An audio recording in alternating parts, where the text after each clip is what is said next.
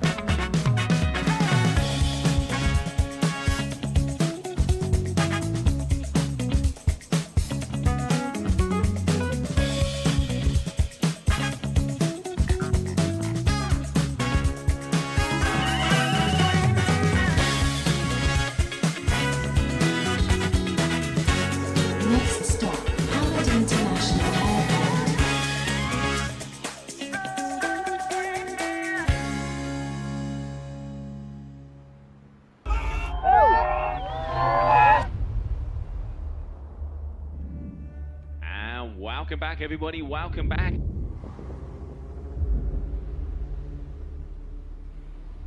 World champions will be crowned, legends will be made. This is going to be epic.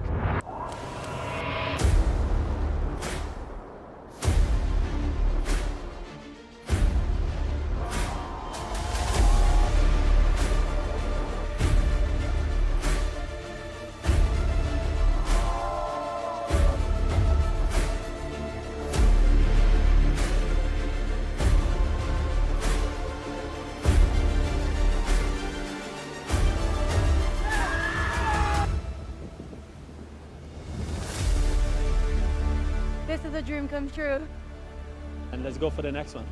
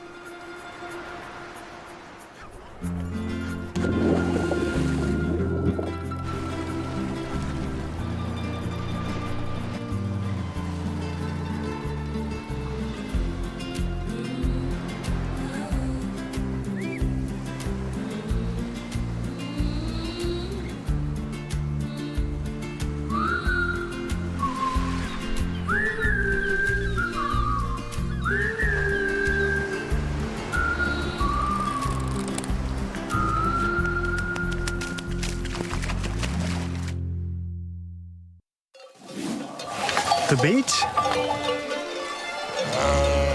When was the last time you tried something new?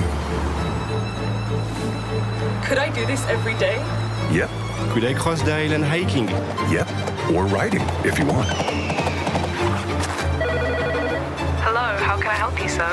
Oui, bonjour madame. Cancel my flight, please. What is this? This is our unique nature, Oh. and there is more. A lot more. Could that be why we smile so much? Or is it because of this? Because every day is a new discovery. Start your vital movement.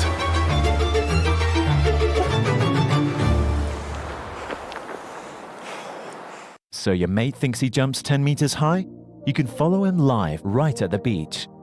But don't keep the joy to yourself. Live stream your session to anywhere in the world, reach new heights, and climb up the leaderboard.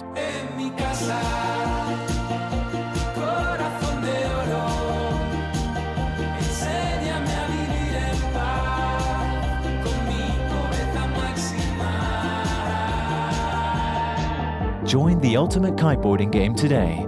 Check out thesurfer.app. Good morning, everybody, and welcome to the Qatar Airways GKA Big Air World Championship. As you can see, we are here in Gran Canaria, and it is blowing. It is windy. We already have about 30 knots, and it is early in the morning. As you can see, the riders are arriving. They're getting ready to rumble. The name of the game is height, extremity, and go big or go home. We're going to be starting off with the men out there on the water. Who is going to be our world champion? We came from Lords of Tram over there in France. Now it's time to go here in Gran Canaria. Stay tuned. And good morning, everybody. Welcome to Gran Canaria here for your Qatar Airways GK Big Air Kite World Championship. I'm Joe Siastri, and I'll be here on the stream with you guys and girls, hoping you are going to enjoy the show. Coming up is that heat number one, round number one of the men. We're going to have Kimo Becerra, Lucas Gramstrup, and Edgar Ulrich are going to be the guys that are going to be ripping off that first band-aid and getting going. Little bit of wind information. We have 32 to 35 knot gusts already. So it is windier than we saw yesterday. Yesterday, the maximum gust was around 35, and we are already with more wind. That is a very good sign. Woke up a little bit of Kalima. As you can see, what happens here with the wind, normally it comes in from the north, so a little bit further to the left, and then it swings round to the point, coming completely cross on shore. The first man who is going to be jumping is going to be Kimo out there in the red lycra. Let's see. Let's get ready to rumble.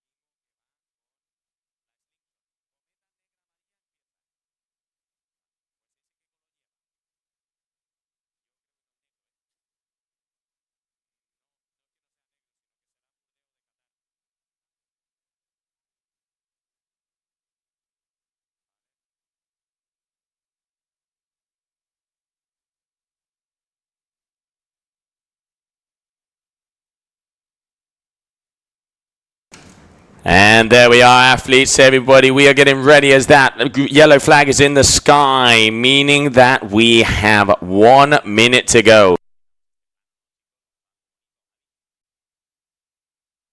1 minute to go, ladies and gentlemen. So athletes getting ready out there in the water. There you can see Chemo. He is going to be jumping out there on the slingshot, so he's going to be your first athlete. Welcome to the Qatar Airways GKA Big Air World Championships as we are getting ready to rumble. 30 seconds until we start. The first athlete that's going to jump is going to be Chemo, who is that athlete right there with the black and yellow slingshot. All right, so green flag is in the sky, red flag is up. Here we go.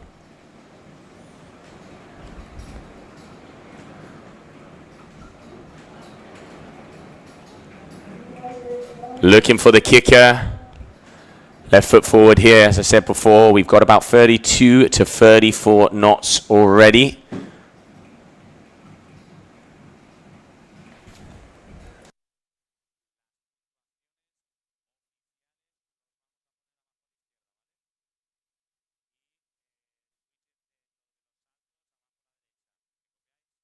All right, here we go.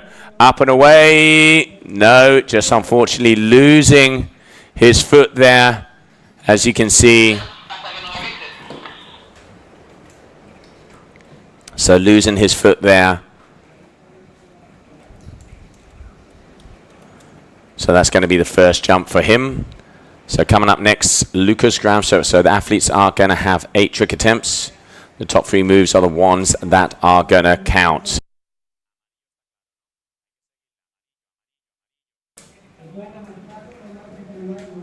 All right, so Lucas is going to be your second athlete. Your first day over here at the Qatar Airways GKA Big Air World Championships.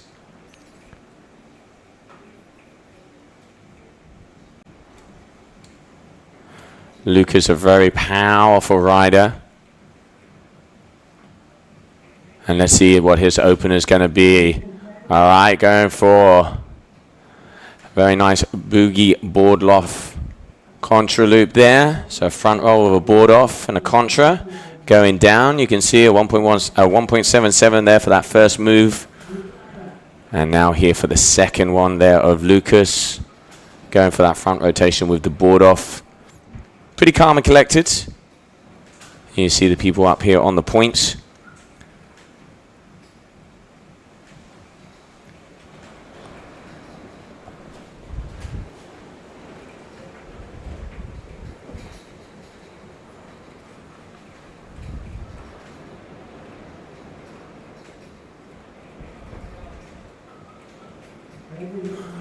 All right, Edgar stretching it out, getting the contra as well. 2 rotations. Oh, it gets the tightrope there.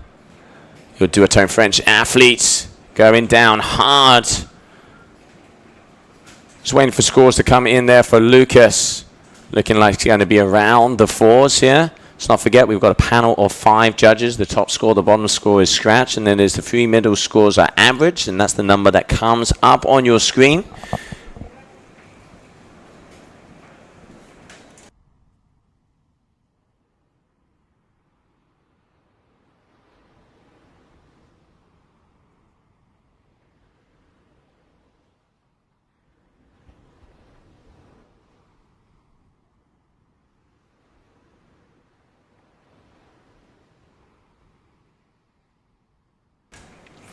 All right, so here comes Chemo. Up. This time he does. Kite loop late back with board off. Couple grabs and spin on the way down. Just getting some numbers up there on the board.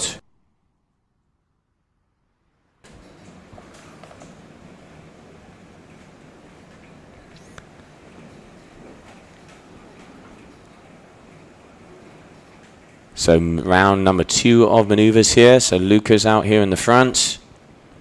Now some nice kickers going for the doobie. Trying to see. I'm going to call those looking like a kite loop. Didn't quite get the kite. Hopefully we'll be able to see a replay of that. A double front rotation there with a loop. Doobie Kite or Doobie Contra, didn't quite see which hand he had on there, but Luca looking very nice at the moment. The guys are just rolling into it. We saw them training out here yesterday. Luca, you can see out there on the Cabrina. We have here out on the slingshot, that is Kimo Recker. And we have Edgar Ulrich, who is out on the Evo D-Lab SLS.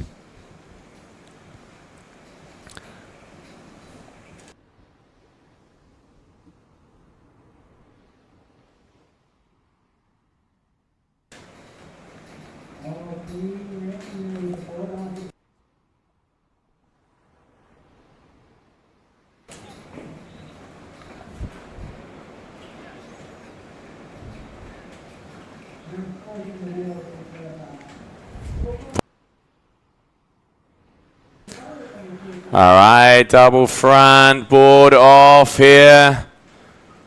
Lofty jump from Kimo.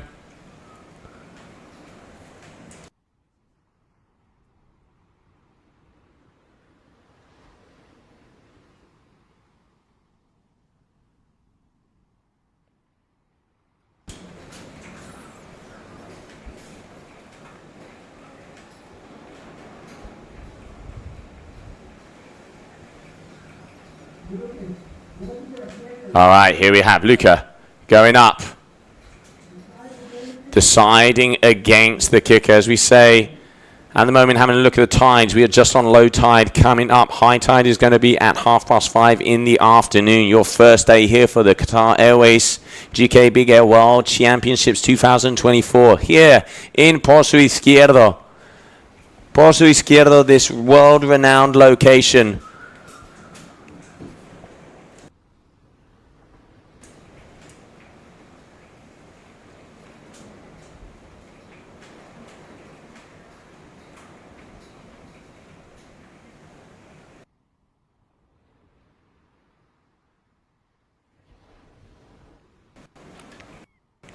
So now there you can see yellow lycra. Luca continuing on. What's it going to be? Just going up. Kite loop, board off, late back from the fin. That comes down hard there. Unfortunately, just not quite getting the height that he wanted. Did get a little bit of the yank, but still going down with the fishes and saying hello to the mermaids. So that's going to be trick attempt number 3 for him. Next up is going to be Edgar Ulrich. There you can see your French athlete, Mr. Love Island. Edgar, very talented rider, making it over there in the finals of Lords of Tram. And obviously he is 3rd on the overall ranking because he was 3rd in Lords of Tram. So 2 big air stops this season. So him being 3rd, he could have options. He could definitely have options to become a world championship. There's a load of scenarios that we will start to let you guys and girls know as we go on a little bit further through the rounds, as it is so open at the moment. Been talking to the athletes, most of the riders out there in between 133 and 136. On the board side, Edgar, beautiful style. Contra loops and down. Very nice there from Edgar and getting the claim.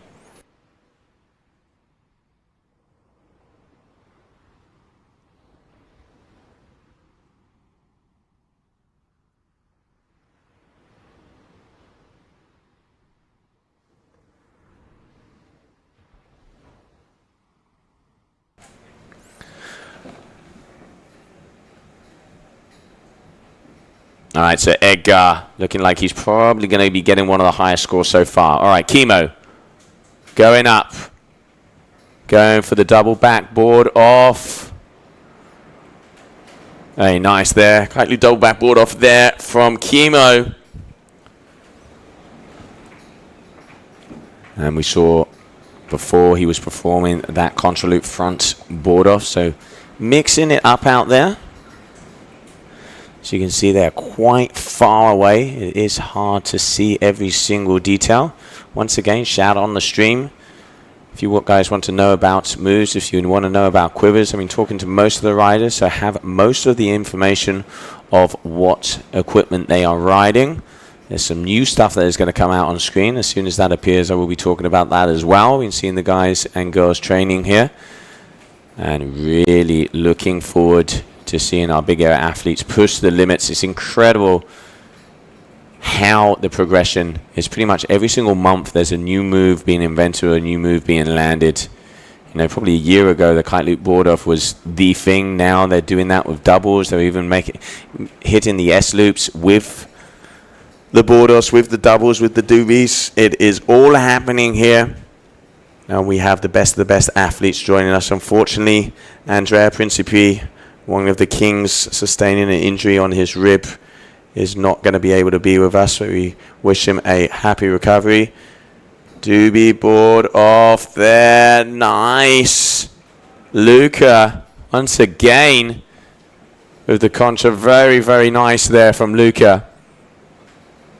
And here we can see Edgar asking, seeing what is happening down there on the beach. So most of the guys you can see going for the contras at the moment, as they throw it into that front rotation, loop that kite around and kind of gives them that extra push. One of the things the judges did say is that they are looking for the extremity. So yes, you can do doubles, yes, you can do triples, but we want to see the yank. We want to see the mega loop. We want to see the pull through the sky, how it really does rip them. And you have to keep that core tight to make sure that you don't go into the scorpion and get filtered out. So yeah, that is what judges are looking for. If they can perform the moves with extremity, because sometimes you know the kite is looping a little high, they're not going horizontal, and that's where points are deducted. So obviously quality versus quantity. And now we are on trick attempt number 4 here, Edgar Ulrich.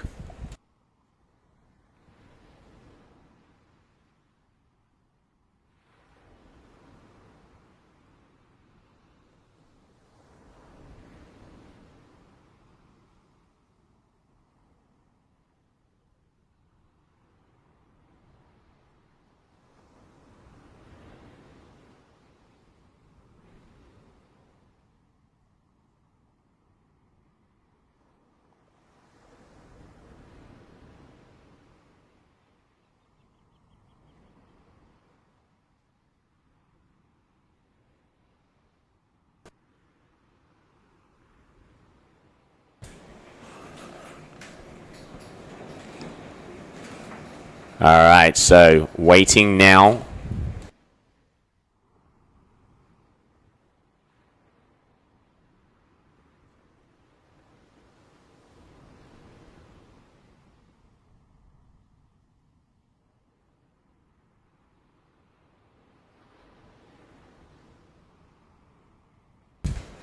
All right, so here comes Chemo. Red flag in the sky. Up and over. He goes up.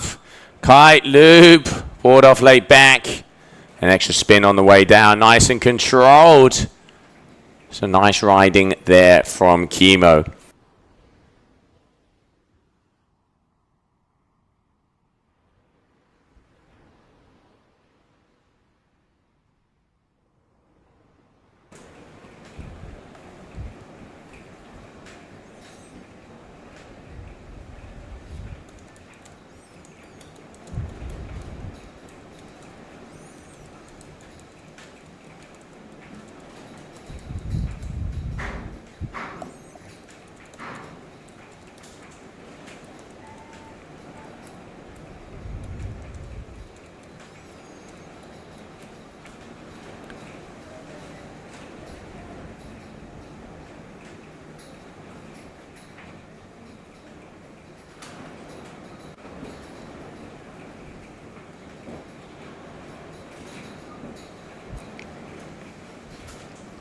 And athletes at the moment, you can see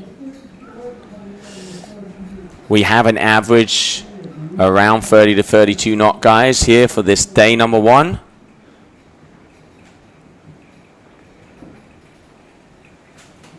Unfortunately, the sun right in front of us at the moment, playing a bit with the quality. We do apologize with that, as the athletes are jumping all the way up on the point.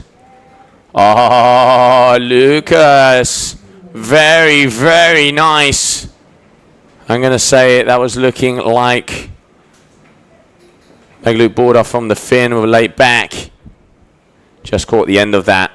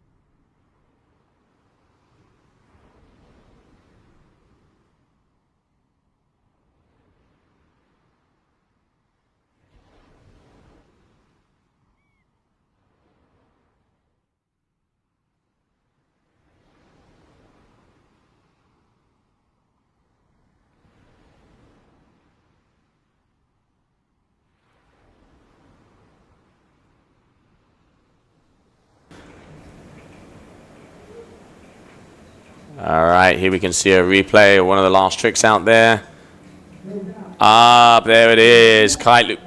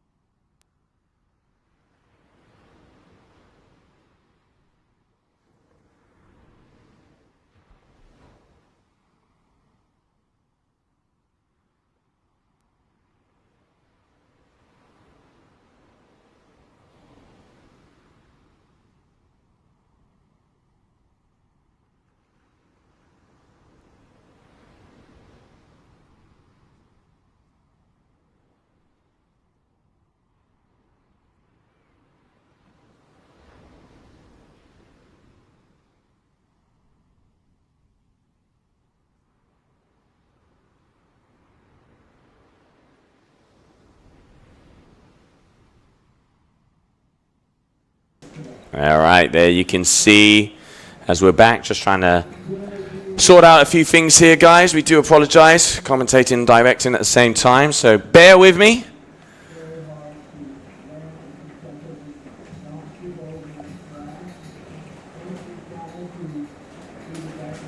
So we are on trick attempt number 5. Edgar Ulrich, here you can see him going around. Oh, getting the board spin on the way down as well. The Contra going to get it on. Yeah, just about putting it together. You can see him out there on the Jaime SLS and your D-Lab. So now, red lycra, slingshot athlete Kimo Recker is going to be going for his 6th trick attempt. Very challenging conditions out there. Unfortunately, our cameras have had no cover, so as we say, doing the best that they can. And here Kimo, he's got the gust, not quite getting the kicker. High tide, 5:30 in the afternoon, meaning it is really starting to push.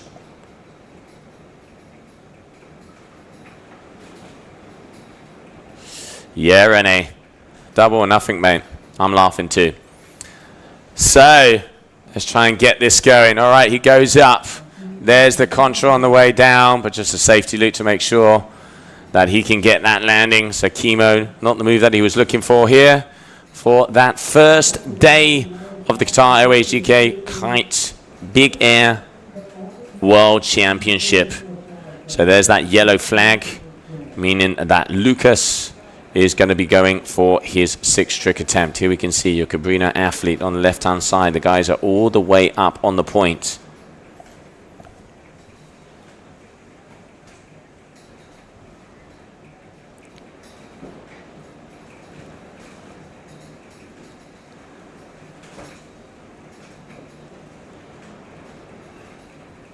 Looking for those kickers. As the tide fills in, the athletes will be pushing a little bit further down. But as it stands, starting off with this first heat of the day, you can see that yellow flag, meaning that it is going to be Lucas's turn. So far, we have in the lead is Edgar Ulrich. So Luca, oh, nice kicker. Here he goes. Going for the doobie contra. Comes down. Very nice. I do hope our beach marshal will wake up and get those people out of the view of the cameras, please. I don't want to be security as well.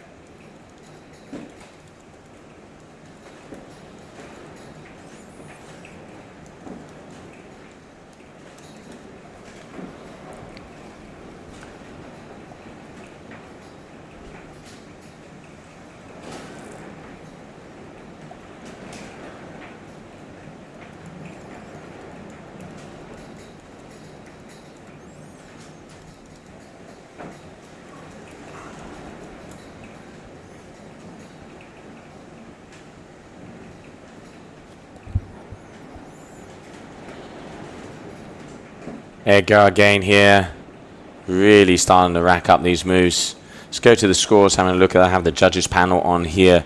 So he has a 490, a 543, and a 590. He's going to be getting a very nice score for the last one coming in. And Kimo, hopefully our cameraman's starting to warm up. And we will be able to get a smooth panning of the action happening out here. Your leader, Edgar Ulrich, the 3rd place finisher down there in Lords of Tram. One of the best results he's had so far, putting on a solid performance. Let's not forget, Jamie Oberbeek was the leader and winner of the Lords of Tram event, meaning he is leading the Qatar Airways GKA Big Air World Championship. All right, Lucas just going for a mega loop out the back. And we are getting ready. As I can see that red flag in the sky, meaning that it is going to be Kimo's turn.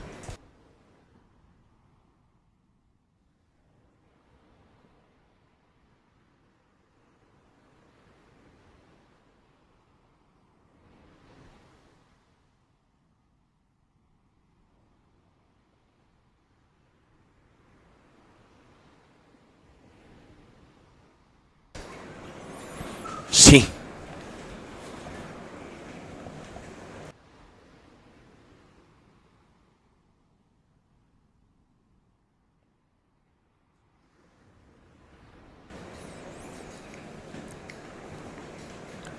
All right, so Chemo working his way back here.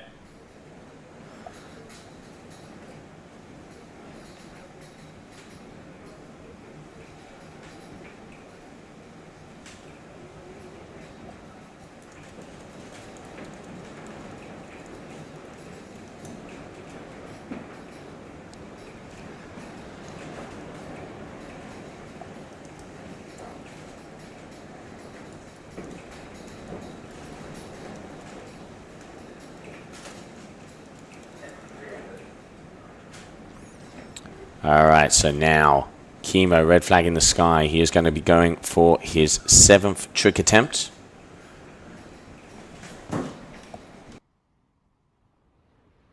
Here we can see Lucas.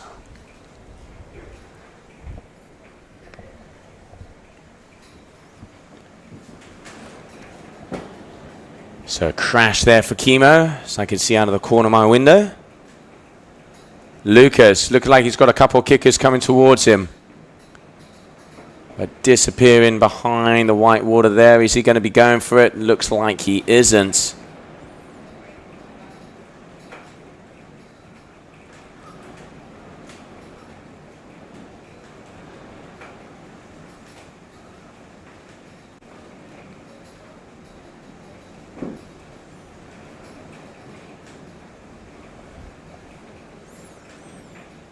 All right, here goes Lucas. What's he got for us?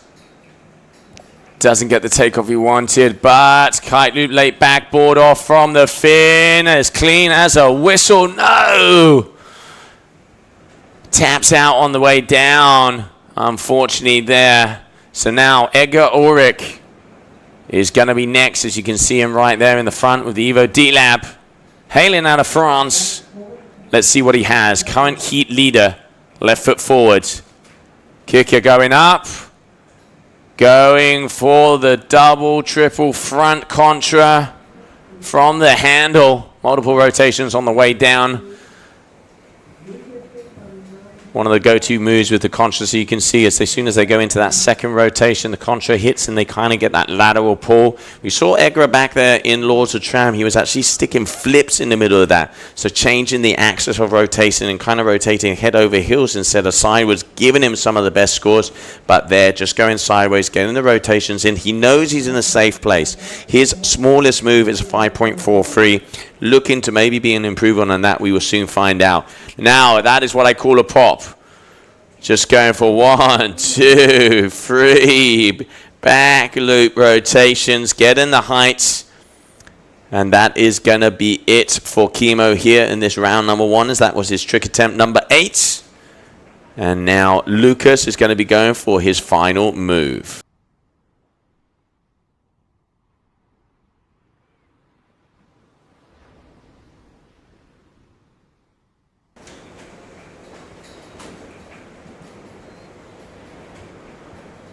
All right, so Luca, 9.70. He is currently in second position. Hasn't got a third trick on the board, so he could mix this up. Let's have a little look-see. He would need a big move if he wanted to go into first position, but for second, he only needs about a 4. 4.24 to be exact, if my math is right. So Luca waiting. There we can see Chemo coming back.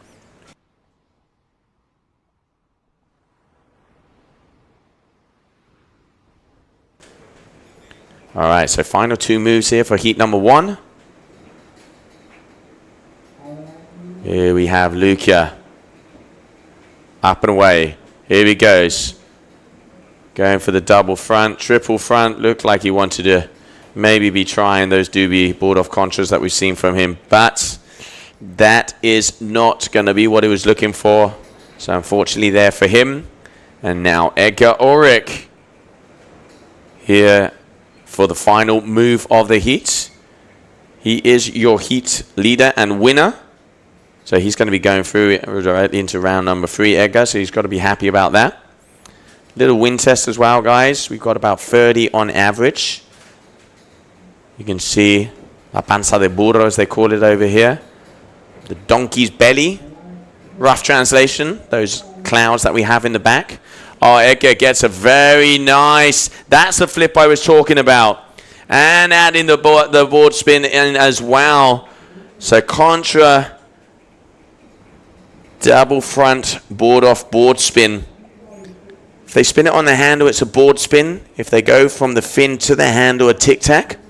And then obviously your flips, where they flip it kind of like finger flip or kit flips or heel flips. Those are the three variations of the names when it comes to the board off control. And Edgar there adding in that flair of that head over heels kind of different axis, so going into more of a flip than a roll. So he's going to be getting a nice score there for that one. And that is going to be it for heat number 1. Let's have a look at the highlights of that action.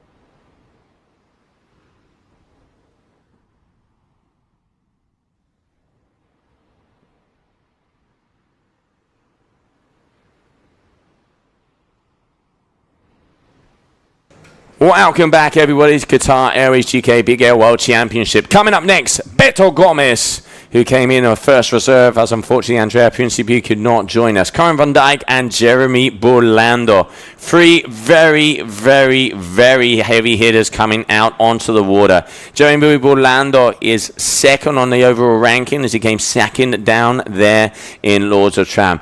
We know Beto. He is crazy on and off the water. Always the good vibes, as he would say, papi. And really cool to have him down here as we start to get ready for action out on the water. As I can see out of my little booth here, gonna have to start to clean the windows. We are just about to be going into that heat number 2. So hold on to your hats, 30 seconds until we start.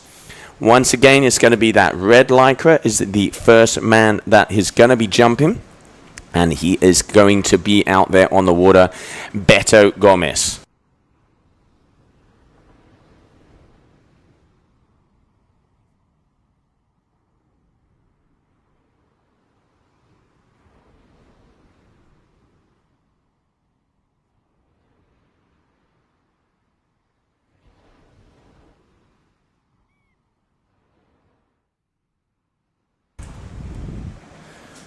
All right, so getting started.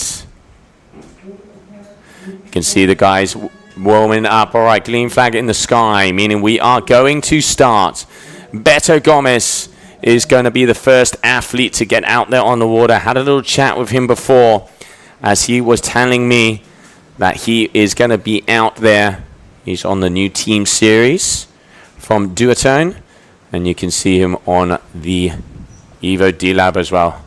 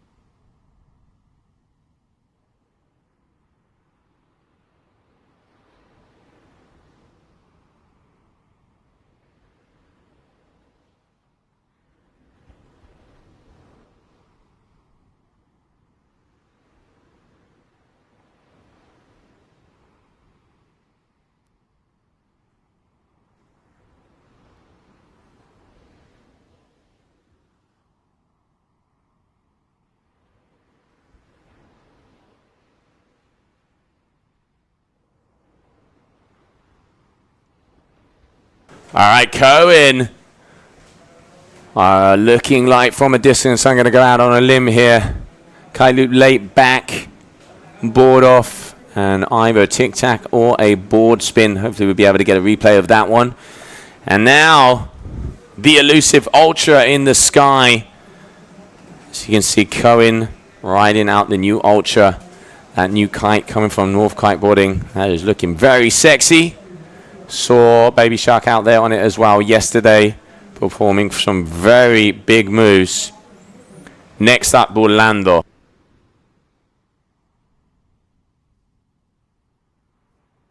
You can see the athletes going all the way behind the points. At this rate, they're going to be jumping in Fuerteventura. We're going to have to keep moving our cameras forward and forward.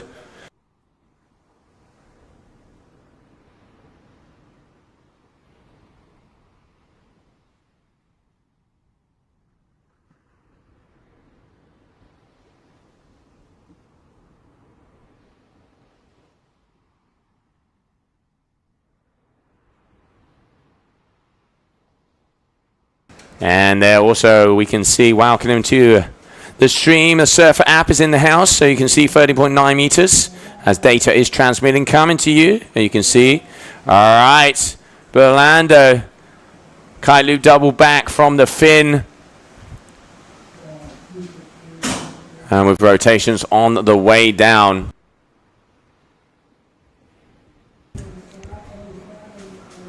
.3 meters there for Orlando. Orlando, your winner of the full power earlier this year, coming in second in Lords of Tram, one of the boys in contentions for the World Championship title. So one of the main people in contentions for the World Championship. If he gets first and Jamie second or worse, he will be the winner. If Jerry is second, he needs Jamie to be fourth or worse and Edgar to be second or worse. So still possibilities open all over the place. Almost we could say winner takes all over here. A lot of things have to go down. As we'll go through the rounds, those scenarios will be a little closer and we'll start to bring them up. And there you can see the new Orbit Ultra. And there, the Rebel D-Lab. So new kites in the sky. Let's not forget a lot of the kites launching in August, so you can have a little preview of new things to come.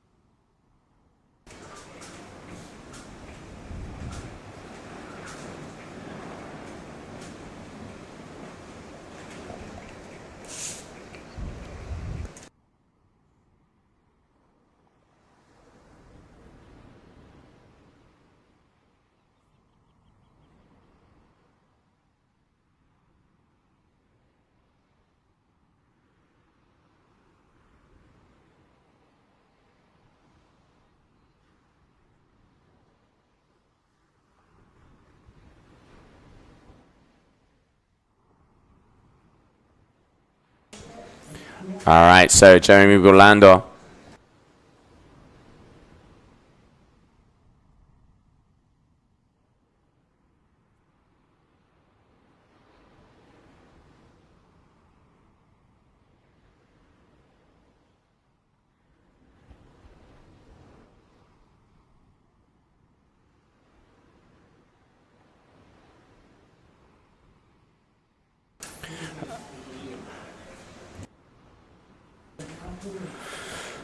Burlando coming up for a second move, gets the kicker, up and away. France, board off, very nice, getting the spin there in as well.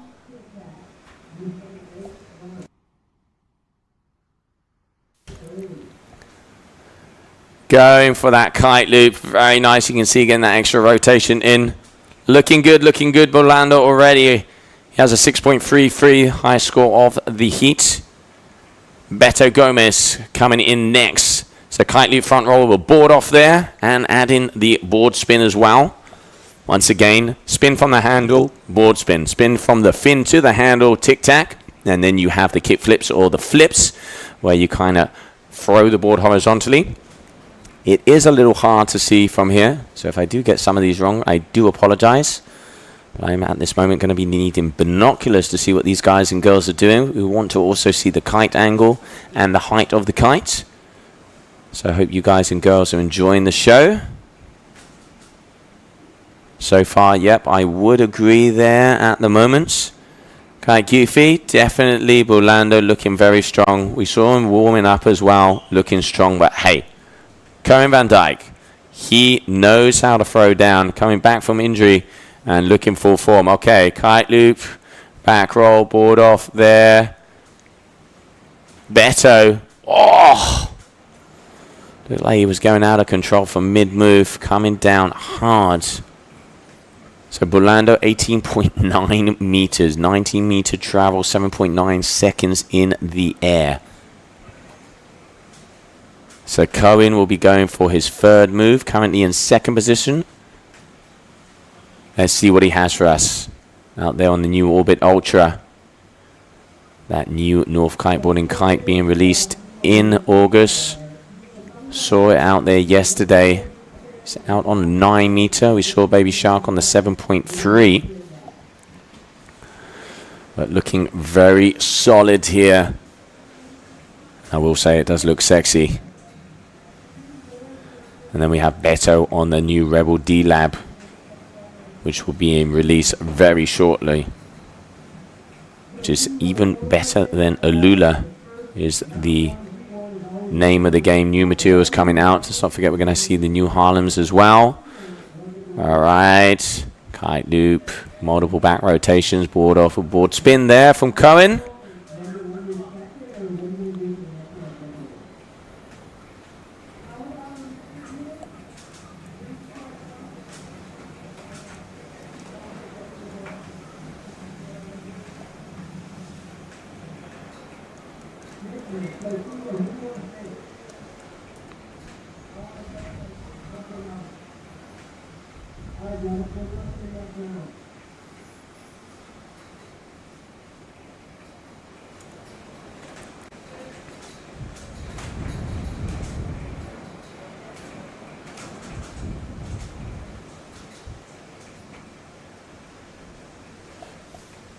All right, trick attempt number 4. So Burlando here, going up. Again, get a nice angle out there on the kite. He is definitely going higher than most of the athletes today. 14.9 meters there from him. See the replay of that one. You can see they are all the way up in the corner, using one of the smaller kickers on the inside, left foot forward. So it goes up. And going for those back. So great ride in there from him. Hopefully we are moving 2 of the cameras further forward as the heat area has been modified last moments to be able to get a closer view for you guys and girls back at home. Shout it out. Call me out if I am saying the wrong names. And anything you guys and girls want to know, anything you want to see, anything you want to hear here on the stream, just let us know. First day of the Qatar Airways GKA Big Air World Championships. Current World Championship leader, Jamie Oberbeek. Second position, we have Jeremy Burlander, who is on the water now. And third, Egda Ulrich, who was first in his heat before. Beto, oh, just getting caught by his kite there at the end, but again, coming down. Diego, Baby Shark has not been in the water, but I can tell you one thing, yesterday he was absolutely ripping out here. Seen the guys and the girls warming up before the event. And there you can see that move from Beto going for a big doobie. There you can see falling out of the sky and getting caught up, just missing out on the landing. But going really nicely.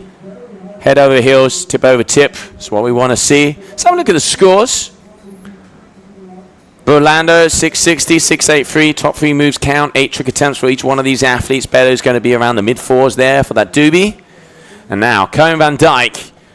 We saw kite loop back roll, tic-tac in that first one. As you can see, using the board spin, going from the handle. And what is he going to be bringing to the table? Cohen, met him a long time ago back in South Africa for the King of the Air. Such a cool guy on and off the water. Such a character. Mr. Waffles, as I like to call him. And it's so cool to see how far he has progressed, coming to become one of the best big air riders in the world. As Tron alone would say, best of the best, banding out against himself and Mother Nature down here. And we will be getting riders joining me in the booth throughout the stream to help me out. And have a little chit-chat as well. So any info you guys want, any people you want to see in the stream, we're going to be having Liam Whaley is going to be coming in later. Aaron Hadlow also will be joining us. Well, I'm sure people will have questions on his move over to Harlem, where he's become part of the R&D team with a special project manager of the boards as well. With their factory, the brainchild, with all the new moves, all the new materials, where we're starting to see new things come out, and also that new kite being introduced here for the first time. Saw it out there on the water yesterday and looking very nice. And great to see Aaron coming over here. So yeah, we can see that's going to be the new brainchild, the new Freestart Thrive. It's going to be coming out in a week or so. It's got a new ripstop material, different canopy. And Dakar Pro World, so no stitching. And then also on the board side, but we'll be giving you more info on Harlem when it appears at the moment.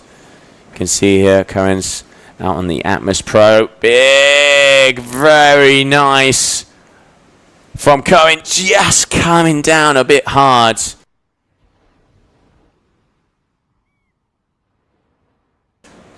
Let's get a replay of that one. Cohen getting the height. Here we can see him getting that kicker. Left foot forward. Boom. Up. Going. Double front board off. Kite loop with the tag, but just not going to be able to get his foot back on. So unfortunately it's going to be a crash for him. Very nice move there from Cohen.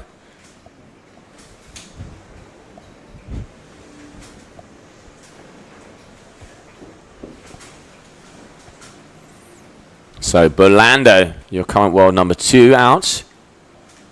Very used to these conditions. Grew up in Tenerife and spends a lot of his time there. So Burlando, dual passports. I'm going to be calling him Spaniard as we are here in Spain. Talk about Spain. What about that UEFA Cup? UK versus Spain coming in. That's going to be a battle, if I can say the least. And now Jeremy Burlando for his 4th trick attempt. So just coming up on halfway through. He does look very nicely powered here, Jeremy. I did talk to him. You can see he's out there on the new code. NXT gets the height, gets the contra. Can he keep it together on the way down?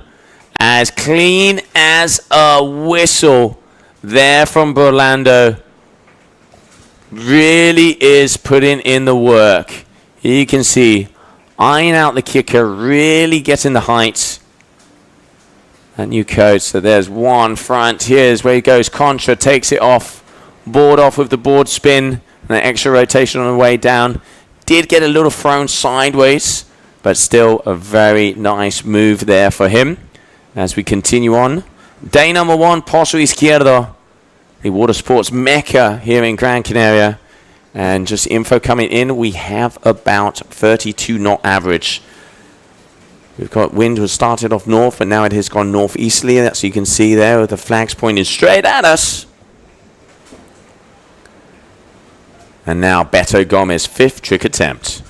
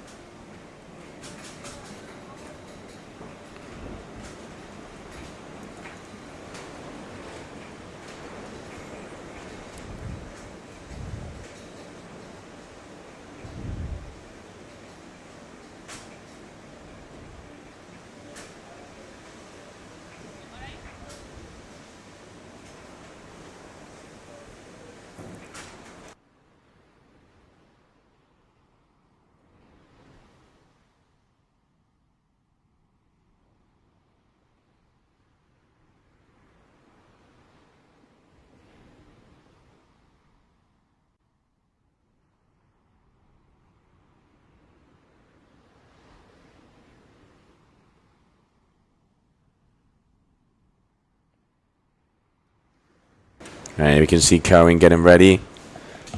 So yellow flag in the sky, meaning it is his time. 17.5 on that last move. All right, Cohen. Kite loop. Going for the double rotation with the board off. The go-to for a lot of these riders. Landed behind the wave there. I could see quite a bit of water come up. I think he might have butt checked, but I'm not surprised.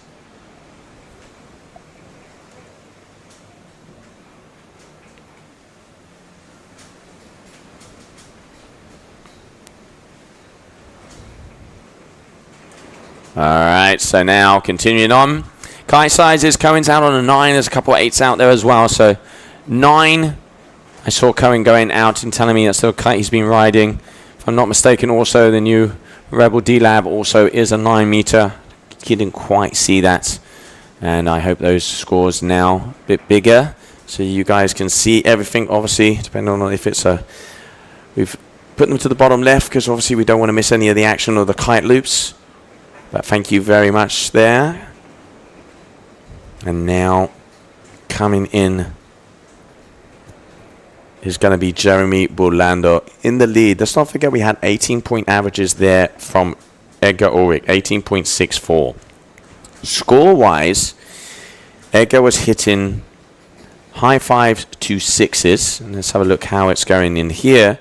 You can see Burlando is already on 6s, so if he can get another 6, he is definitely going to be your highest scorer of the day so far.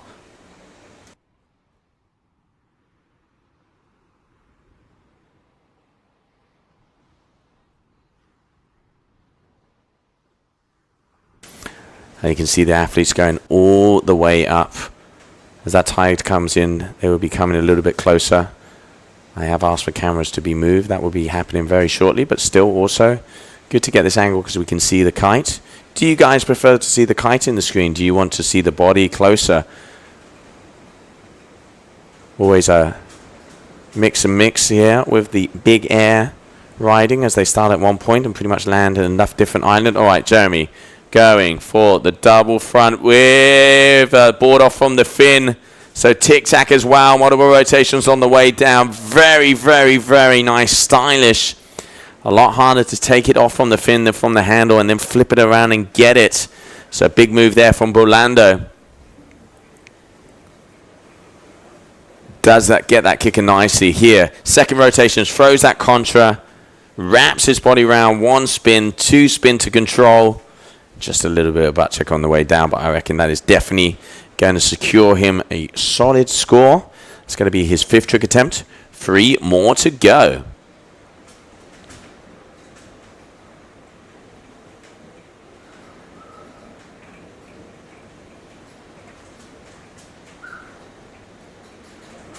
Glad you guys like the kite angle. Yep, kite in the screen. That's why the scores have been lowered to the bottom left. So anything you guys want to see, shout out. I will do what I can, as we are directing from this side as well. So if you guys want to see more info, different details, just shout out and let me know.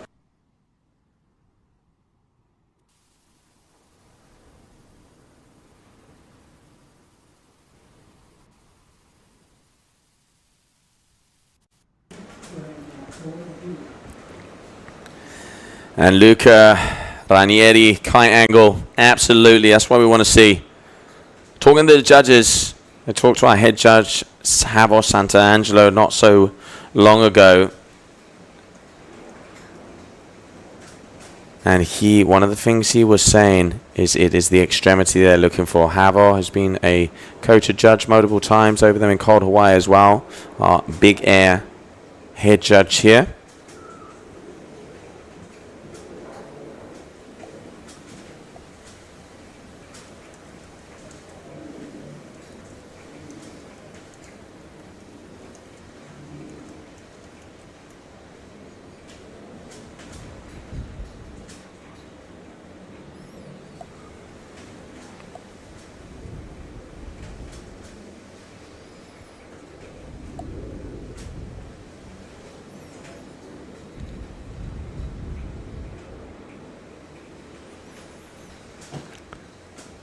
So, Burlando, up and away again. No, just get a nice little re-entry there off of that wave. So, Cohen Van Dyke, 5.07, 5.27. Gomez, 13.05. Cohen, 10.34. Burlando, 18.60. So, already just at the same level as Edgar. Going one, here we go, up and again. So going for that double front with the board spin, tic-tac. Contra, very, very nice there from Edgar Orwick. One of the signature moves here of a lot of the athletes. You can see the replay of that. Time that kicker perfectly. Up, one. There's two. Wraps the contra around. Tic-tac to the handle. And rotations on the way down. Very nice there from Edgar.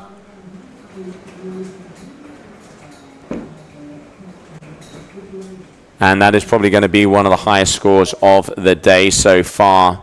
As I can see numbers coming in. Highest score was from Edgar, we saw, was 6.77. But Edgar definitely going to be increasing on that one. First, obviously, non-elimination rounds. Winner of round number 1 goes to round number 3. The other two athletes go to round number 2. Battle out in what I like to call the dungeons. 22.9 meters there. Oh, Cohen! Big contra board off. Does he get the landing? And he does stick it perfectly with a claim. Crew, let's get a replay of that last move. Your North athletes. And Beto, I do apologize. Contra board off there from Beto. Big move. Liking what I see. So coming up next. Cohen, kite loop with the board off. A nice front roll spin there on the way down as well. One thing I like about Cohen is he stretches it out.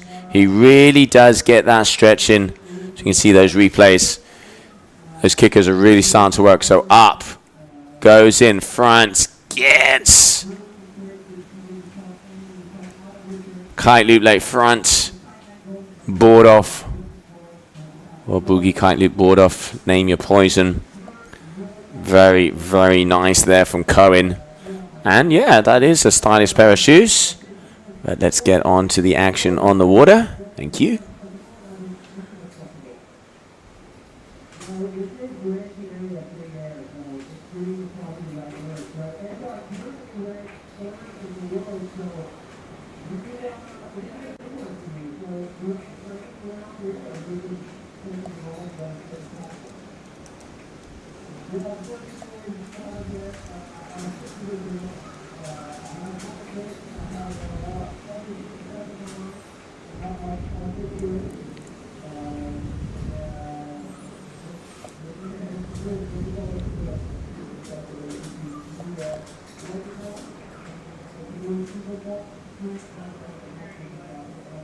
So our cameras are going to be moving closer because, as you can see, calling out better when it's Cohen.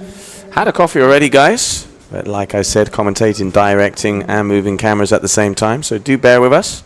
I do appreciate the constructive criticism there. Thank you very much.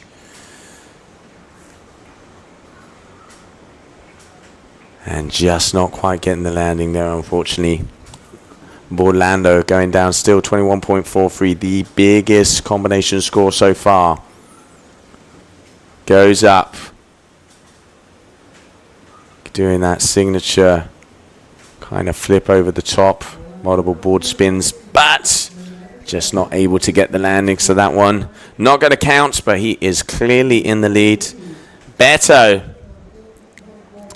El Papito. Let's see what he has for us. Rocking out the new Rebel D-Lab, which is going to be coming out very shortly from Duotone with some new material. Supposedly even more impressive than Alula. We will find out. Can't wait to get a ride and a session out there on that one. But now, red Lycra. So they're waiting for his flag to be risen. As I can see it in the sky, let's see what Beto has for us.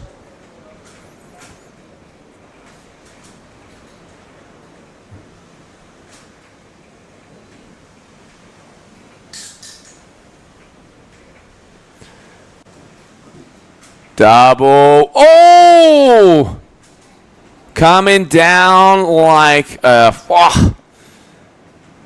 losing a couple of ribs on that one. Coming down very hard. Just not quite getting the kite. You can see he kind of started off getting with that laid back, but just got whipped around and the kite in the wrong place and then being thrown around the water like a skipping stone. Taking it there.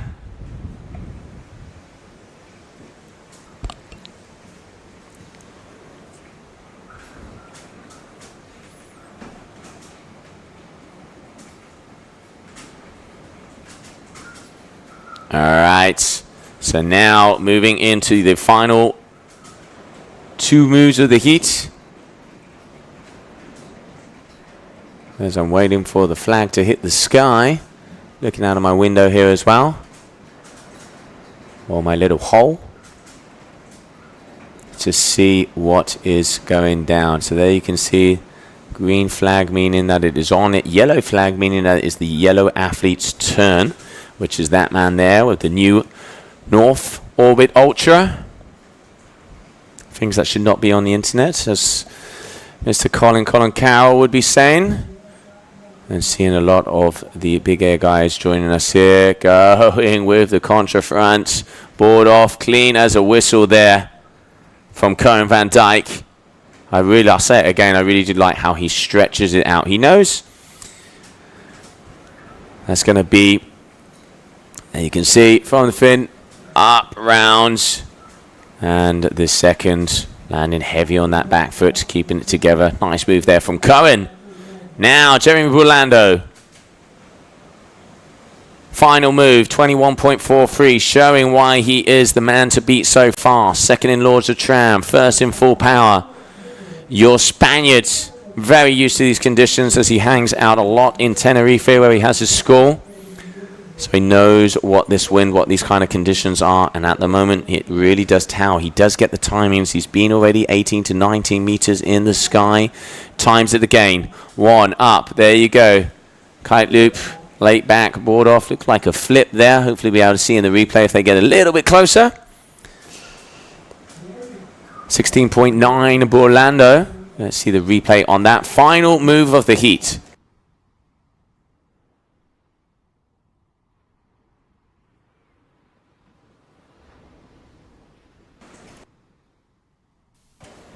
Alright, so here's that last move from Jeremy Burlando. That is going to be the buzzer for that heat. Next up, we're going to have Ruben Schwartz, Arturo Durbel, and Jason Van der Spur. You can see, yeah, so kind of late back, and then maybe even a rewind in there. Very hard to see. As I said, cameras being moving. And hopefully we'll be able to get a little bit closer to be able to see in detail what is out here. So more already, we have more than 23 to 24 meter jumps out on the water. Orlando definitely the guy who is going the highest as we continue on here. Day number 1, Qatar Airways GKA Big Air World Championship.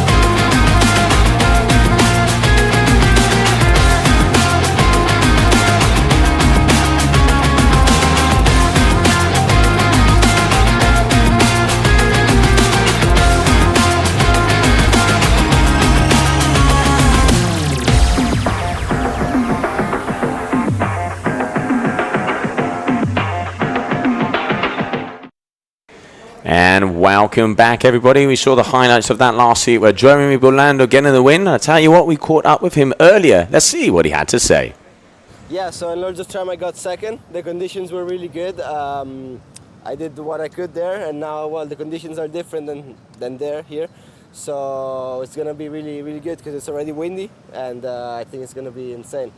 So for this bigger World Championship, I'm keeping my eyes on Lorenzo and Jamie. Lorenzo is a good buddy of mine. He's from Tenerife too, and we always train together. And Jamie has been really on it. He got first in Lords of Tram, so I'm really looking into those. Yeah, I mean, animation has always been a big thing in kitesurfing, especially lately. And well, I've been here for a month, trying new tricks, going bigger, putting the kite lower with a better angle. And yeah, I think we're gonna see some really good new tricks here in this comp. Yeah, the past few comps have been really good for me. I've been really relaxed and focused on what I wanted to. And now, whatever will happen, you know, I don't want to put too much pressure thinking that I can get the world title or not. I just want to go out there and have a good time like always, because I've been here already for a month and I know the spot well, I know the wind. I just want to have fun, and whatever happens will happen, you know. Yeah, so the spot is not the easiest one. We got quite some big rocks, quite some strong wind every day, but it's what I love, because at the end, if you train in hard conditions, when there are good conditions, you can perform good. So I really like it because it's tricky, but good, you know. There it is. Great to hang out and catch up with Jeremy Orlando. And I think very important what he's saying there. He just wants to go out and have fun, and it looks like he was having fun out there. Coming up next, Ruben Soir, the youngster from Australia, Arthur Gilbert, Le Champion from France, and Jason van der Sproy. So getting ready to rumble your heat number 3, round number 1.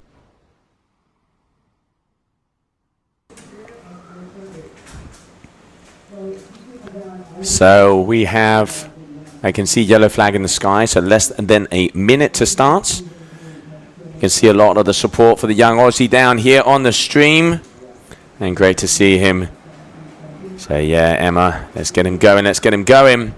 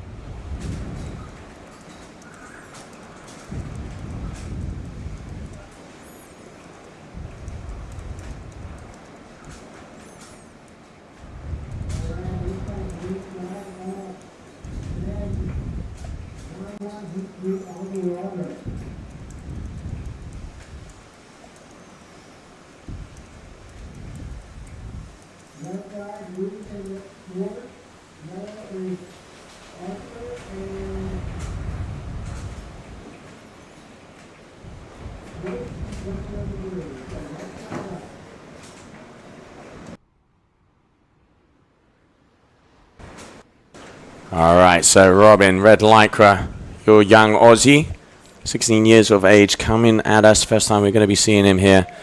Let's see, getting ready to rumble. What is he going to be throwing out for us?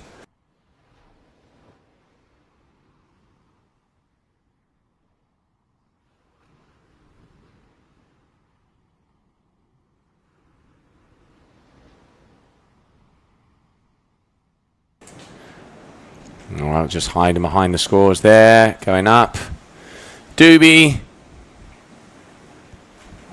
Nice and controlled. Coming down nicely. A good opener here for him.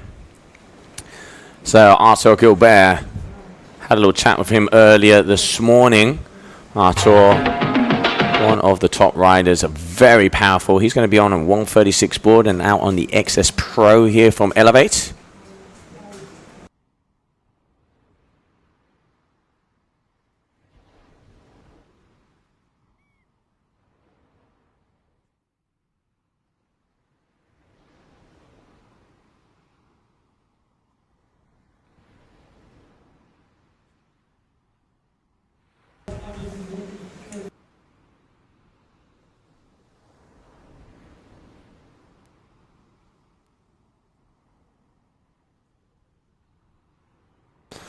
All right, so here we can see Arthur Gilbert, the yellow lycra, your Elevate rider from France.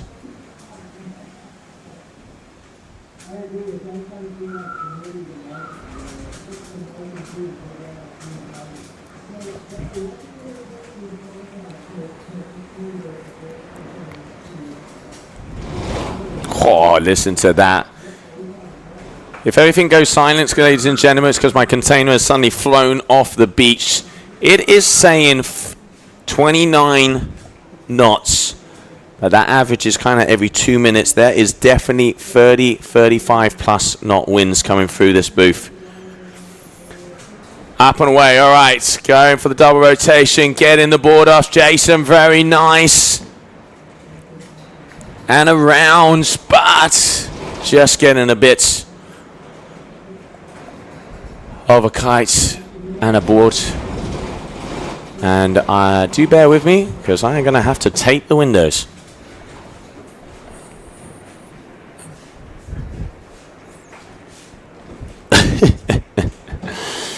Oh, it's entertainment. It is entertaining, I say it this. You got to take it with a light heart. So, continuing on. We have a 4.10 for Ruben, a 5.57 for Artur, 5.20 there for Jason with that kite loop back roll board off.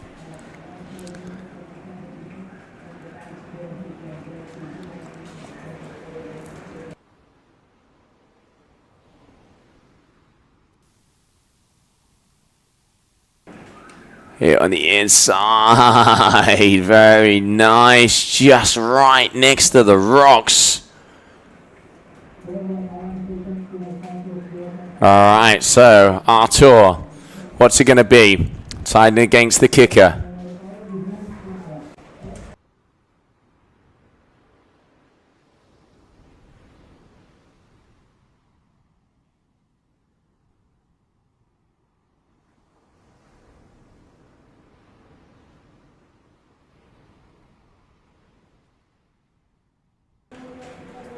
And getting a tic-tac from the fin.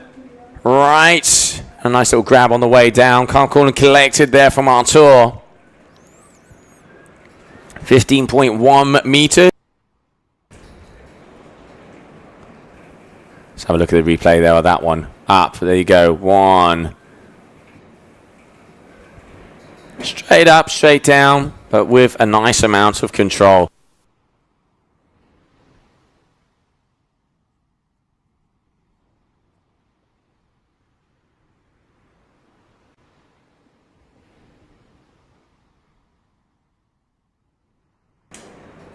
All right, so now Jason.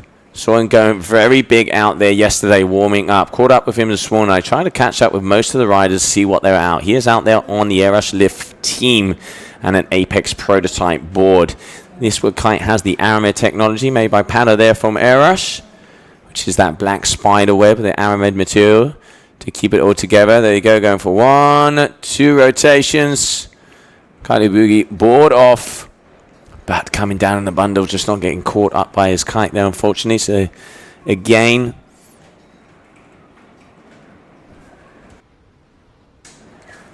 let's see the replay of that one. There you go, 1, 2. Getting the board off with the whip, with the kite loop, but just coming down a little bit too hard.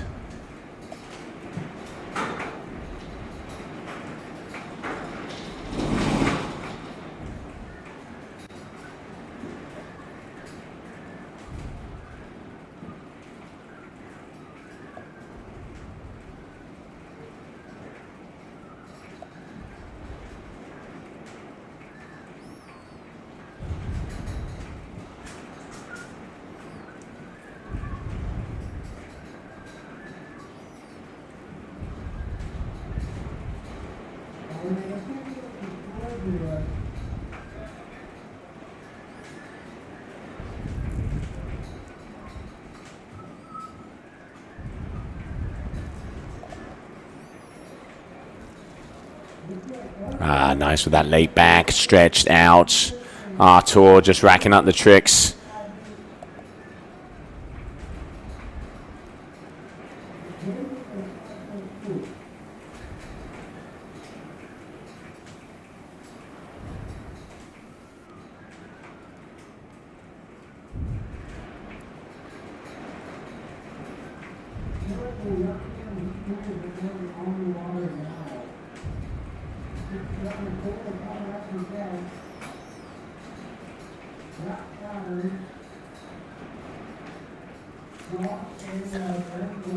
So now on trick attempt number 3 as we are back. Trick attempt number 3 for all the athletes. Jason is going to be coming up next, as I can see. Red flag in the sky, so waiting for a score to be dropped for him.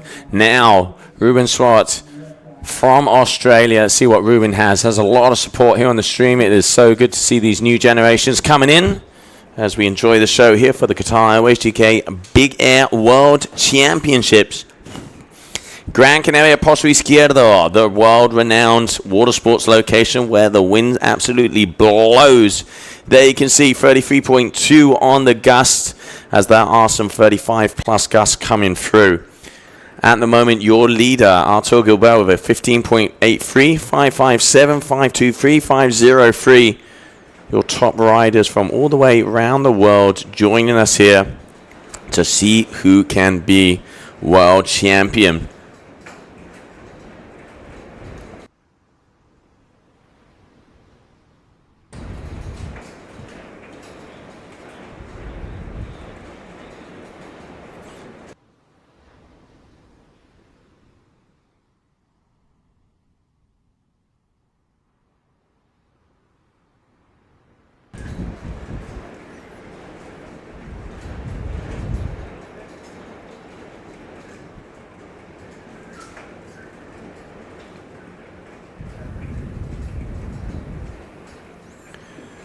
There you go, contra board off there for Ruben.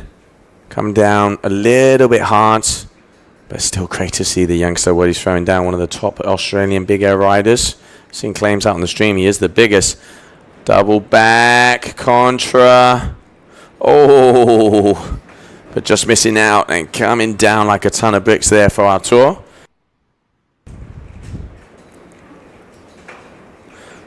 So one, there's on that second, hits that contra, and it's here where he sees he's not going to be able to get the rotation and comes down very, very hard. The athletes are moving even further up the points.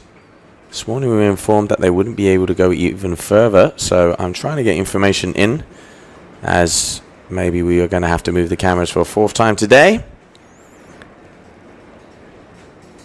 But it is good to see this angle where you can see the kite in the shot as well. So far, as we were saying,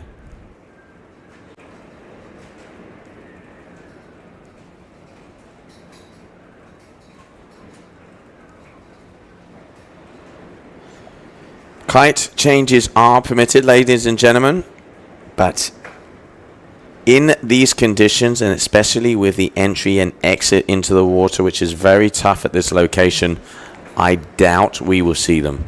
I really do doubt we will see them, because it does take a little bit to get in. As you can see, it is a little rugged out there.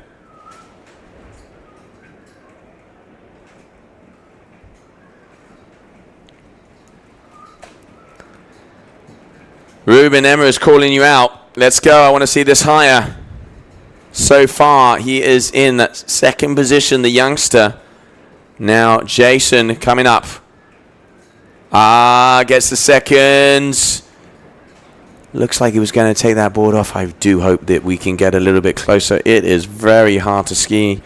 I'm even on a 50-inch screen here. Might have to ask for a 70 shortly. See the replay of this. There's one double front. Looks like he was going for the board off, but I think he only got it off a little bit and makes his way down.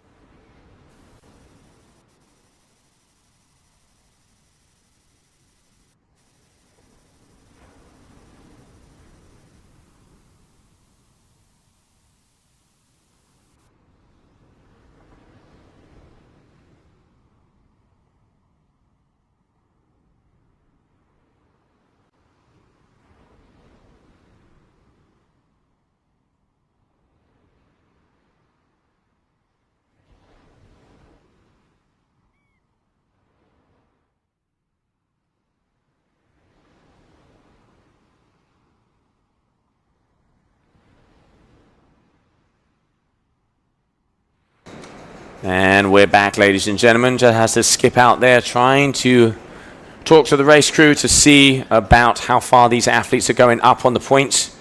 As the information was, they were not going to be jumping that far. So if we move cameras, if athletes are going to move down, I will get that back to you as soon as possible. As like you guys say, it is very hard to see what they are doing from this distance, and doing my best.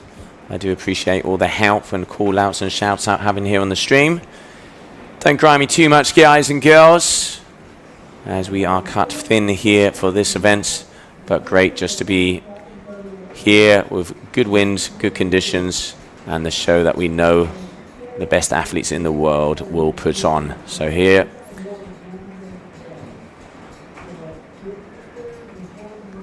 now we have round number 7. So scores: Jason with a 15.97, Artur 15.83, and Ruben with a 13.62. So very close.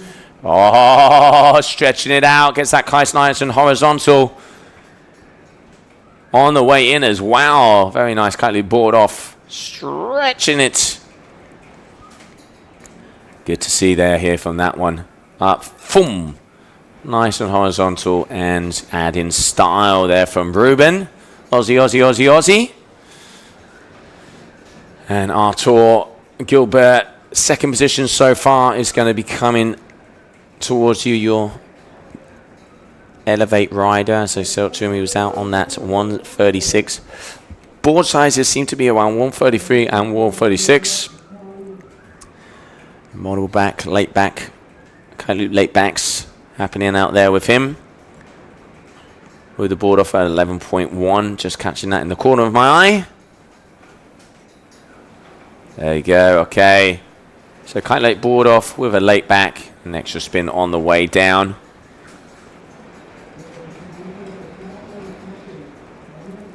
And now it is going to be Jason's turn, your current leader. See if that's going to be mixed up from that last score there from Artur.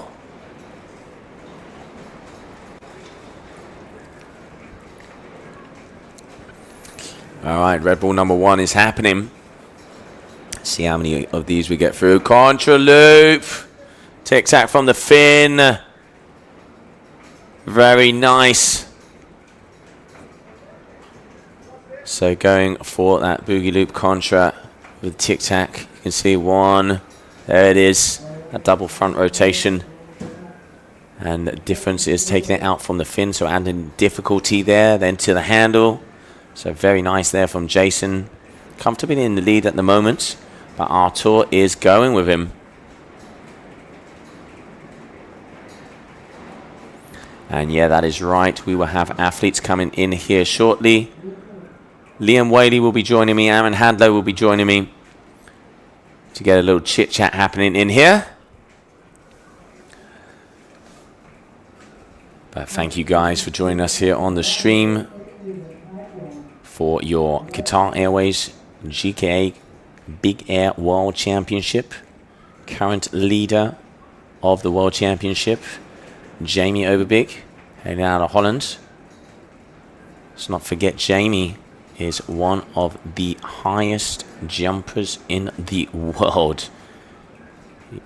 He is 3rd on the overall worldwide ranking with a 36.1 meter jump, only to go above that, Joshua Emanuel with a 36.2, the big boy from South Africa. Hope he is good. It's been a long time since I've seen him. And here we can see kite loop. Board off from the fin and tweaking out the board. Again, adding style. This young man has a very bright future. And yeah, absolutely. Here we go. And Jet, my man. Hope to see you soon in Tarifa, mate. Be it on or off the water. I'll go for off. And have a couple of beers. Yeah, great to see everybody joining in. It is so cool to see the community of the big air riding. How far these athletes have taken it is absolutely ridiculous. The stuff they're pulling off. And then let's not forget the short line as well, where you can see Mr. Jet pulling down some ridiculous maneuvers Artur there, unfortunately just getting launched against the water as he's going to be closing out. So final move is going to be for Jason Manasway coming his way. And we will close out that 8 attempts of this heat number 2. Next up, coming out in the water, we are going to be having Zach Adams, Josh Gillett, and Lorenzo Casati. And now you can see top right, top left-hand corner, 33 knots on the gust.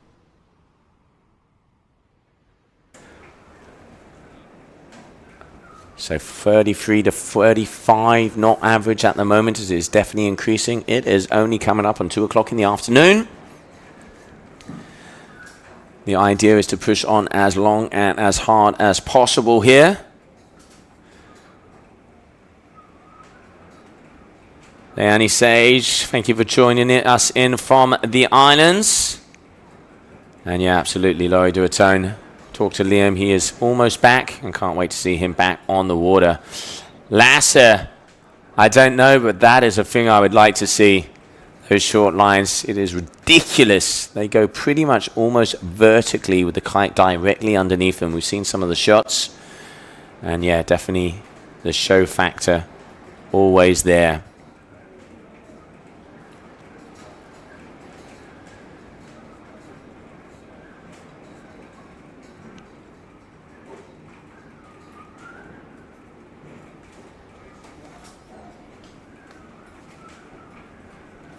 And kite culture, yes, it is. The scores are unfortunately occasionally covering the takeoffs, but we view it as more important that you guys can see what is happening with the kite loop and the maneuver out there on the screen.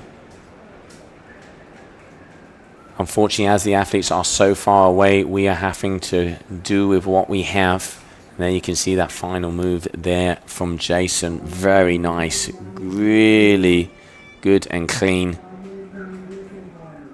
Meaning he is going to be the winner of that heat. So Jason Manasway with a 16.77. Artur Gilbert 15.84. Ruben Surratt with a 13.85. Let's have a look at the highlights of that last heat.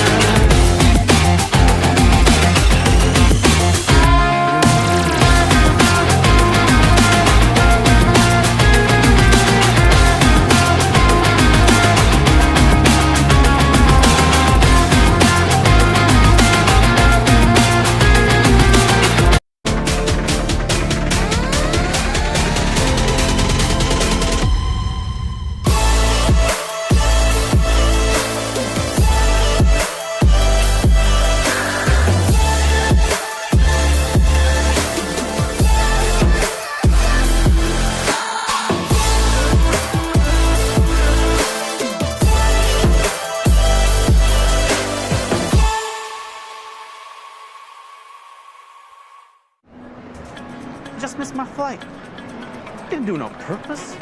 Yeah, don't worry. I'll keep it safe. Okay, bye.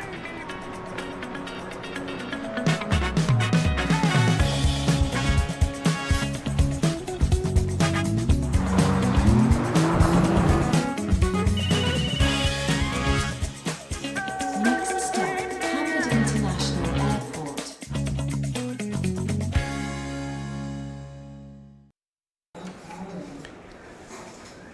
And welcome back, everybody, as we are here for the Qatar Airways GKA Big Air World Championship. Coming up, we're going to have Zach Adams, Josh Gillett, and Lorenzo Casati out on the water. Three very heavy hitters as we get ready to rumble. Over here in Posto Izquierdo, Las Salinas, average winds is 33 knots. It is picking up. Let's not forget that we're going to have a high tide of around 6 o'clock this afternoon. So we are just coming up on the rounds, a little bit under mid-tide, and with a coefficient difference of 1.3. So there will be a push. The athletes are almost going over to Fuerteventura to make their jumps as they're all the way up on the point. I have asked to see if we can get cameras moved a little further up, or the athletes that are coming down. So finding out, waiting for answers from our race crew to be able to see a little bit closer. Thank you, everybody, for joining in on the stream. Get those comments out. Do you want to know about equipment? Do you want to know anything about the athletes, the location, what is happening, where they are on the overall standings, judging criteria? Anything you want to know, anything you want to say, shout out. If you see stuff, just give us the info, and I'll try and follow those comments and get back to you as soon as possible. So now, out there, Casati. You can see him out there on the Harlem on the far middle of your competition screen. Zach Adams and Josh Gillett. So let's get ready to rumble. As I can see, I have a green flag in the sky and a red, meaning it is the first man to jump. It's going to be Zach Adams from the United States of America.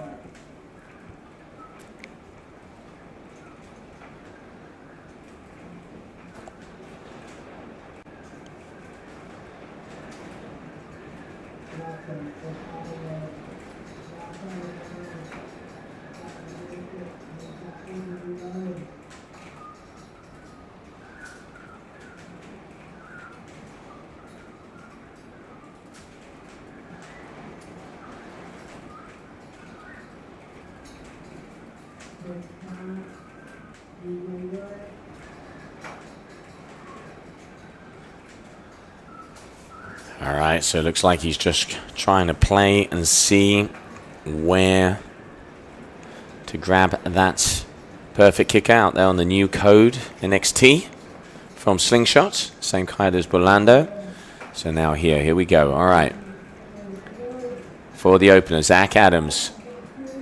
Going with the double front board off from the fin. Getting the tic-tac and multiple rotations on the way down. Very nice. Oh! We got a claim. We got someone who is happy.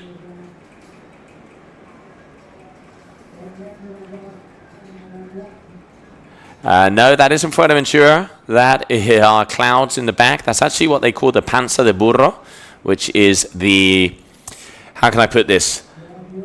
The donkey's belly. So it's kind of like the doctor that you see over in Cape Town on the top. Oh, double loop like back. Now the doubles have been released. So Josh, very nice double late back there from him, from the young South African.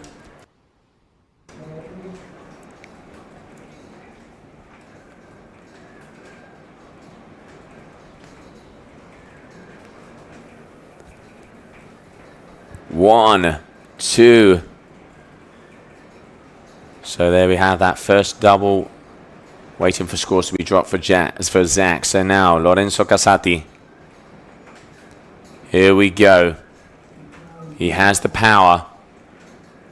Up. One, two. Same move. Double late back there from him as well. A little hard to see the angle. It did look a little better. Here we can have that replay as they're coming right towards us. First. 1 and 2, not super horizontal, but looking nicely landed out there. You can see there with the New Harlem. And Kisati showing why he is one of the top athletes to be beaten and why he is one of the top athletes here. He's been a Red Bull King of the Air champion himself. And it is going to be very similar. But that double is one of going to get a very nice score. So here we have, there's one, there's two. Double, triple, quadruple rotation to splat there, unfortunately for him. So let's see what Josh has for us here. You can see going off, up. 1, 2, 3, 4. Quadruple back with a board off. They're just coming down hard on. All right, so let's have a look at Josh. You can see him out there on that blank kite.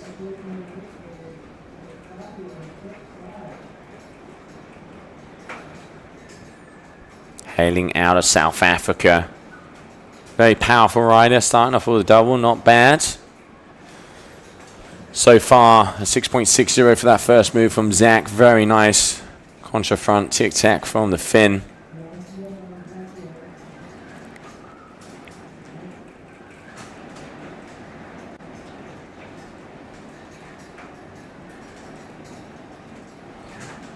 And even though this angle is very far away, it is good because that way we can see what is happening with the kite as well.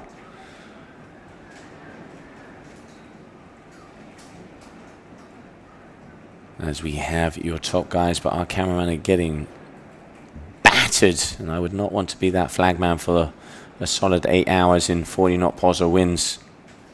That guy's going to have a tan. He's going to be absolutely covered in the Martian dirt that we have down here. As you can see those clouds in the back, it is starting to look raw and radical.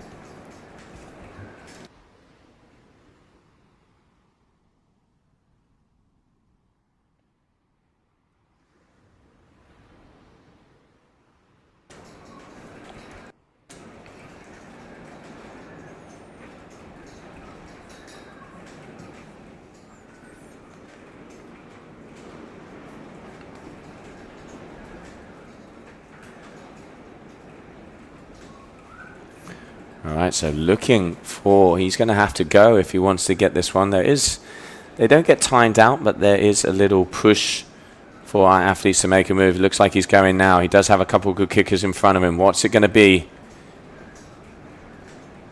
Josh deciding against it.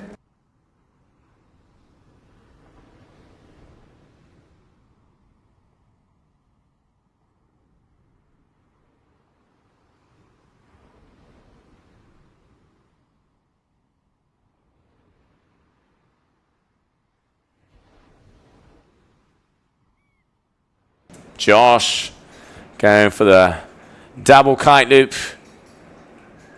Looks like this guy, he just wants to be going for those doubles all day long so far. And you can see Josh out there on a blank kite. Had a little chat with him before. One of the Brainchild kites.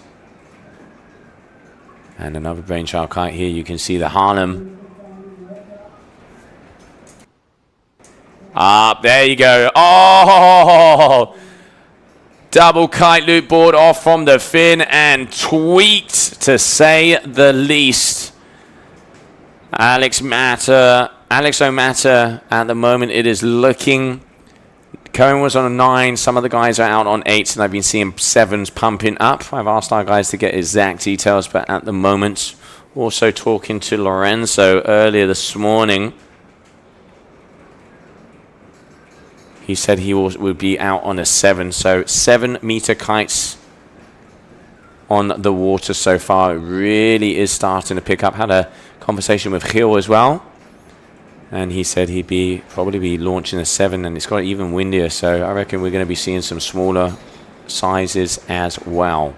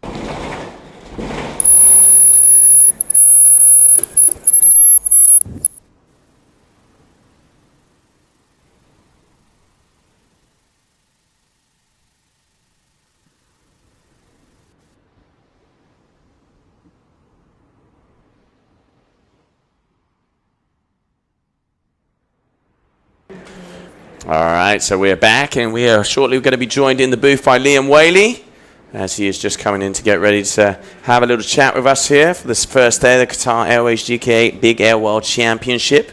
So far in the lead, we can see that Lorenzo Casati with that big double kite loop board off 7.43 from the fin, adding the difficulty. Here he is going out there on the Harmon again. He's got a big kicker. Up and away. Oh, doobie double.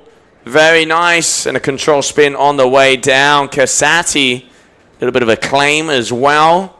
Very nice move there from Lorenzo. 6.50, 7.43. Highest score in heat so far at the moment was Jeremy Burlando with a 21.57. So, we are looking in contentions here. He already has that 13.93. Let's see who is going to have that top heat.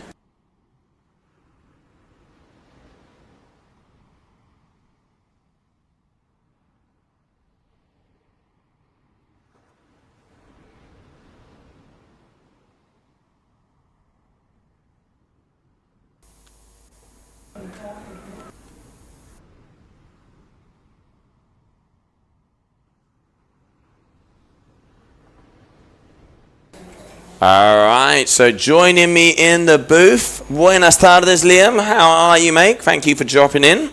Not too bad. Thanks for having me. So it's looking like it is getting very, very windy out there. I mean, you can hear, I reckon this container might actually start to fall out. Yeah, it's absolutely crazy. I think this is one of the windiest places in the world. Definitely one of the windiest places I've been in terms of consistency and strength. In Levante, in Tarifa, we get it pretty damn strong, but here it's just like, it's all summer long from sunrise to sunset, so I think that's why they're able to pull off this competition in so few days and do so many different disciplines. Swinging, kiting, girls, guys, and it's been an epic event so far.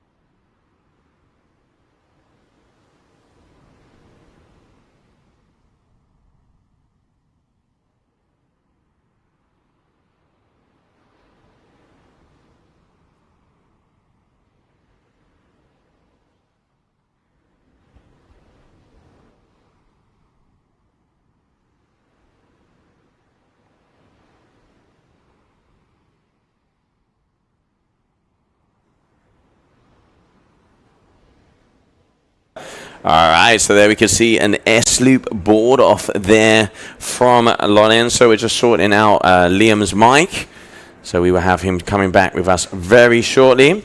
But yeah, beautiful S-loop board off there from Casati.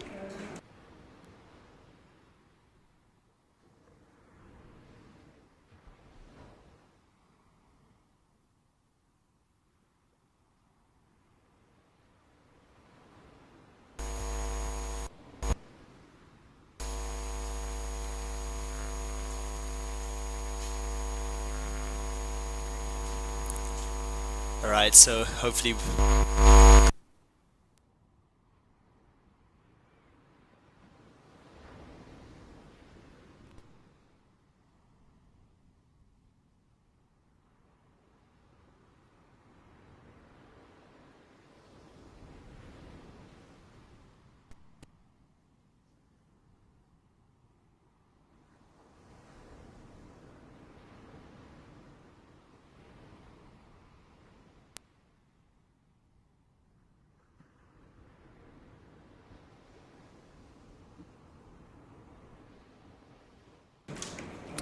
All right, so Josh, so we're sorting out so Liam can come and join me here in the booth. Josh, out there on that Brainchild kite, but yeah, just coming down and floating his way. So far it is Casati, 7.70, one of the biggest scores, 7.97. So that S-loop board off, very nice there from Casati. Now, trick attempt number 5 out of 8. What is it going to be? Who is going to get the win in this heat? Once again, highest combination score so far, 21.56 there from Jeremy Burlando.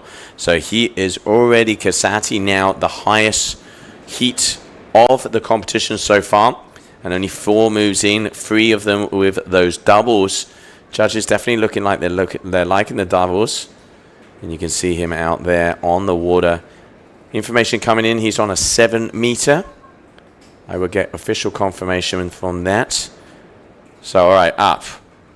1 double kite loop, late back, board off. Not as much height as you were going to see over here. You saw Burlando going past the 20 meter mark, 13.4. Concentrating a little bit on the doubles, but he is getting the scores. Let's not forget also what the judges are looking for. They're looking for the yank. They're looking for quality over quantity. They also want to see that horizontal kite pull, where you can see athletes are absolutely ripped through the sky. So now Zach Adams coming our way.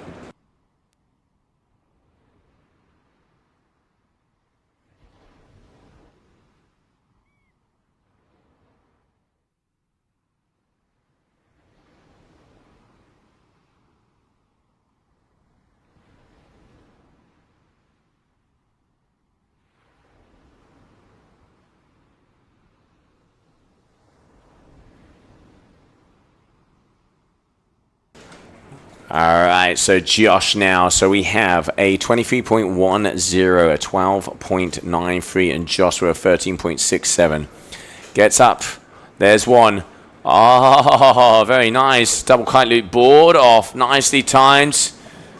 Getting a little bit of a claim on the way down. Someone is stoked. Someone is amped. Let's see how that is going to compare. The double kite loops from Casati, 7s. Perspective, it was quite front into the camera. Was going nicely horizontal. Let's see what the judges, what the kudos they're going to give to him there. So Casati now going to be going for his move number 6. He's out there on the new Thrive, the brainchild with that new Dacron from Harlem. Very nice kicker. There's one Boogie S-loop there. But coming down like a ton of bricks, saying hello to Sebastian under the water. So that's going to be a crash there for Lorenzo. Zach Adams for his 7th trick attempt.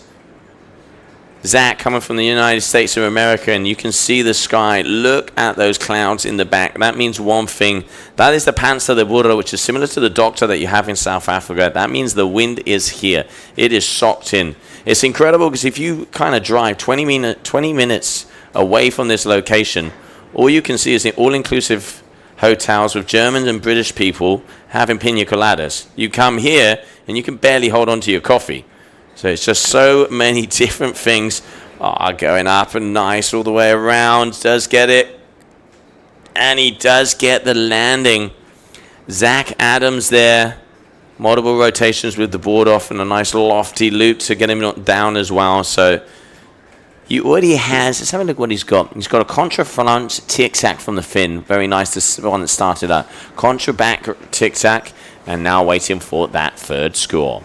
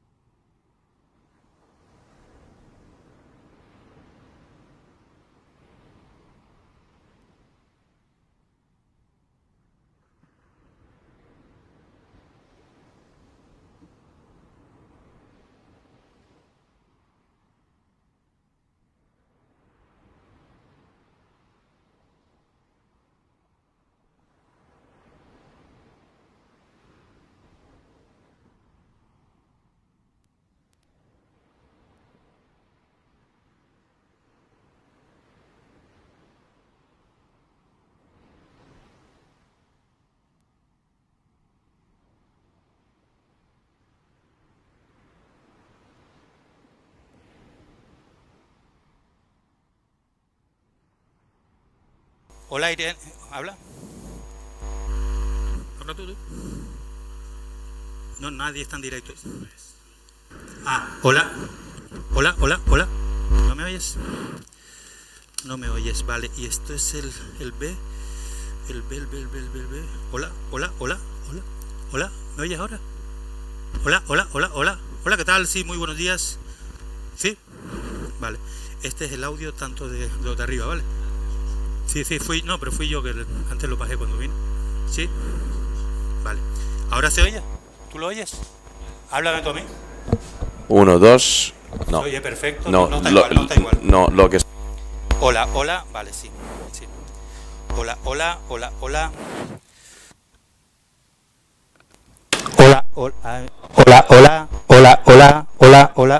Hola.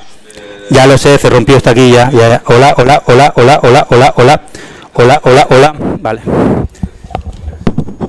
be honest, it's the least of my problems. Yeah, if we could have a camera fill it up, maybe not. Yeah, the problem is it would be more exposed. So.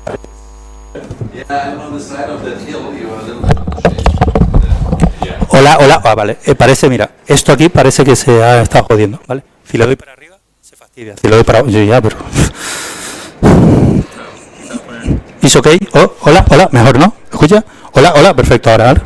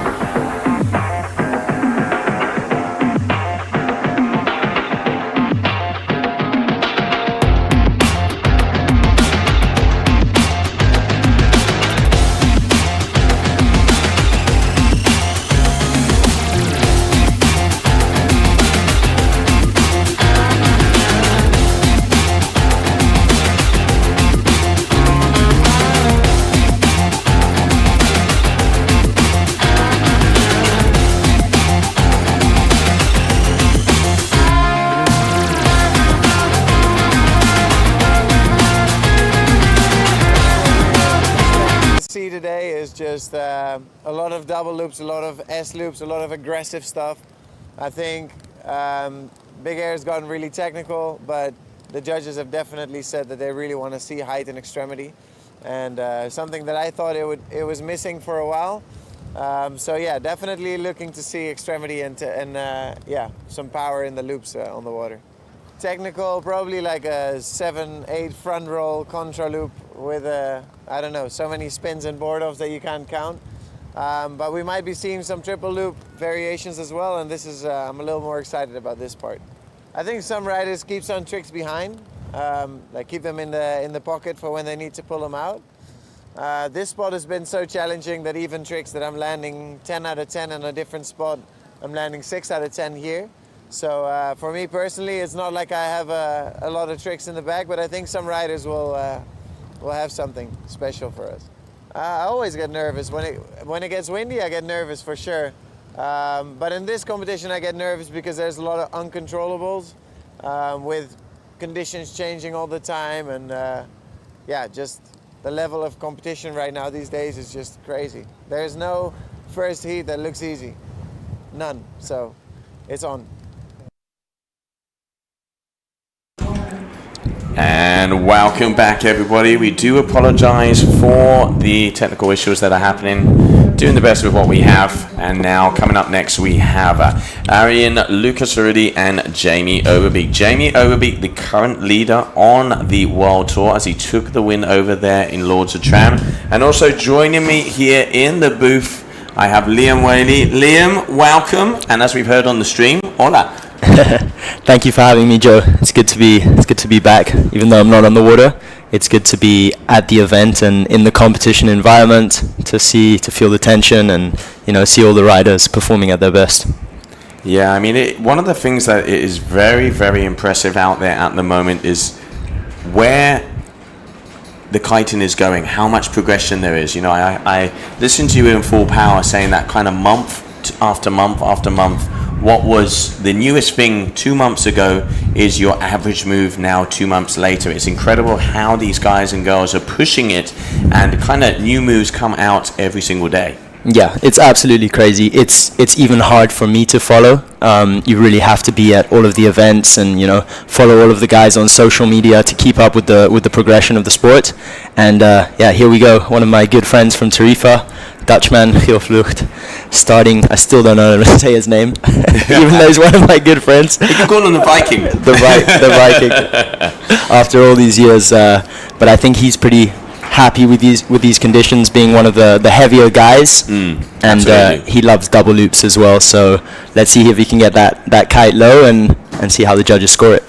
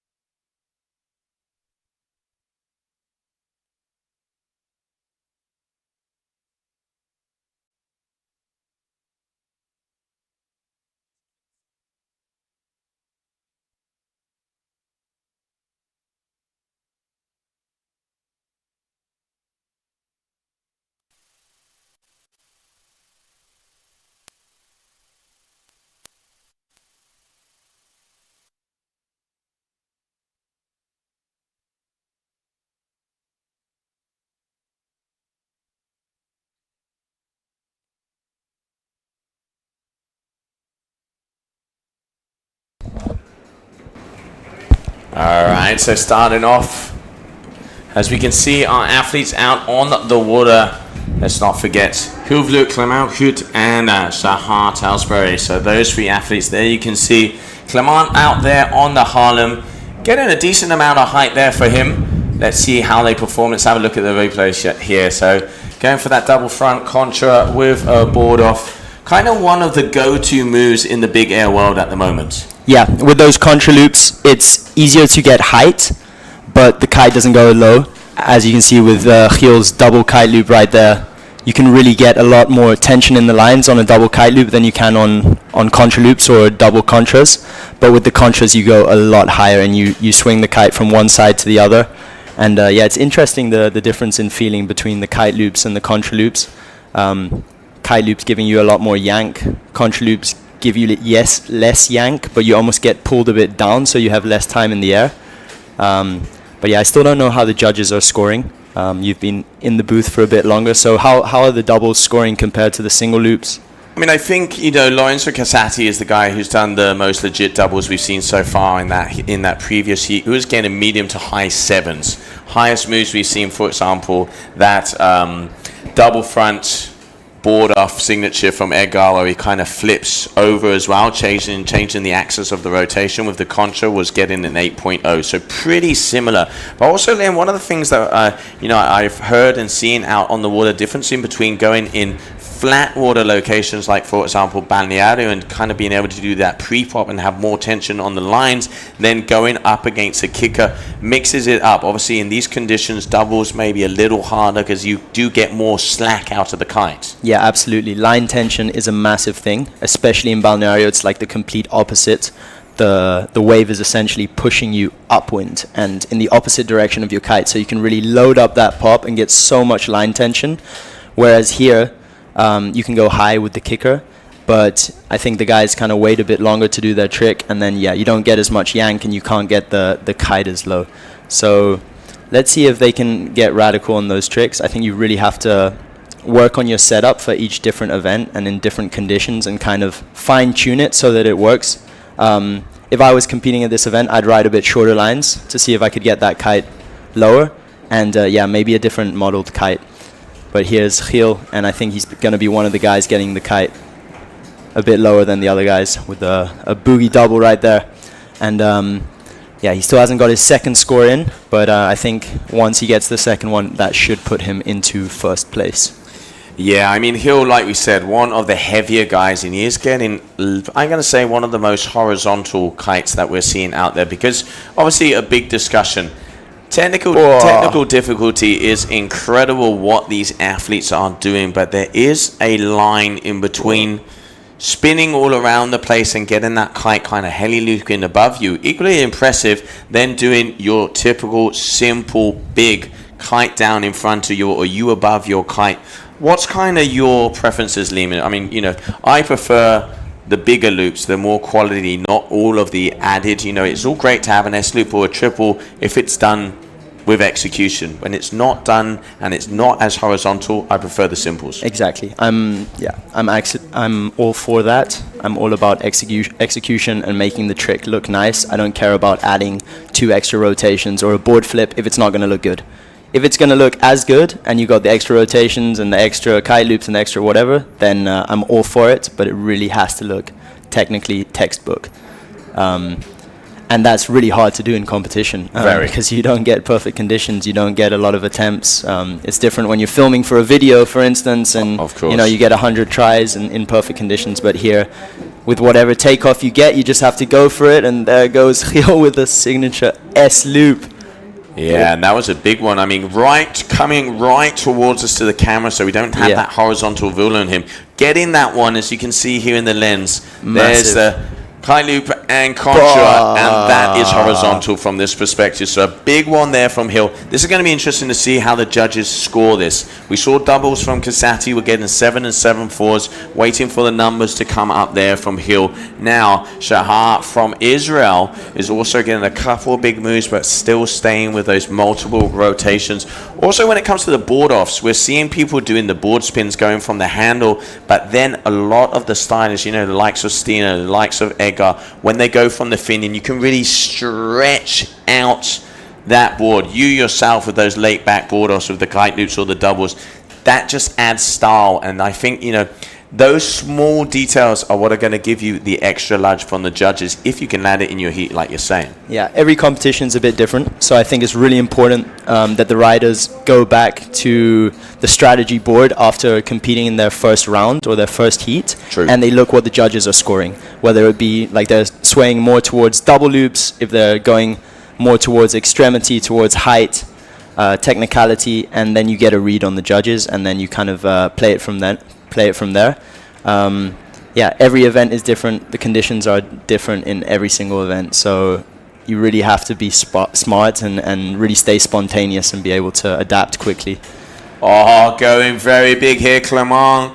Looking like kite loop double laid back board off, if I'm not mistaken. Yeah, it was a back roll, laid back board off with a loop, not getting that kite loop super low. Yeah.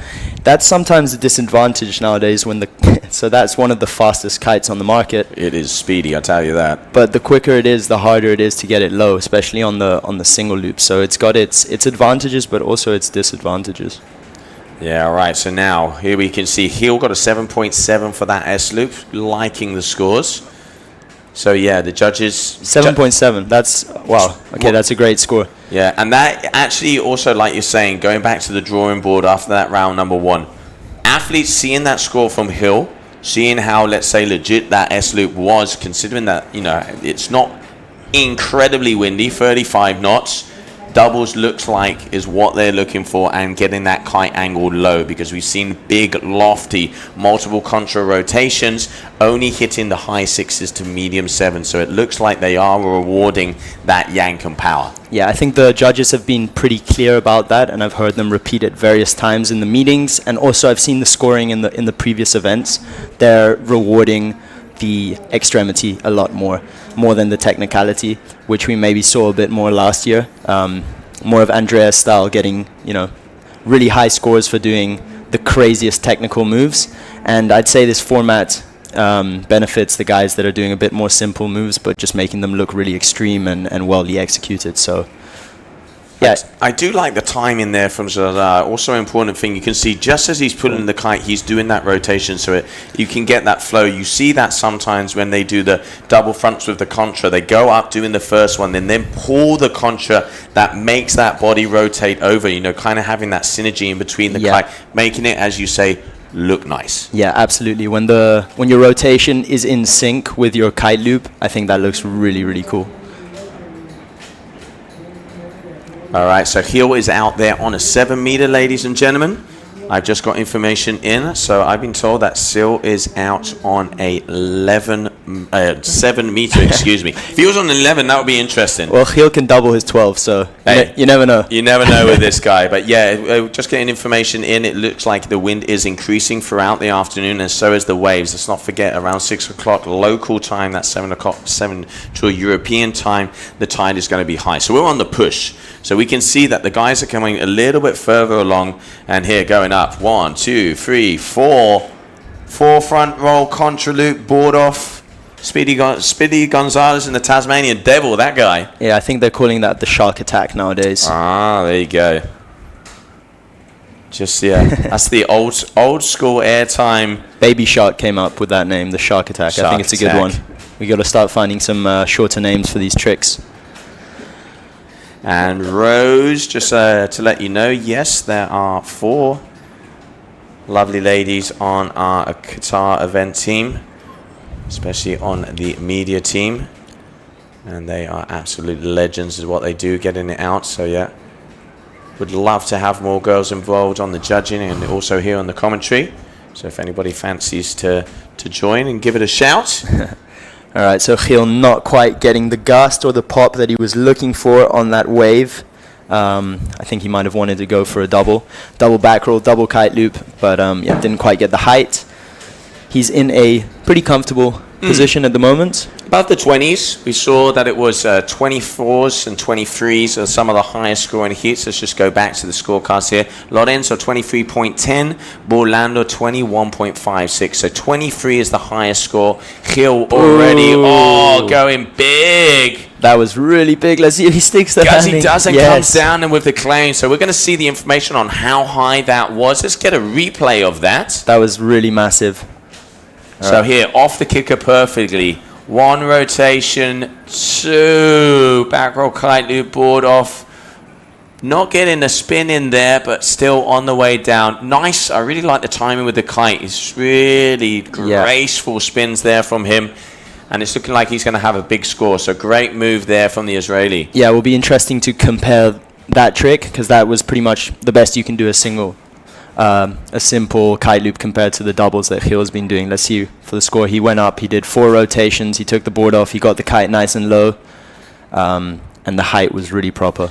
Yeah, so 0.5 something of a point difference in between those two moves. So the S loop 7.70 and that beautiful kite loop back roll tic-tac waves with a 7.17. So that kind of sets the precedent.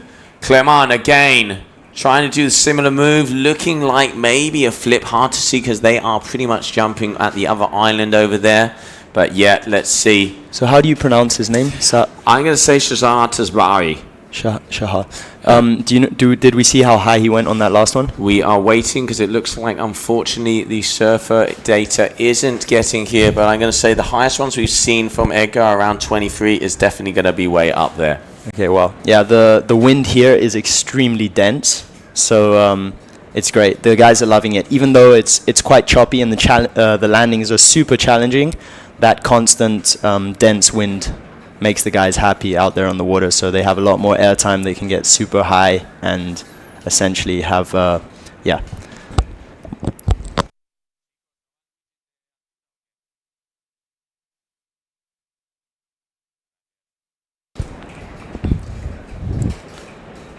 There we go. A doobie board off to the left with a little butt check on the landing.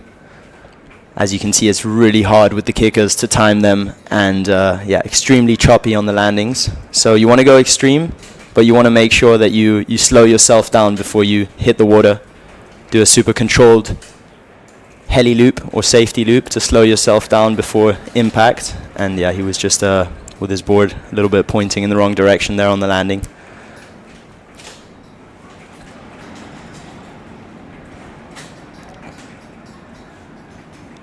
Whoa, losing the board there, unfortunately. Yeah, so just not quite getting it there. But I'm going to say, very nice here from Zahar. Very nice riding from him. At the moment, he is currently in second place. Let's not forget, first athlete goes through to round number 3. The other two guys still have another chance in round number 2.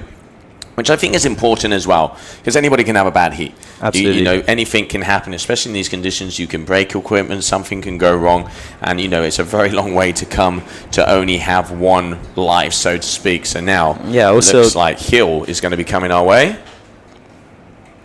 There we go. That was the one he was looking for.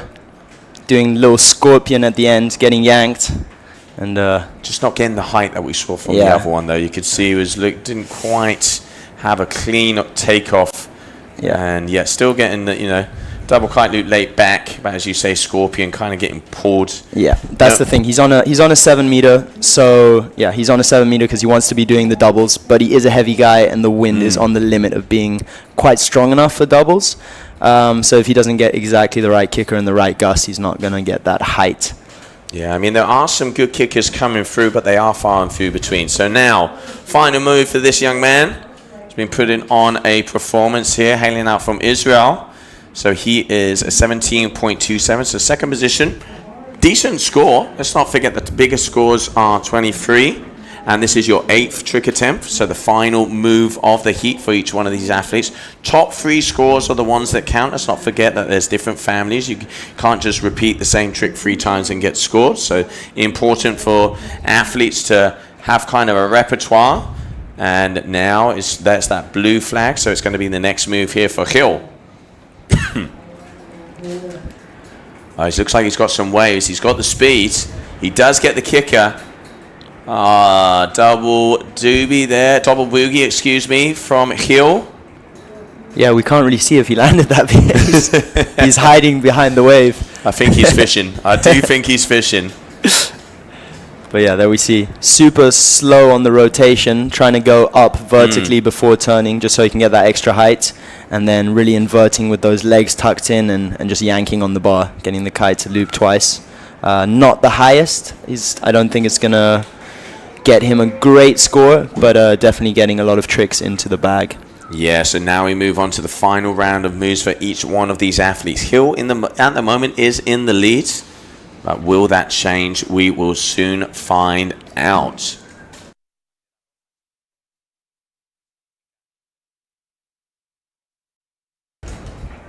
All right, so here, siding against that kicker.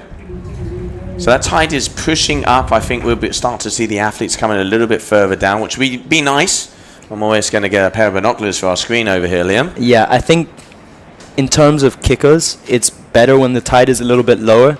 It does tend to get a bit more choppy when the tide goes up, but yeah, that's part of the game. We can't always compete in the best conditions, and we got to run so many heats today. So yeah, as you can see on the live stream how strong the wind is. We're here in the container, and it's basically almost blowing away. You can see the camera guys are on a super long lens. That's why it's a little bit shaky, but definitely doing the best they can with the conditions we have. Yeah, absolutely. I mean, I will give it to those camera guys. Standing out there for 8 hours with no protection in this wind, they're going to turn out as a stone by the end of the day. Yeah, and it's crazy how much dust there is in the air as well. Like I put sun cream on my face thinking it was something clever to do, and then just all the dust got stuck to my face. Blonde moment number one of the day, mate. I look like I had a fake tan. Contra getting a nice amount of height there on that last one from Clement.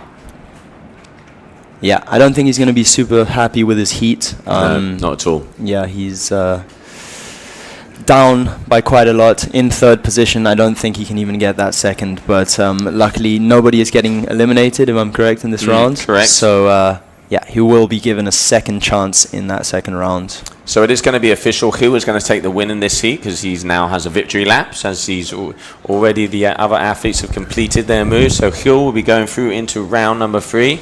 So we know he's going to be happy with that, and the other two guys are going to have to battle it out in round number 2. Your day 1 Qatar Airways here at GKA Big Air World Championship, the second event of the season so far. Let's see what kind of guy Gil is. He's got a victory lap, doesn't have to do anything, but he's going to go for it anyway and puts on a show for the crowd. Yeah, I mean, Gil, he really does have those doubles on tap. He's going to be happy. Yeah, he is. Look at that. Asking the crowd to go wild. I like it. I like the attitude. So, yeah, Gil already your number 1 flying through the screen, making his way through to the next round. Let's check the highlights on that heat.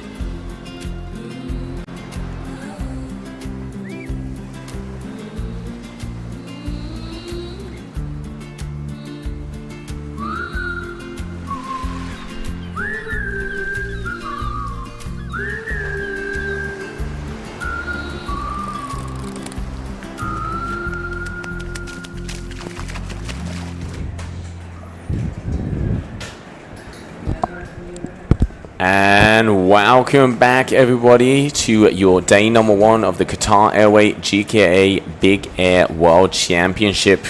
Here we can see coming out there on the water, we are going to have your next heat, as our is going to be heat number 6.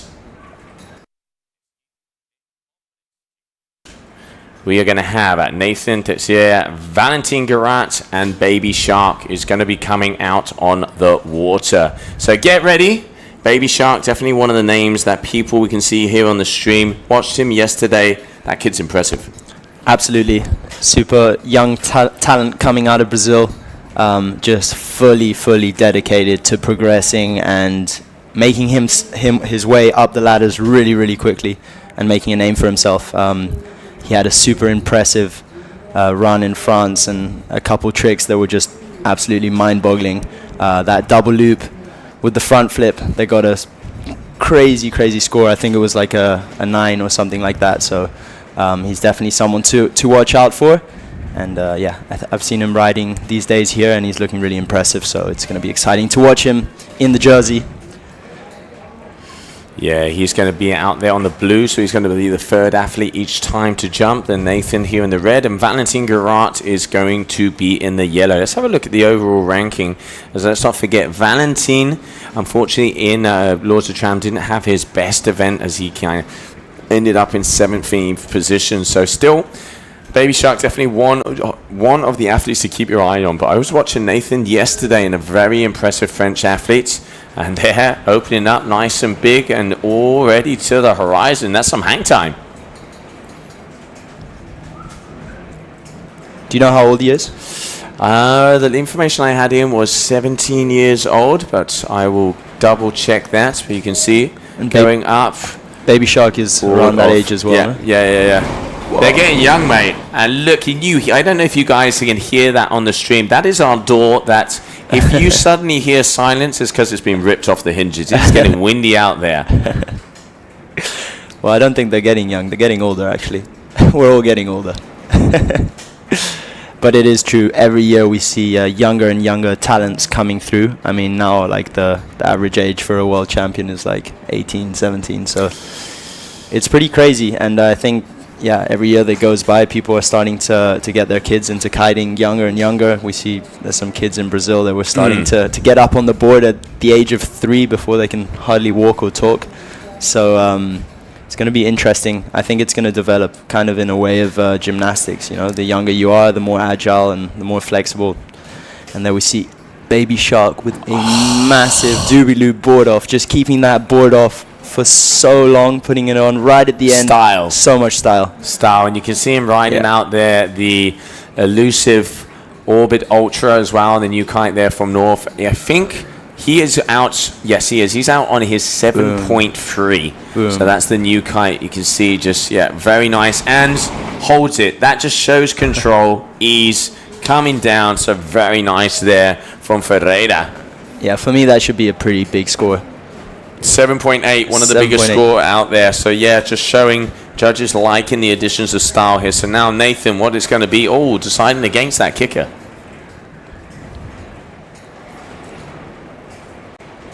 Ah, yeah, what a Baby Shark in the house. So wind strength, guys, we have 35 knot gusts, and gusts going up to 37. So that is what is happening right now. Incredible, and it's only 3 o'clock in the afternoon. So I have a feeling throughout the last recent days we've been seeing it's getting windier when it comes to 5 and 6 o'clock, and the forecast says it is. So will we see the elusive 40 knots down here in Pozo? I think so. Absolutely. This place is just so known for its strong winds. You got like one of the most famous windsurfing spots, just a few 100 meters upwind. You see Bjorn Dunkerberg just walking up and down the street. 45 times world champion or something ridiculous like that, and that's one of his hometown. And I guess the windsurfers are definitely here not out of coincidence. They're here for a reason, and it's because it's just so windy. So yeah, it's going to be crazy to see the girls ride in these conditions. I think it's going to be really challenging for them. Very much so. But I mean, the girls, incredible to see how far they are pushing the sport as well. Like we're watching some of them train throughout the last days. That's what I call a pair of cojones. They are not holding back. Yeah, it's really exciting to see the girls starting to push. In this kind of sports, you know, it's a very male-dominant, testosterone-dominant sport where you basically need a lot of balls to go for the tricks, and it's really cool to see the girls pushing their level, especially in this last couple of years, starting to do double loops, and getting a lot higher and just going for tricks and taking hard crashes and getting back up and trying to push their side of the sport as well. So it's going to be exciting as well. It is, and I mean, obviously, you're here together with Pippa van Ursel, and let's not forget, she can be. If she wins, she's world champion. If she's second, she's world champion. But if our booth doesn't launch off of the beach, Pippa has a very good chance of being world champion. Also, Sarah would need to beat her, and people will have to be third or worse. Multiple options out there, but Pippa, Sarah, and Francesca on the women's side are the three that have that possibility. Ow! From the fin. Now that was horizontal. Very nice there from him. Struggling to get that board on. But yeah, going back to the girls, Pippa has an amazing chance of being world champion this year. I haven't really made it very public, but I've been helping her out for the last few weeks. We went to Dakhla, Morocco together to train a bit and work on her technicality and on her mindset and strategy for this competition. And she's coming in super confident. Unfortunately, Natalie injured herself, which was her biggest rival. Absolutely. As she was in second place. So we hope she recovers quickly. But there's definitely still a lot of competition, and nothing's over until it's over. So her biggest rivals are going to be probably Zara, Francesca, Lana. Yeah. It's there's definitely, it is fully stacked, and we can see Baby Shark there as well. Double backboard off, kite loop, getting the board back on straight away. And I don't care what the wind meter says, it is getting windier because the gusts coming through the booth are getting very, very close. But Baby Shark, nice. One of the things I really like about this kid, Liam, is the control. You can see he has complete control in the air. Yeah, he adds rotations in all of his tricks. He adds a lot of them, but he makes them look really good. And for me, that's always important. I don't care how many rotations you add, but just make it look good. Don't just add them to add them.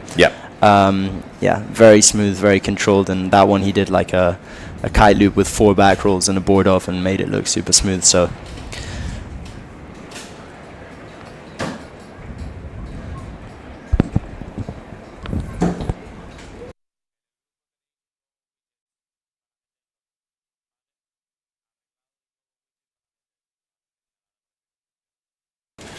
all right, so 20.5. Big jump there from Nathan. Wow, that was massive. High, above the line. That was really massive. And then you see, you can go really, really high with those contra loops because you jump, you swing it over to the right-hand side, and then it yanks all the way through the window over to the left. And as you're looping it, it kind of catapults you even further up. Whereas the kite loop kind of starts to pull you down. So yeah, that's the advantage of the contra loops. You can go really, really high on them. All right, so at the moment, score-wise, we can see Baby Shark in the lead at 12.93, 7.8, and a 5.13 coming up. But Valgarat going, nice contra loop board off, a couple rotation spins on the way down. That hand out when you come down at that speed is not a good idea. No, he's definitely struggling a bit with the conditions. I think Val tries to do freestyle and big air, and he's happy to just be in the competitions, and I always see him coming up and down the beach with a big smile on his face, so he's all about having fun. But you definitely have to dedicate yourself 100% to this discipline if you want to be the best at it. And up here in Gran Canaria, all the best guys are out here, and they're not playing around, so they're really here to get a world title. And the conditions are just hard. They're really challenging. You can see that because the local boys, look at the scores of the local boys. They have the biggest scores of the day, Jeremy, Lorenzo, and that's just because they train in these conditions pretty much every day. So I'd say a lot about this competition is being comfortable out there. And the guys, they got some hours before the competition start, they have a huge advantage. No, definitely. You can see if you know what's, if you know your gear, if you tuned it in and dialed it for this location, especially how special it is. Okay, a double front contra with a board off again. All of the athletes kind of getting those go-to moves, but still not quite getting the height. We saw in the heats before they were getting a little bit more radical, but the kickers do look like they're starting to get a little bit better out there. But yeah, like you're saying, Liam, I mean, I think preparation is key, and especially, to be able to know, you can see it is choppy out there. The kickers, you have to jump over a few to be able to line up. And then also, let's not forget, in between the buzzers, that does make a difference. It's all very good to go out and film and get that one move, but to be able to get those 3 moves out of 8 inside of the heat is a completely different animal. Yeah, repetition. That's what being good in competition is all about, and it's all about landing tricks 10 out of 10 times. At least having your base tricks, your first 4 tricks, you have to have them super consistently. And then, when it's coming down to the last 3 or 4 attempts, slowly level up, make the tricks harder and harder towards the end, and maybe push something that you've never tried or you land rarely right at the end of the heat. But you want to stay solid at the beginning. There we go, kite loop late back from the fin. Will he get the board on? Yes, he does. Nice. Now we are talking. Val was looking, he needed that. Val needed that for a confident boost. He had already crashed 2 moves. And you can see, here's the replay. Gets the kicker very nice. Out, switches it around, and there you go. On the spin coming down. Does get it in. A little bit of a butt check, but yeah, he is going to get cashed out hard for that. Obviously, the judges have a better perspective.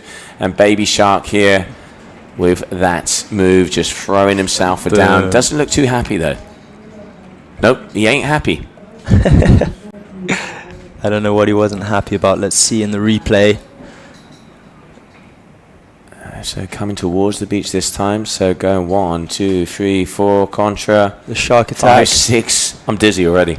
I don't know what he was not happy about. I mean, maybe it's like an angry claim. Maybe it is an angry claim. 6 point something coming up. I think he was happy about that. You can't not be happy about that. I mean, the Brazilians, they do like to claim. They like to express their emotions out there on the water.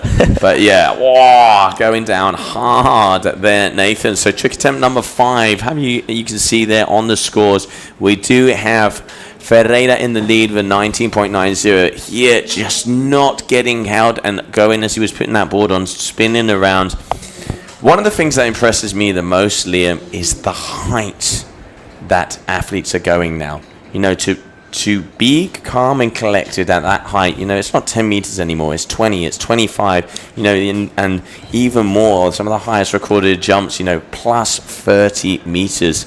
You have all the time in the world, but, a big mistake, water is concrete at that height. Yeah, absolutely. These guys are going ridiculously high, and on one hand, it's scary to go high, but as you said, the higher you are, the more time you have in the air to kind of fix something if you didn't get the right takeoff, or if you loop the kite a bit wrong or you mess up your trick. So it's got 2 sides to it. The judges definitely want to see it, and yeah, the development in the kites in the last couple of years has been insane. There's just one kite brand pushing with new materials, then the next one following up, and so forth. So we've seen a huge development in the industry in the last few years in terms of performance. So much so.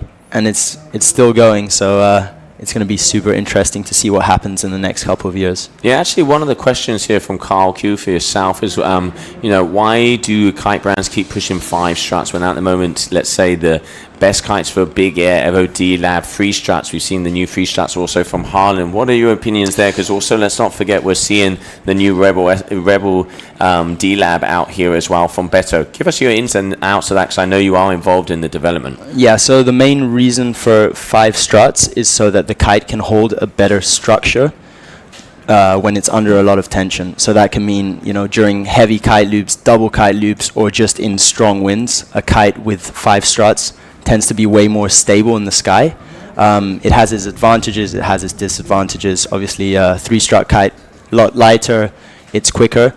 But I'd say for kites that, especially in very extreme conditions, if you can come up with a solid kite, 5 struts would be the way to go, theoretically. Of course, you go through lots of trial and error, and yeah, it takes a lot of time and testing to come up with a good kite. The Evo D-Lab is an absolute gem.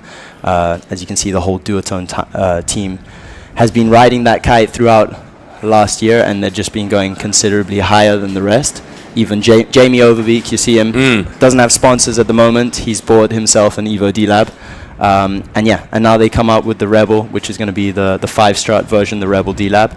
And I think you'll see a lot of these guys using it in the upcoming competitions.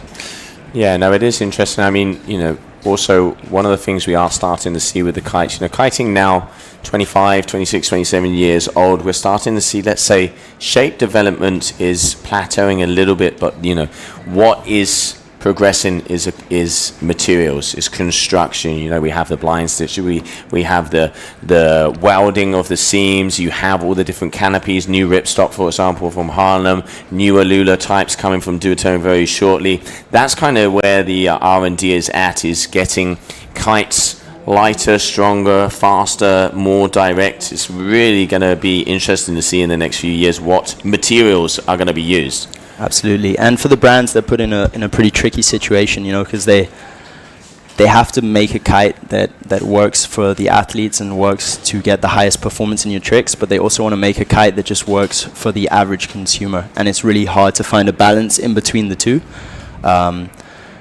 So yeah, let's see how it goes in the future. I think it's cool that everybody is pushing hard at the moment, and it's going to be exciting to see where they take it.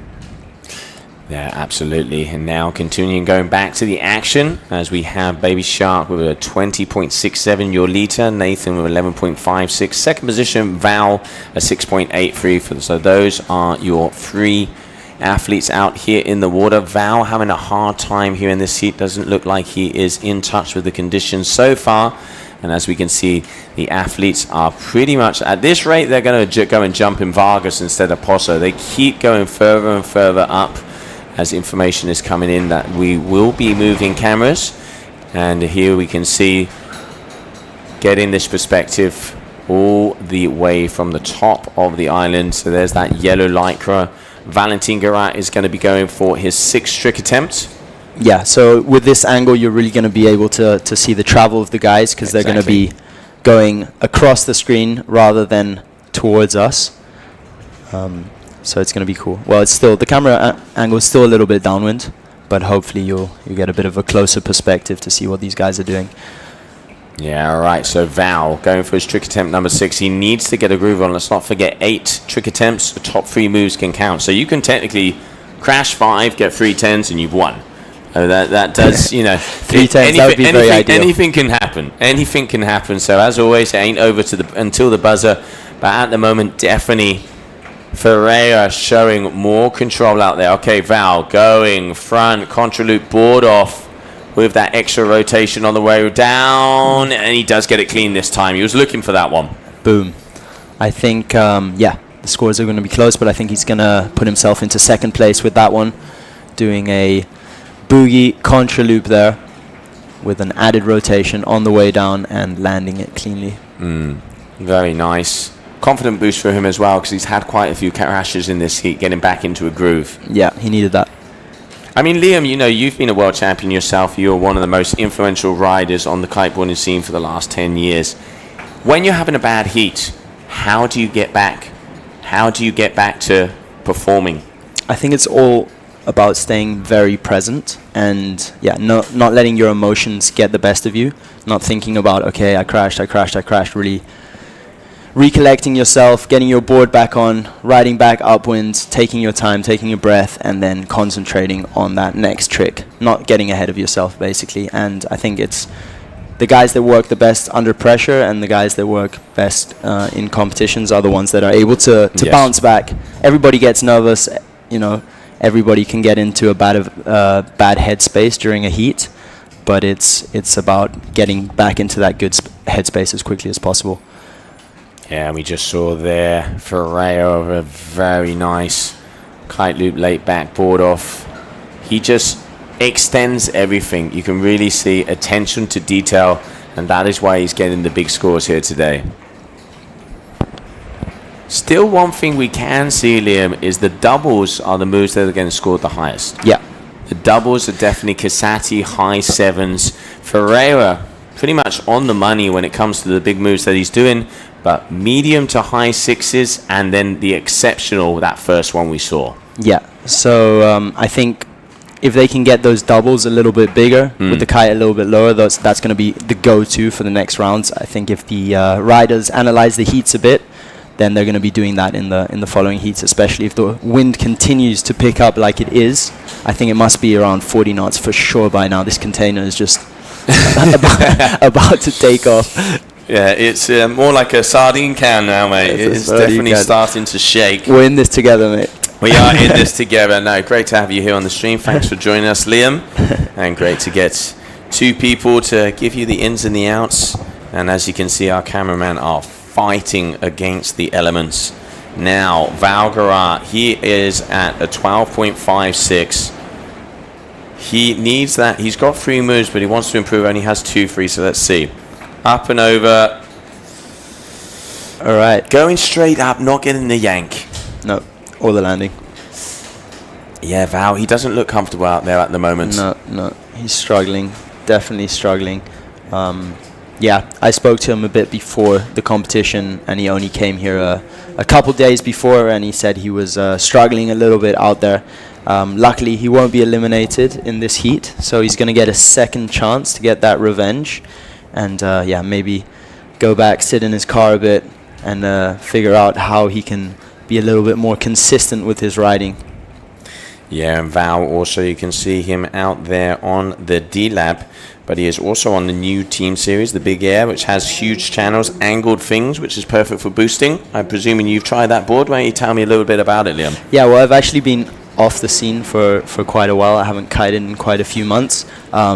So probably not the best guy to tell you all about the board at the moment, but what I can tell you is that Duotone are upping their quality every single year. They've been doing a lot of testing with Andrea on this board, and yeah, the guys are loving it. The channels definitely give you that crazy upwind and that crazy grip, which is what you really want in super strong winds. You don't want your board to be sliding all over the place. You want to be able to really hold your edge until the last possible moment and put as much pressure on the kite before takeoff as possible. And yeah, those channels and those angled fins definitely give you that. And that was another beautiful kite loop doobie board off there from Ferreira, Baby Shark. The one thing I love about him is that it's the body language. He is in control every single second of his jump. Yeah, he's super comfortable out there, and I don't know how, because I don't think he's been training in these conditions much. Apparently, he's been in Brazil for the last month, which is definitely not similar to this at all. There ain't a cold skull and board shorts anywhere near this, mate. No, Brazil is very well. The wind is not dense at all in Brazil. You definitely don't get kickers to the left, and yeah, it's mostly lagoons. So his ability to adapt is pretty incredible. And if he can ride here in these conditions, then I think you can put him in pretty much any conditions, and he'll be able to perform. So I think this kid has a very bright future ahead of him. Boom, going super high, just a kite loop there. Little grab on the downside. Probably not what he was wanting to go for, but just trying looping it out as he had the height. Yeah. Wow. It is getting absolutely ridiculous in here. And I am going to say, this is one thing that I'm not going to be able to solve, is wind coming through a container. No, I don't know if they can hear it on the live stream. Oh, yeah, that was Val. massive. Get the board on. Can you get the landing? Yes, he does. Val. That was huge. A really good one, and I think that will upgrade his 5.73, which was the same trick, I think. Yeah, no, very nice. Let's get the replay of it. Oh, kite loop, board off with the late back. But the travel he had on this just shows the yank, because obviously we're straight on, so we can't see the yank of the horizontal, and he's happy because he knows. Look at that. Look at the score coming through, Liam. That is going to make a difference. Boom. Judges really liking that. 7.73 for Val's last trick, so that will upgrade his previous score. Yeah. He's going to be very happy with that. And confident booster as well. Landing one, getting it out. Yeah, he's still in third place though. So 1, 2, 3, 4, 5, 6, 7, 8, and that's the end of the heat, pretty much. Yeah. Who's got one more trick? So here we can see Baby Shark with one more to go. Just with a contra and a little ball spin on the way down. You know he has it. So yeah, it is going to be victory lap. Victory lap. So Ferreira in first position, Valentin Garat in second, and Nathan Texier in third here. That was your heat. Number 6 coming up next. Leonardo Casati, Stino Mole, and Aaron Hadlow, the GOATs. We will be with you very shortly. Let's see the highlights of that last heat. Whoop, whoop.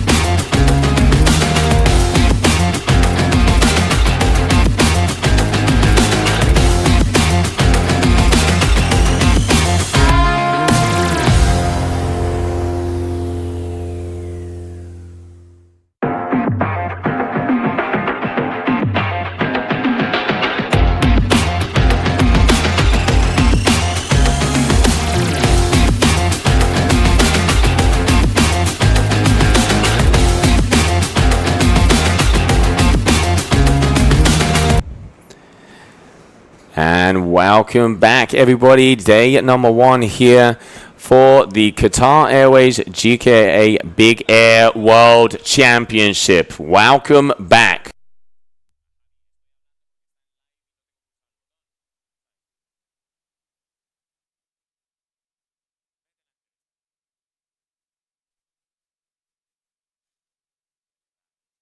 Yeah, I mean, I've been preparing here, just came a couple of days early to get used to the conditions. I've actually been to Gran Canaria before, but a long, long time ago, and never ridden this spot.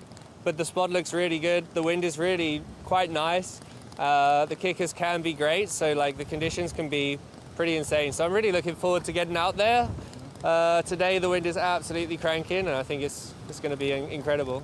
Yeah, things have been round in circles many times in the sport since I started, but now I think at this event it seems to be quite heavily focused on the power in combination with the technical tricks. I mean, I've always been known for innovation in the past and like to try and bring new things, but in the very extreme strong winds, it's about a matter of just getting the right timing. I think here for me, I'm just focusing on getting a good takeoff with the good waves and a good good kicker, good wind, good gust. and it's about the height, the kite angle, and yeah, I just do my best and see where that ends, where I end up. Yeah, there's definitely, each event kind of has its different characteristics depending on the conditions. In the last event, we saw Jamie going super big and yeah, just really impressive and in control. There's a handful of guys I think who are favorites. Unfortunately, one of them has pulled out, but we still have like Jeremy, Jamie, Lorenzo.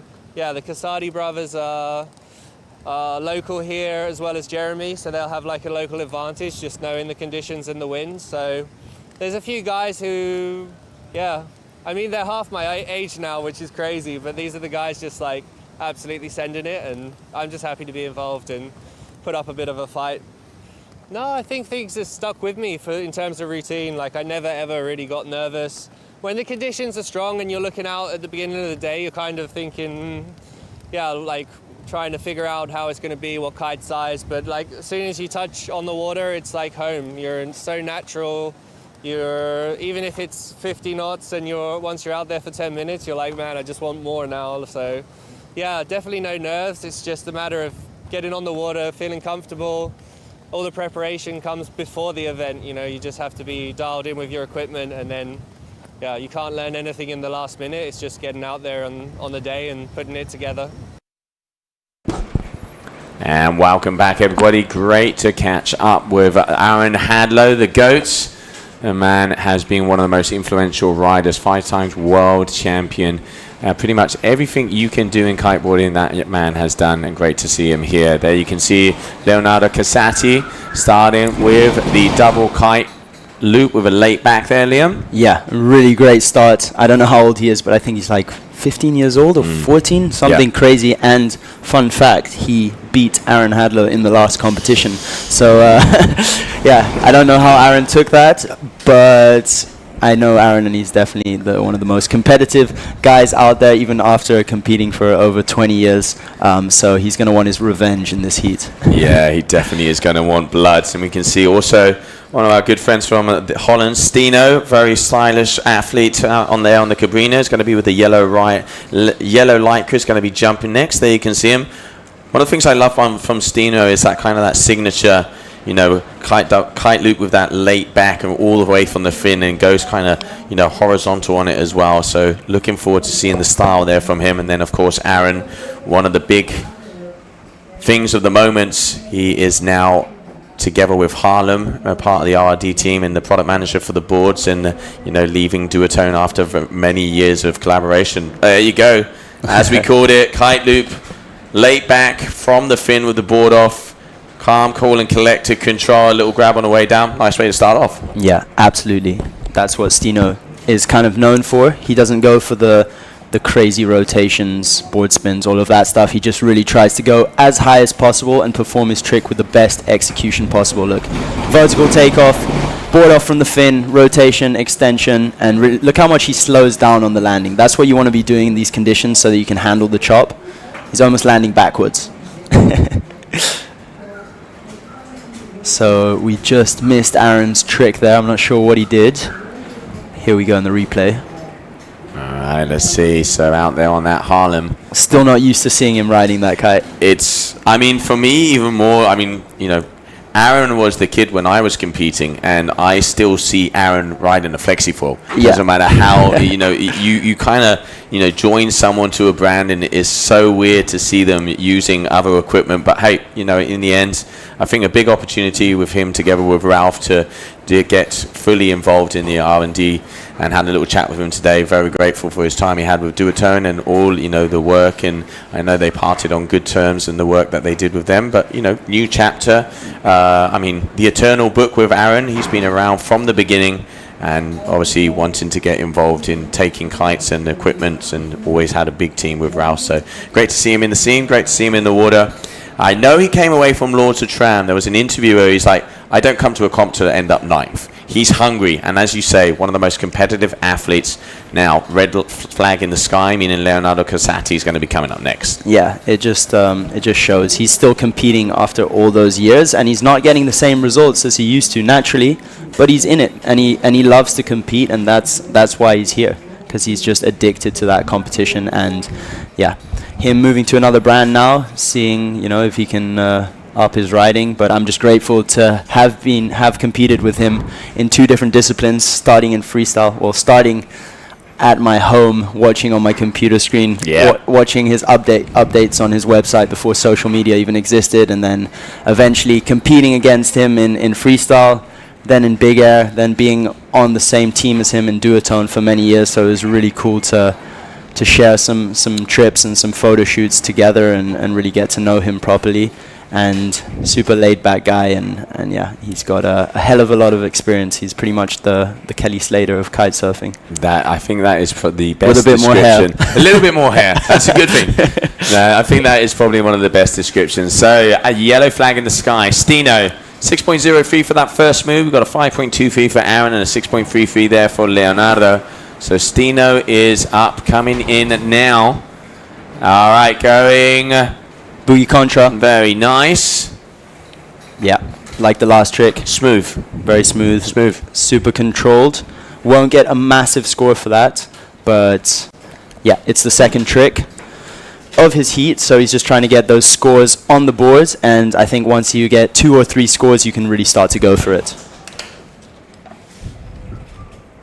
Yeah, I mean, it's always about the contest. It's always about the contest. It's that base score. Is being able to get those 3 or 4 moves that you have dialed, that you have 100%, and then start to get creatives. That's why there's 8 trick attempts out there. We want the guys to be able to push as hard as possible. There you can see kite loop back roll with a board off there on the inside.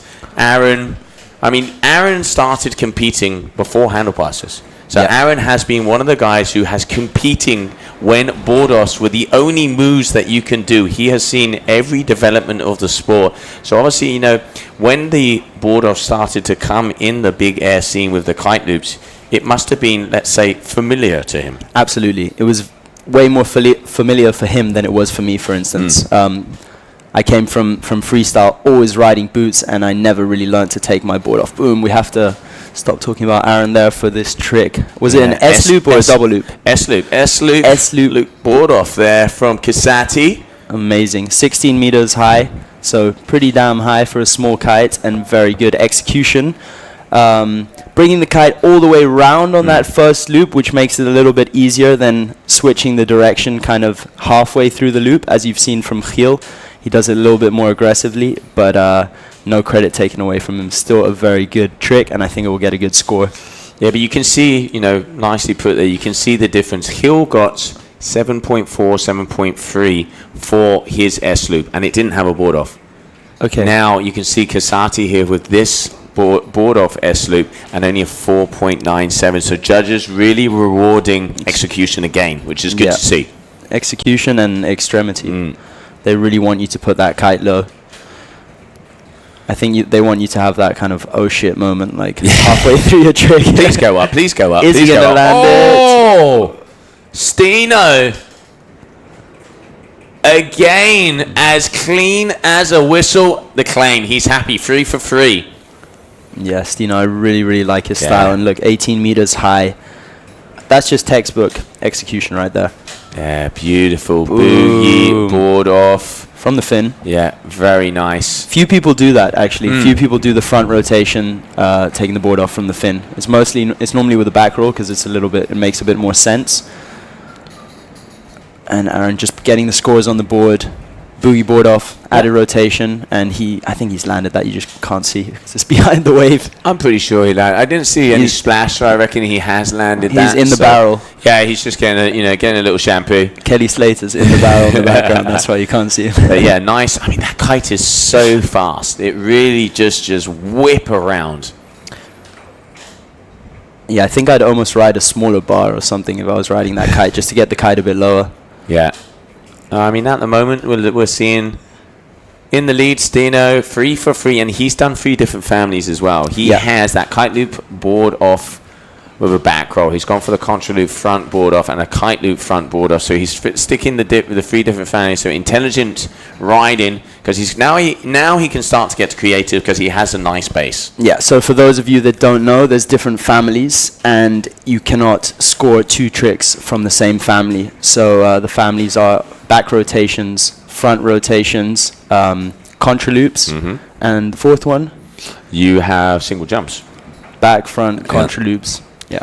But no, it is good. You do have to touch all of those different families if you want to get the scores. You can repeat some of them, but it can't be in the same bracket. So that is why you won't see the athletes going for the same move over and over again, because then that would be a best trick, which is what we don't want to see. We want to see the variety. Big contra boogie board off, and he stays holding up in the air.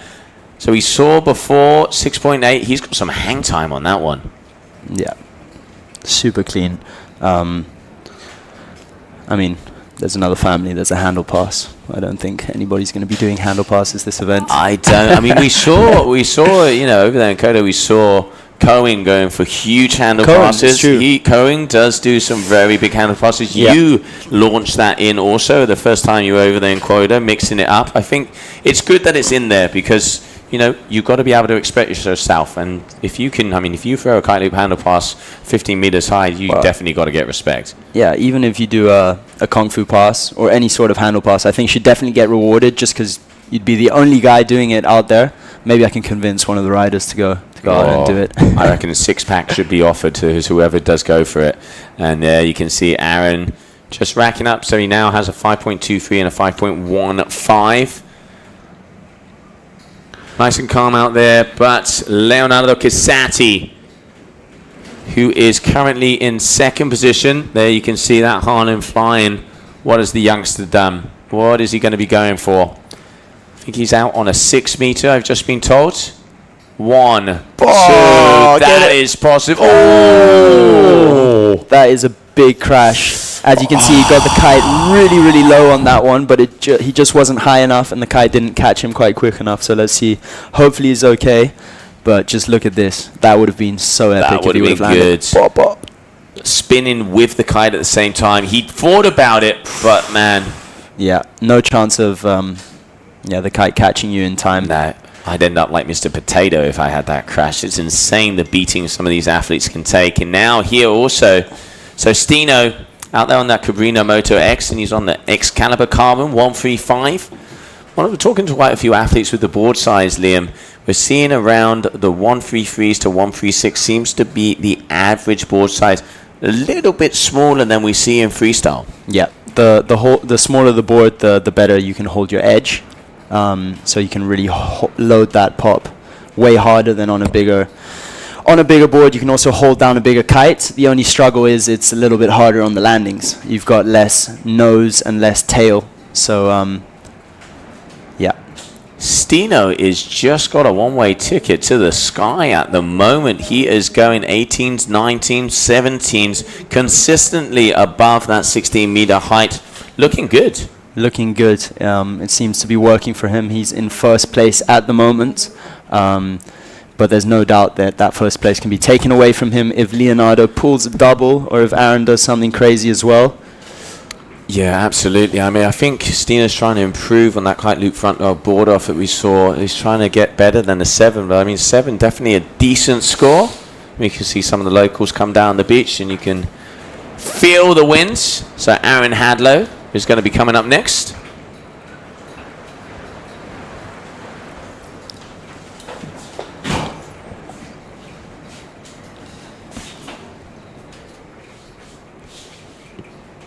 All right, so day number 2 here for the Qatar Airways GKA Big Air World Championship. Joining me, Liam Whaley. Liam, thank you for being with us. Action out on the water, just about to jump the go. Aaron Hadlow. Taking off. Oh, a kite loop with a front roll board off. You don't tend to see those. Other way around. Yeah, the wrong way around. Very cool. Yeah, it's amazing to see pretty much 3 generations of kite surfers. I don't know how old Aaron is now, but he must be around what, 35? I'm not going to reveal that kind of information. Yeah, I think he's around 35. Leonardo's around 14. Yeah. So it's like a 20-year, and there we go. He gets it. Yes, he does. That is solid. Double kite loop late back with a board off. That's absolutely insane. I think he's going to get a massive score for that one, and he might just overtake Stino on that one. It's going to be close. Look at that. And I love it. He gets the second rotation at the same time of the kite. Great timing. The Casadis can double. I'll tell you that. Yeah, I was talking to his dad, Renato, on the beach the other day, and yeah, obviously Leonardo is catching up with Lorenzo quickly, and he said that Leonardo is having some days where he's having better sessions than Lorenzo as well. So it's going to be interesting to see. I think this competition, can they possibly go up against each other for sure in the later rounds? And it's going to be a crazy brotherly rivalry. Yeah. I think Lorenzo's really going to start getting those first places as quickly as possible, because his brother is right behind him, and he's not going to like that. It is. I mean, put away the China mum. The boys are out to play. You can definitely see. It's great to see, one of the things with Leonardo, he's also, both of the Casatis, they're such complete riders. You stick these guys on twin tips or in waves, they rip as well. And of course, let's say the more known is Lorenzo because of his Kota win. Yeah. But Leonardo, he doesn't want to be in the shadow. He wants to have his own light, and at the moment, proving he is one of the men to be looking out there.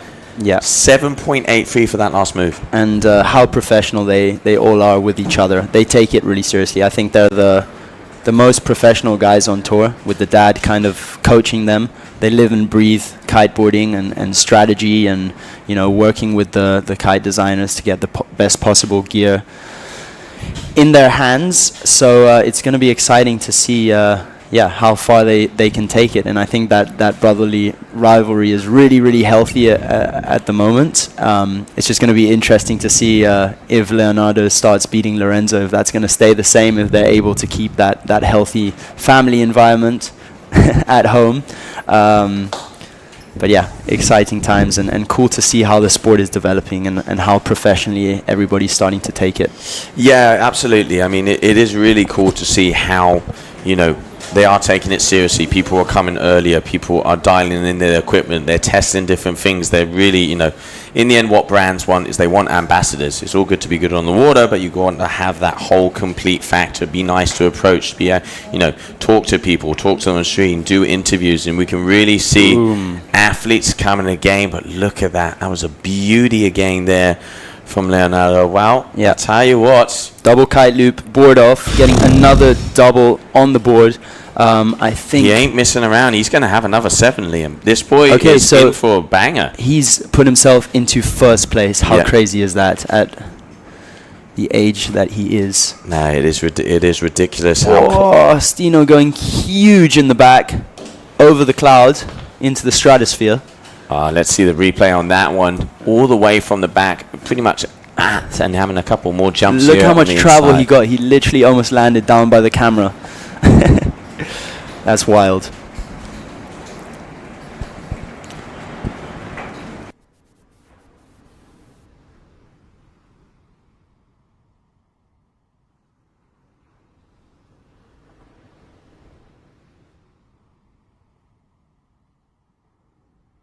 Enchúfame eso, porfa.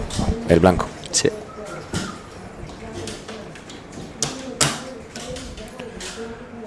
All right, so Stino on that last 15.3 meters. So he's getting a 6.77 for that last one. Harsh deals. Yeah. I think he has to mix up his game a little bit, but it's really hard to do a kite swap here. It's almost not worth it. Wow. Aaron goes huge megalope above the clouds. I want to see how high that one was. I think that one's wow, 20.5 meters. That's one of the biggest tricks from this heat, definitely. And what I was saying before is, it's really hard. This beach is almost impossible to do a kite swap. So you pretty much have to choose the kite that you want to ride for the whole heat. And that's a hard decision to make, because you have to decide whether you want to do double loops or single loops, or you go somewhere in between, but then you can't quite get the height on the single loops. And yeah, there's going to be a lot of strategy put in place into this event. But the wind is definitely picking up, and there we go. Yanking, and that S loop with a board off there again from Leonardo. So Aaron waiting for results on that one, 20-meter high mega loop. You can just see the wind is increasing. Look at the wind measure. 41.5 on the gust. Wow. It is nuking. 41.5, and that's on the beach. Imagine out at sea. I reckon you can add 4 or 5 knots to that. It's definitely above 40 on average out there. So 7s, and I can see 6s are being pumped up as well. Yeah. I'm really impressed by Leonardo. This is... that's a big moment for him as well. It's a massive moment for him. Because let's not forget, one of the things, you know, I mean, you've been a young rider coming up against the names. Yeah. Going in a heat with, you know, Stino, he is one of the biggest big air riders as well. Hence that, you know, doobie board off from the fin. Yes. Kite loop doobie board off, beautifully executed. And of course, Aaron Hadlow, the GOAT. For Leonardo to keep his cool in this heat, he's going to be a weapon of destruction. Yeah, you can see it kind of both ways, you know. You can see that he's young and he doesn't have much experience, and it's crazy impressive to see him handle the pressure. But you can see it from the other side that he doesn't have any pressure. He's got nothing to prove. He's kind of the up-and-coming rider. He's doing better at every single event. Yep. It's not like he has a reputation to protect. And yeah, I think when you're that age, your goals are a lot more clear, and you have a lot more space in your mind just to focus on one thing at a time.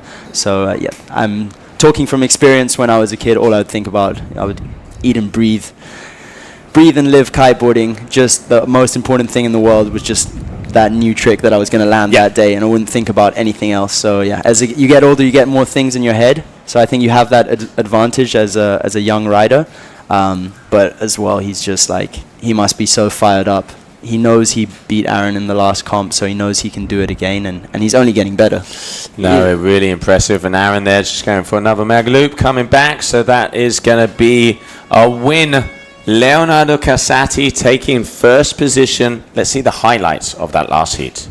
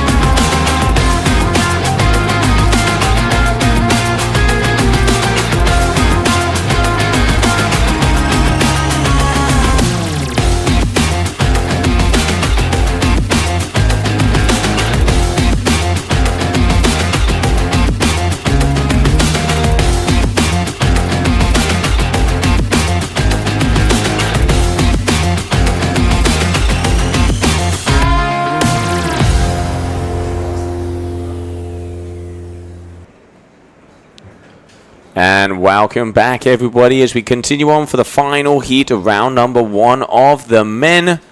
Coming up next, we are going to have Amir Birmingham, Lucas Cerruti, and Jamie Overbeek, your current reigning number 1 on the ranking. We caught up with him this morning. Let's see what he had to say. It kind of surprised me the last event that I won it, but I worked super hard for it, and it was really a spot that suited me. So it was nice that I won that event. And now I've just been training a lot for this event to just keep on track with all the guys and try to ride even better, of course, to win the event. And I'm still riding the same gear, still without a sponsor, to ride the gear that I like the most. So I'm fully prepared for this event. The hardest guys to beat in this competition are gonna be Lorenzo and Jeremy, but you don't know. There are also some other riders like Baby Shark's also really good, and some other guys can have a really good day. So it's definitely not gonna be easy, but whoever rides the best has to win the competition. So let's see. At the beginning of this year with the first events, I had a few 4th places in events, so that wasn't that nice for my mindset. And after that I also made the decision to ride without a sponsor. That also helped me a little bit to have a bit more freedom. Then I started training really hard with that gear. In France I got the 1st place, so that was super nice and I was super confident. I think how I did it this year, it really helped me with my mindset. Because at first, in the beginning of the year, my mindset was a lot different. I had a lot more pressure on me. And now I just take it easy, train a lot and do what I can. Just win the competition. And welcome back, ladies and gentlemen. We are going to be continuing on as we are now with the final heat of your men. You're going to have Amir Birmingham, Lucas Cerruti, and Jamie Overbeek. Liam, that window's going to fly off. Yeah, the wind keeps on increasing. It's really, really getting crazy out there. I think we might even hit 50 knots in an hour or so. So that's going to be exciting. There's few events with this much wind, so let's embrace it. Let's embrace the wind. Thank you. Yeah, no, and just also a couple of questions coming over the stream is what we're looking for. Conditions may alter depending on what is happening out there, but explosivity, commitment, risk, free falling, innovation, extremity, and variety and technical difficulty. Those are the key points that our head judge, Hava Santalandra, has sent to me. That is what they want to see. Percentage of height, there isn't an exact percentage, but I'm going to go out on a limb and say around 60 to 70% is definitely got to be that height factor. But we want to see the explosivity and the technical difficulty to get the whole kind of 100%. Yeah, I think you can compare the format a little bit to King of the Air. That's kind of what they're looking for, a bit more than previous years where we were looking more at innovation and crazy tricks with a lot of rotations. They're really focusing on height and kite angle. And I think a lot of the guys are going to start taking the smaller kites. In the last few heats, they weren't really sure because the wind wasn't strong enough and you might not be able to get that height on the small kites. But I think the wind is definitely there now. So you're going to start to see a lot of doubles with amazing kite angle and super high.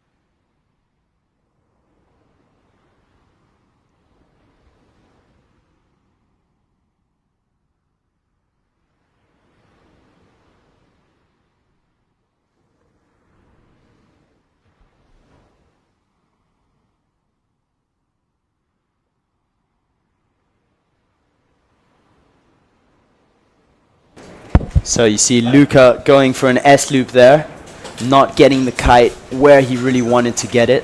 Going high though. Going very, very high, 16.4 meters. But I don't think he'll get a high score for that, because you can see he did the loop. He waited for the kite to kind of catch and go back up to 12, and then he turned the kite the other way. So the judges are really looking for that kite angle. And if you're going to do an S loop, they want you to stop turning it one way halfway through the loop and yank it to the other side. So yeah, and Jamie right now leading the heat. We missed his first trick. Yeah, he had a kite loop back roll there on that first maneuver, 6.50. So waiting, we'll get a replay of that as soon as we can. But now, here we go. Your current world #1 in this discipline, Jamie Overbeek.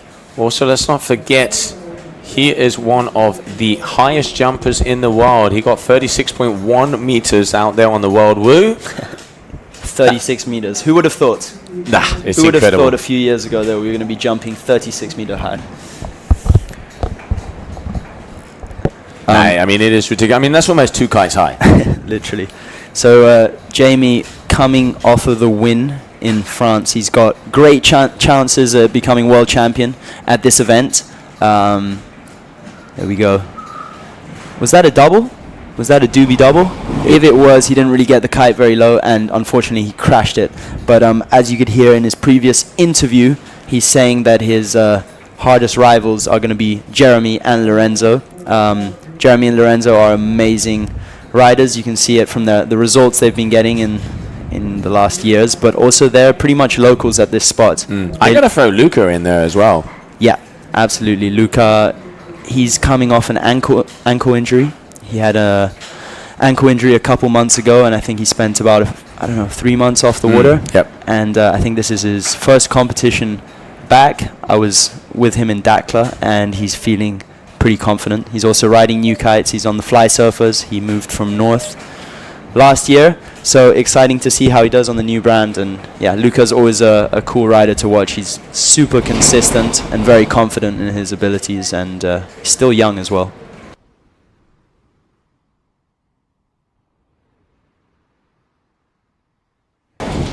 Wow, the gusts are absolutely destroying the booth here. So let's have a little look at the scores. At the moment, we have Lucas Cerruti with a 7.26. Looks like the new gear is definitely working for him. Jamie Overbeek with a 6.50, and then Aaron just with a 1.83. The wild card coming into this event. Great to see the new blood out there in the water. Currently, we have that yellow flag is in the sky, so it means it's going to be Luca's turn. So Luca is going to be jumping. Here you can see him going all the way up the top. That door is going to fly off. I have sent a message to the organization to barricade the door, because I think the gusts we saw, 45 knots have been recorded. So, and that's here on the beach. It is definitely a solid 40 out there on the water. 6s and 7s coming out. Yeah. I'm starting to be happy that I'm on land at the moment. I was really keen to get out there, but now I'm pretty comfortable here in the booth. We did that on purpose, so you would stay here, Liam. That was, we ordered this. We ordered this. So yeah, not massive scores at the moment. Luca having 2 small scores, and unfortunately not getting the takeoff he wanted there. So not an ideal heat for him. Even though he's in first place, things can change up very quickly. Here we go, Jamie taking off. One loop. That is a absolutely crazy S loop. If he had landed that, wow. If he free fell and he took the board off from the beginning, let's see a replay of that, please. That is insane how well he kept his body in place. Look at this yank. Oh, what a shot. I hope a photographer got a shot of that, because that's a cover shot right there. I mean, he literally took that board off just as he was getting yanked, stretched it out. If he had got that board back on the feet, I'm going to say that's one of the most impressive things I've seen. Absolutely. That would have been that would have been a 10. Yeah. No doubt. That should have been a 10. No. I hope he's okay. He took a pretty hard impact there, and that just goes to show how difficult the conditions are. You can see guys struggling on their takeoffs, and these are the best guys in the world. This is Jamie coming off a win, and he's struggling out there. So the conditions are definitely really, really hard. And the crash there is going to kill his confidence a little bit as well. So let's see if he can stay calm and put together a good second half of his heat. Yeah, I mean, seeing the height and just where that kite was and how he, balls to the wall, took the board off just as he was getting yanked. That's how it should be done.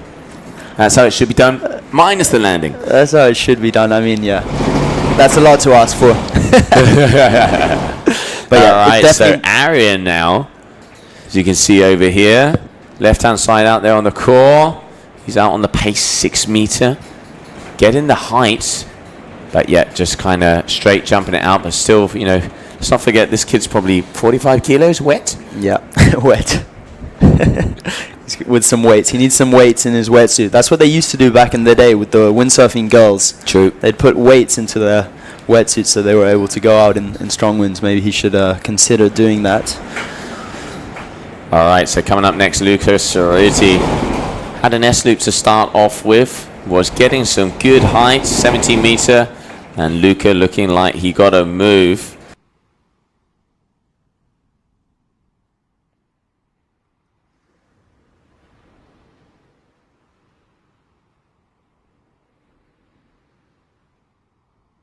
All right, so there we can see Jamie making his way back.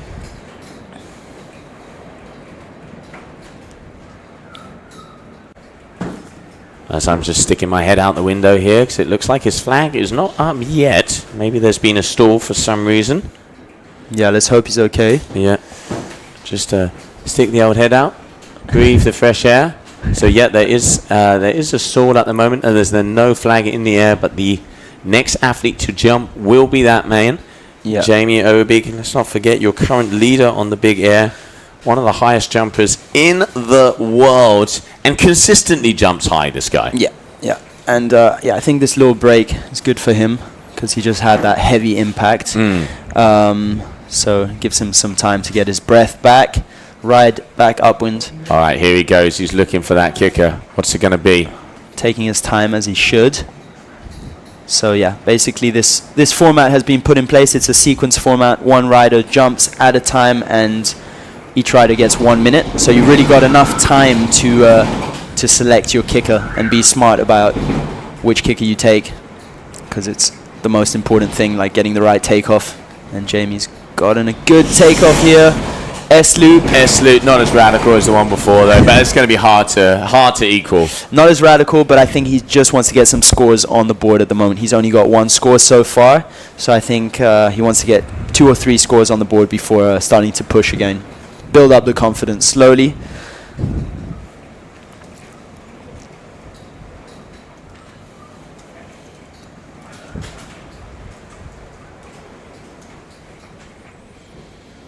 Yeah, so 13.3 meters.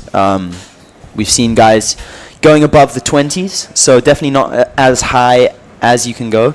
Jamie has opted for taking a smaller kite. I believe he's on a 6. So yeah, he really needs to focus on getting the right gust and the right takeoff if he wants to get height. You could see the difference between the move that he crashed, where it was just absolutely massive and radical, and this last one, not as radical, but got the landing. Yeah, maybe just dial back a bit just to get a little bit of confidence after that big wipeout. But yeah, now we can see, just waiting, as coming up next we are going to have a Luca Cerruti. He's already had 2 crashes. There's that yellow flag. Let's see what he has for this 5th trick attempt. All right, going through. He is sending that kite forward. Maybe he has seen something. He does go off. Kite loop. Double kite loop with a back roll. Maybe that. I think so. I saw the tip go through the screen twice. Yeah, didn't get the yank though, obviously. No, absolutely not. I don't know. I think he's feeling maybe not that confident out there. I don't know if it's the conditions or his gear, but he's definitely not getting that angle. There's one. Yeah, I think and there's 2. I think he did a double there, but that's not what we want to see, and the judges are definitely not going to reward that. So yeah. Yep, so that is going to be a low score. So now Obig, I was having a little look at that kicker. You can see him there on the Harlem in the front and center on your screen. Your Dutch athlete. So it's incredible to see that the current world #1 has all of the different kites that he wants without attaching himself to a sponsor. Interesting. Very interesting. Let's see if Jamie. Oh, going out of control. Let's see if Holland can make up for their loss in the Euros yesterday. See if Jamie can bring a trophy home to make up for it. Yeah, definitely a few Dutchies and French crying in the corners right now. Allez le bleu. No, allez le rouge. Here we go. Not getting the takeoff he wanted, but still managing to pull the trick. That's the doobie booby, the famous doobie booby. But yeah, not getting the kite angle, not getting the height, and he won't get a super high score. I think he will still be in first place in that heat. And Joe, I'm going to have to leave you because Pippa wants to get prepared, and I am caddy / coach, so I'm going to have to pump up some kites. And I'm glad you put it that way, because I would have corrected you if not. So yeah, gone from professional kiteboarder to professional to caddy, and also professional speaker. Thank you very much, Liam, for joining me here in the booth. Enjoy it. I do recommend to get your goggles on, mate, because it is howling. Yeah.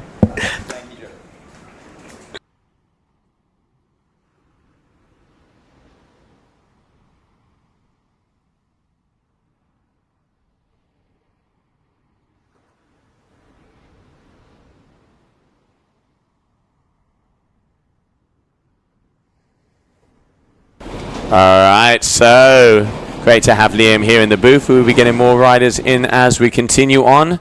As he said, he is here coaching and helping out Pieper van Ersum, a teammate from Duotone Kiteboarding, and also one of the main world title contenders. Will we see Pieper have a world title? We will find out. I know there's a few riders which will want to say no to that, as there is a battle in between her, Sarah, and Francesca. Unfortunately, Natalie, injured, will not be in those contendancies. But now, as we continue and move on here in this final heat of the men, we have Aaron Bowman, Lucas Sorelli, and Jamie Overbeek, your top athletes. So Jamie, S-loop, board off. Does he get it? Yes, he does. So a huge S-loop board off, 15.8 meters high there from Jamie. Let's have a look at the replay here. Up he goes, holds the height, and that is the yank. Takes the board off a little later than the last one, gets a beautiful landing. I reckon this could be one of the best moves so far. Let's not forget, as I said, this guy has jumped 36.1 meters, the world record, third position, and just changing that to feet, that's almost 120 feet high. Now they're at about 15 meters, so you're looking at about 50 to 60 foot in the air, and these guys are throwing these moves. Jamie waiting for a score to come his way. That is absolutely huge, and yeah, absolutely, Cal. That has to be, I'm going to say it as well, the biggest move of the day. Going to be interested to see how it's scored, though.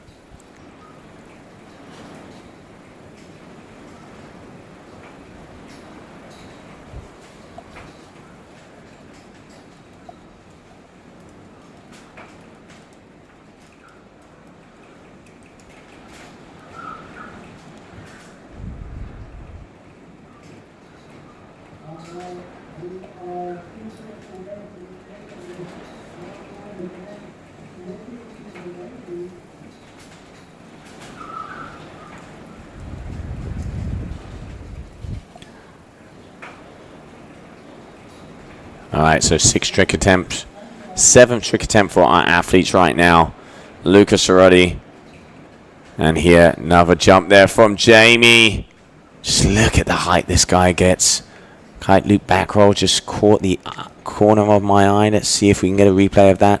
Going once again, 15.5. He did time the kicker very well. Off the kicker. Yet definitely back roll, kite loop, double back roll, kite loop. Probably not what he wanted. Maybe he wanted to go for the doobie boogie. But here, for not making the landing there.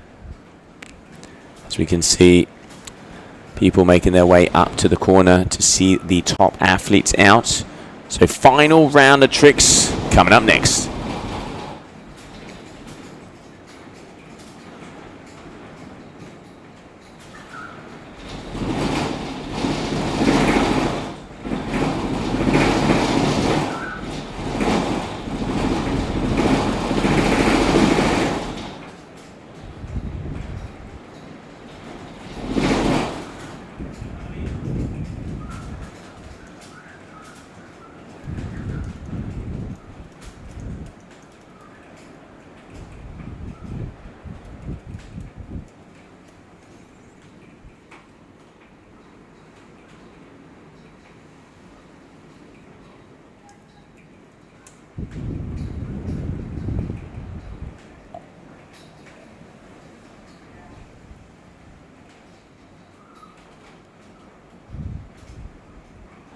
And yeah, definitely Jamie, your best athlete out there so far.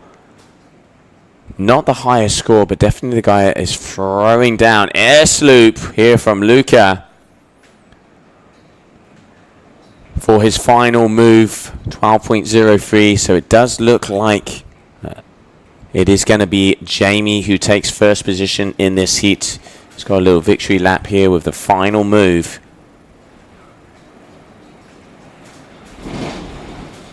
Up and away. Very nice there. Very nice from Jamie. Luca, excuse me. Again, multiple messages in my ear right now, trying to direct this guy. So we're trying to move those cameras because I want them closer as well. Trust me, so we can actually see something.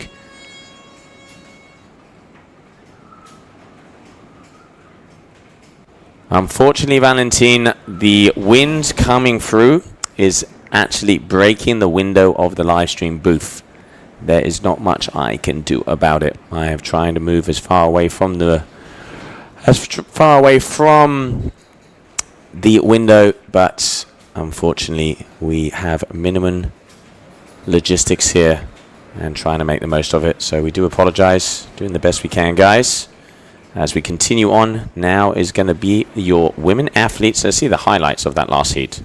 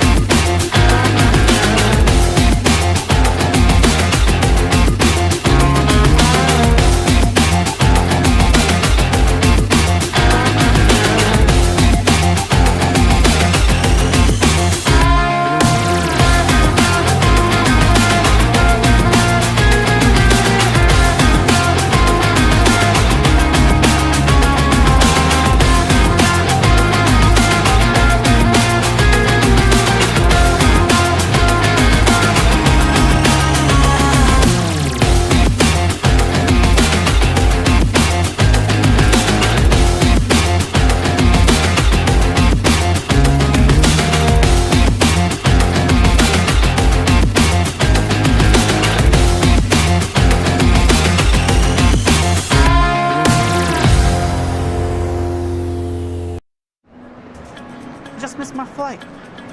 Didn't do it on purpose. Yeah, don't worry. I'll keep it safe. Okay, bye.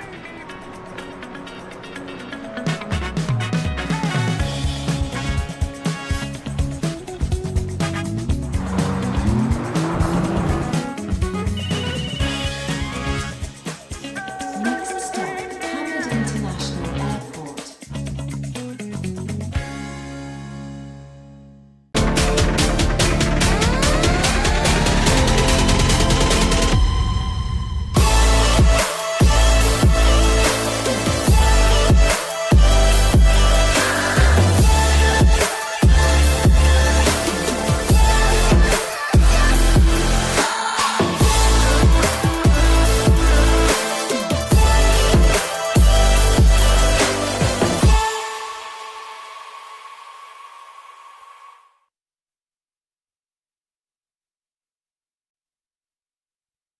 And welcome back, everybody, as we continue on for the Qatar Airways GKA Big Air World Championship. Now, coming up next, we're going to have Inbar Lerner, Lana Herman, and Alessa Sofia Mensch, your first women athletes, as we get ready to rumble. Changing over to the women, as I just had it in here, we had Liam Whaley. Great to be sharing the booth for a little while, giving the insights of the guys out there. And now let's see how the girls throw down, because we have 42 to 45 knot gusts and averaging plus 40 knots already, as it is 4 o'clock in the afternoon of this first day here in Gran Canaria, Pozo Izquierdo, and the wind is pumping.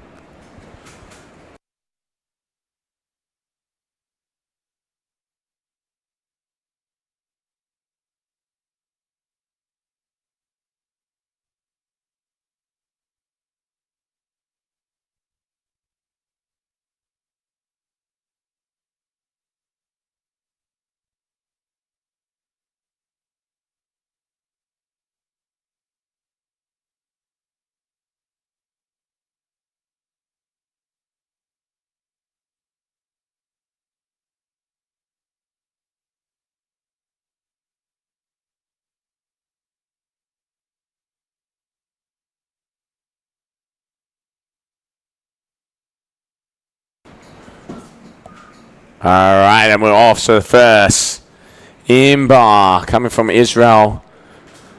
A nice lofty jump that you can see on the duotone, jumping first, left foot forward as we change over to the women.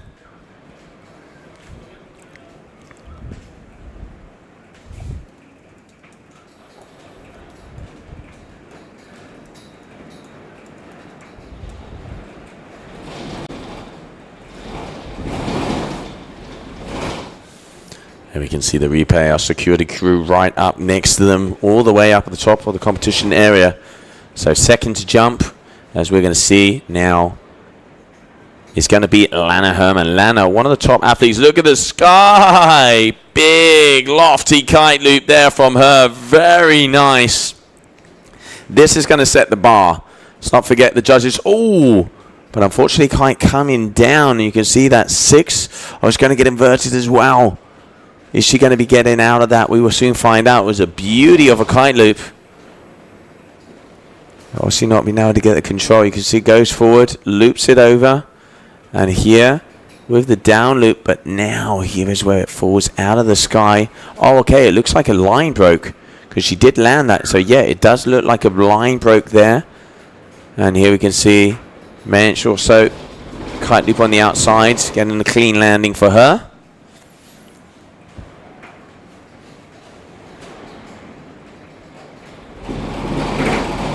At the moment in wave comps, 22s, the likes of Ayrton, and then you can see Matthew is out there on 24s, preferring the longer line lengths for the different styles. So most of the athletes, likes of James, likes of Ayrton, 22 meters, and then Matthew and a few of the other riders out there on 24s. Depends on your style of riding, depends on if you want a little bit more travel, if you want it to be a little bit more whippy. I've even seen some guys on 19s, but your average is 22. Hope that helps. All right, so 8 trick attempts, top 3 moves are the ones that count. Inbar again, looping it out. She has a crash. It's only going to be in. She's going to get that landing with a 3.0. Is going to be coming up very shortly. The girls are all the way up the top. Yellow flag is in the sky, meaning that Lana Herman, but unfortunately, she had the issue with the kite. You can see that kite up there. Everybody making sure she's okay. 8.9 meters. You can see her coming out of the water.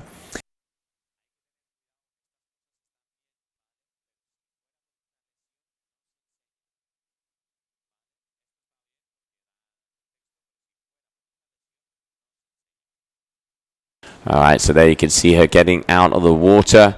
So I presume we are going to be changing flags. Yes, so next Mensch. And then hopefully she'll be able to get back out. It is not easy, this spot. You can see how rugged it is. The stones none of the athletes, you know, talking to Liam, you have to get out there on the right kite, and if you have an equipment failure like we just saw, you are really going to have to get a groove on if you want to be able to get out there. Kite loop late back. Oh, comes down hard.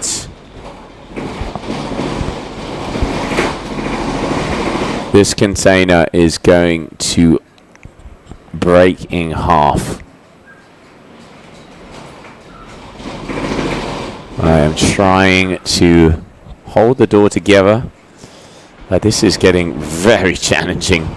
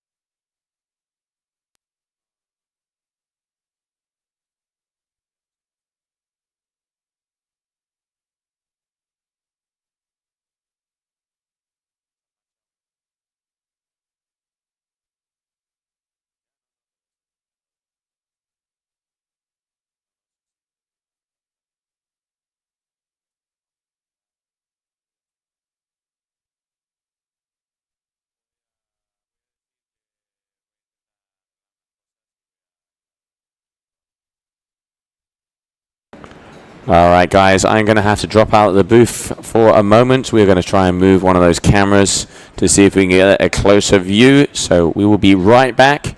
Enjoy the show, and hopefully we'll be able to see the athletes a little closer.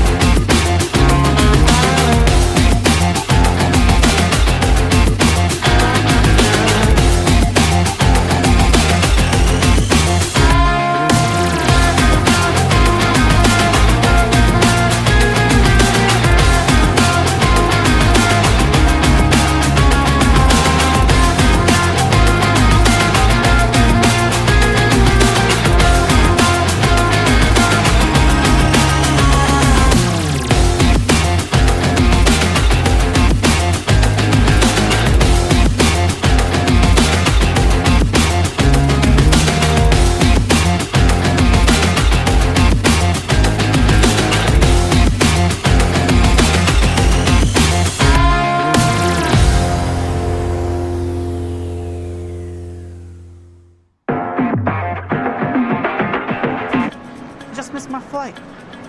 Didn't do it on purpose. Yeah, don't worry. I'll keep it safe. Okay, bye.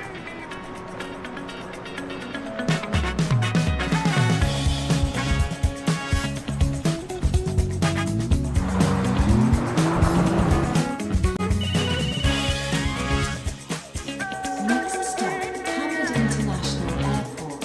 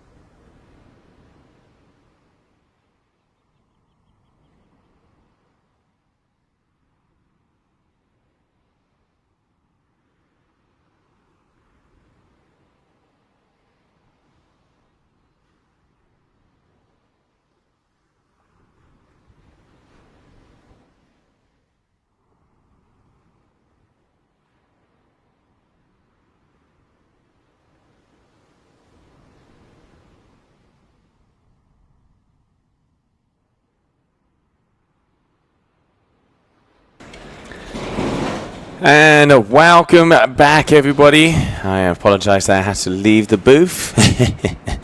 As I can see here, no.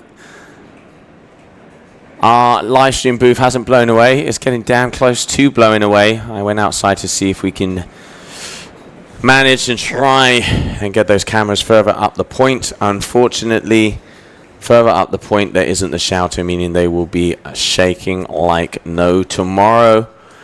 The logistical information we had was we were close enough. It does look like everything is a lot further than they expected. So unfortunately, ladies and gentlemen, we will have to do with what we have. I have tried my hardest, trust me. I would love to have it up close and personal, but we are going to have to do with what we have. It is great to be able to have a stream down here. If not, we wouldn't be able to be seeing it back home. But yeah, Adrian, thank you very much, mate. We are good. And the idea is to finish off with round number 2 of the men today and continue on tomorrow. It is just coming up on 4:30 in the afternoon. And no, we're not dead, John. Get in there. But we are not dead yet. Gonna go for the old Red Bull and get ready to go. So we can see also here Silver, the Kitely athletes, coming in after reserve after Natalie, Francesca Mani, and also Sarah Sadik. So Sarah there with a 6.47. And yeah, we do appreciate it, Malik. Trying to do our best.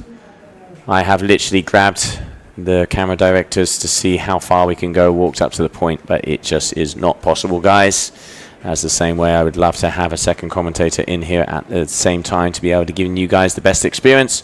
I will do the best I can in my abilities, and any feedback, any ideas, anything you want to shout out, call me out, put it out there on the stream, personally DM me, and we will try to improve this within the thin means that we do have to give you the best viewer experience. Now, continuing on,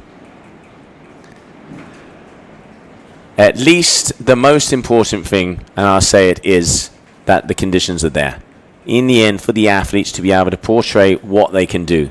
We also have all of the external media. We've got, you know, Colin Carroll is here with all his crew, all the different photographers from all around the world, all the different film crews, our film crew, our photographers. We will make sure that the word has got out.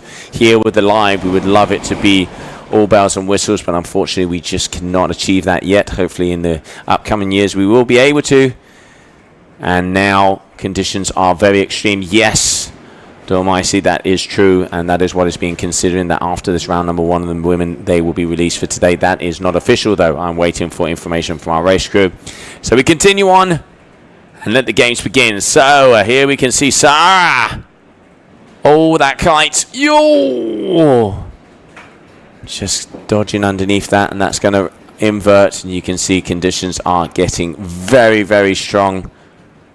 So it looks like she has had an equipment failure as well. And just you can see dangling under her kite. So when she lands, slacks the lines out completely, and boom, conditions are very, very, very extreme. And I can see the race crew out of the corner of the window are seeing what the idea is and what we can do.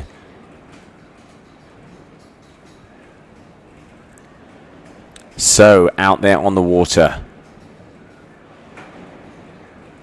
Silva, Sadik, Miami. Let's not forget Francesca. She is one of the contenders for this World Championship title. She needs to win. Francesca, to be first, people will have to be fourth or worst, and Sarah have to be second or worst. So she does have options to be becoming the world champion. Looking a little bit at the rankings, let's not forget that Francesca was fourth over there in Lords of Tram, and she's fourth on the overall, so she is one of the few that has options in this World Championship title run. Welcome to the Qatar Airways GKA Big Air Kite World Championships, and we hope you guys and girls are enjoying the show.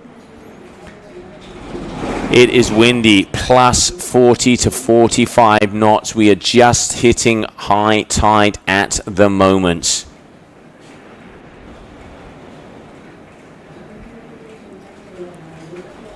Round number 1 of the women.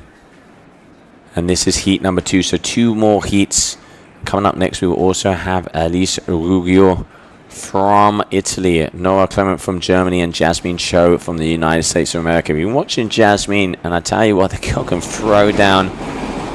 Wife there of Mr. Mike from the Big Air Kite League. And really cool to see what those guys have been pushing with the Big Air sport as well. In the end, a great effort to put it where it is, and putting down with some very cool ideas. Everybody putting their little grain of sand to take the sport to new levels, which is what all of us want to do. And Oliver, how's it going? Hello from Slovakia. Hello from Gran Canaria. So you're day number 1 down here in Gran Canaria, and it is windy to say the least. I would not want to be that flag guy. That guy's going to have a biceps like Hulk Hogan by the end of this day. 2 moves already on the cards for these athletes, working through into trick attempt number 3, where obviously Sarah unfortunately had that equipment failure after that loop. Any mistake in these conditions can be deadly, and you can see that that kite has gone. So we will be moving over, if I'm not mistaken, into a blue flag very shortly, as I'm just waiting for information to come in.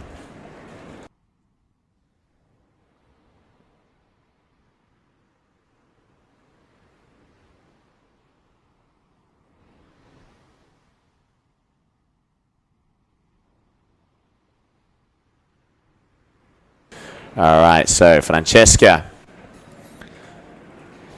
out there on the north, there out on 6s and 5s, goes up, gets the loop with a late back, gets the control. Can she get the landing? Yes, she does. This is why she is a world championship contender. Very nice, very nice.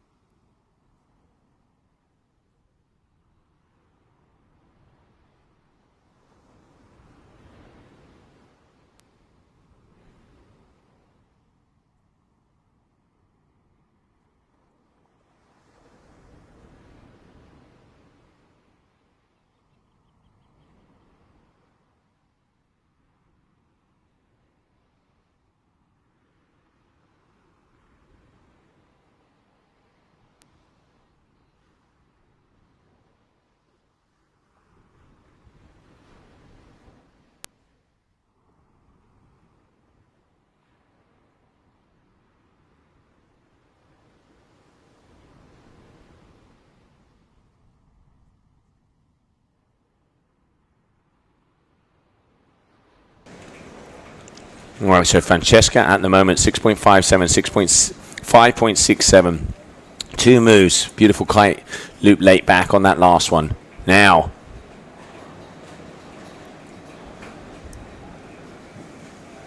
So the girls are on 6s and 5s, ladies and gentlemen. 6s and 5s.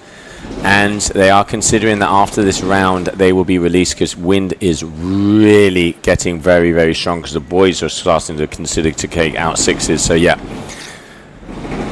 And looking at it, even though this is not an official announcement, I do think that the girls are going to be released after this round. I'm waiting for information to come in from the race crew. Francesca! Horizontal and over, but no, goes down, unfortunately, on that one. But that's putting the kite, and that's what I call a pair. You can see going all the way up, jumps, boom, looping that kite. You know, if kiteboarding rider by coming down hard. So that is going to be a crash for her.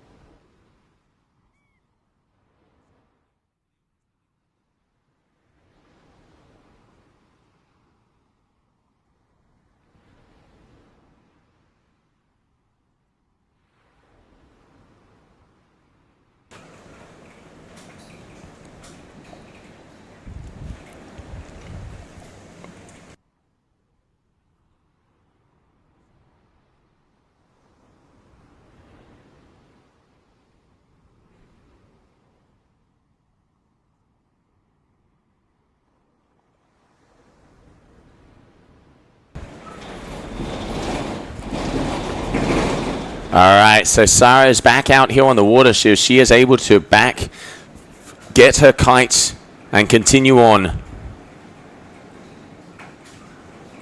Hopefully Leon will be joining us again, but he's out there helping Peeper as he is here to coach and caddy her. So, yeah, I am trying to get other people back in the booth because for both you and me, it is great to be able to have a chat. But, of course, unfortunately, second commentator was not here for this event. So appreciate the love, guys, doing the best we can. And let's just enjoy the action. Oh, ho, ho, ho, ho. Big floaty, that one there from her. So Sarah Sadek trying to do damage control after that first crash. And now Francesca. So there we can see her on the north, all the way out the back. Oh, you have no idea, Bronzer. It is absolutely about to break. And yeah, Jesse, Liam, known him since he's 3 years old. And it is always a helping hand and great to have him in the booth. Very few people as relevant as that young man here with this big air discipline, and looking forward to seeing him back on the water, sustaining that back injury for the last 6 months. But, you know, like the phoenix, he's going to come back from the ashes and put flames out on the world. So now continue on as we have Francesca, 19.17. Maria,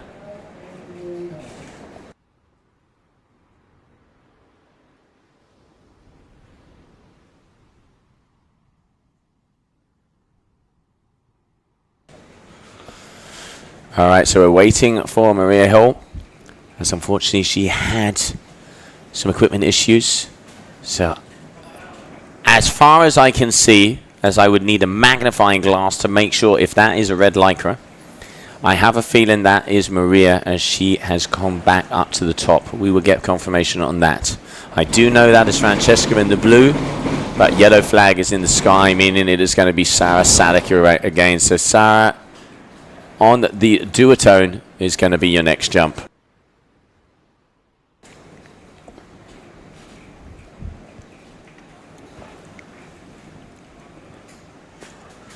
All right, so it's going to be Sarah Sadek's next one, hailing in from Egypt.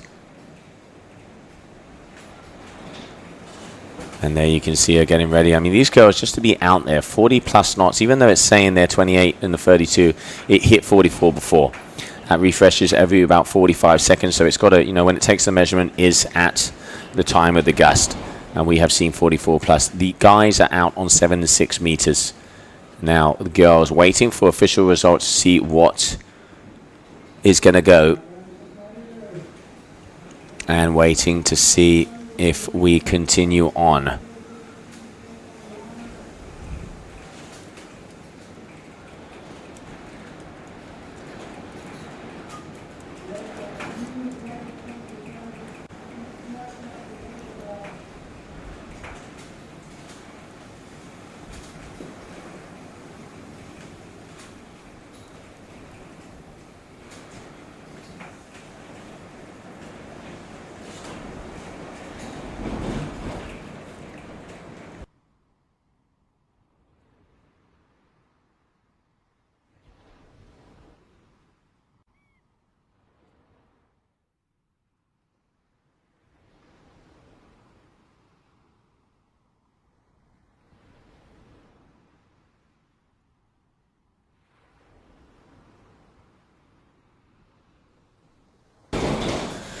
All right, so now we can make that a little bit bigger. The only thing with making those scores bigger is we will be missing the takeoff. So we are trying to...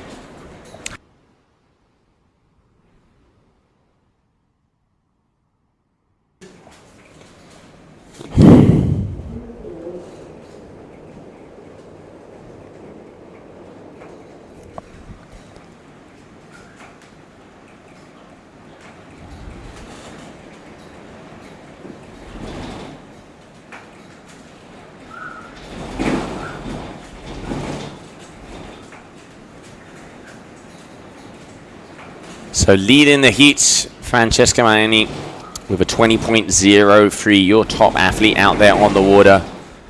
She is one of the World Championship title contenders.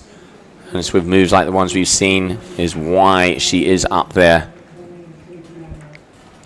Waiting to see and information if the girls are going to be continuing on. And it does look like they are, at least for round number 1. And I swear to God, this container is going to explode.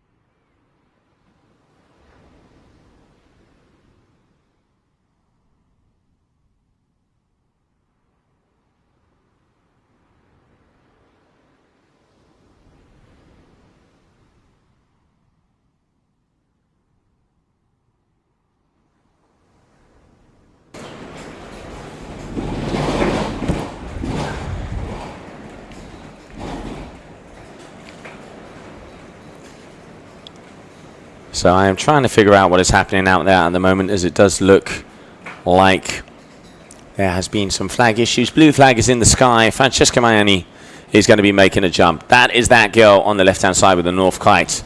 So it'll be good to see her jump. Excuse me. Francesca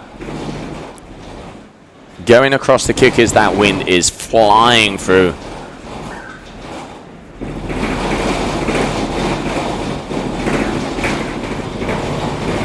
And I'm going to finish this heat, and I'm going to go outside to see if I can resolve this container issue. Not sure how, but hey, multitasking is a skill.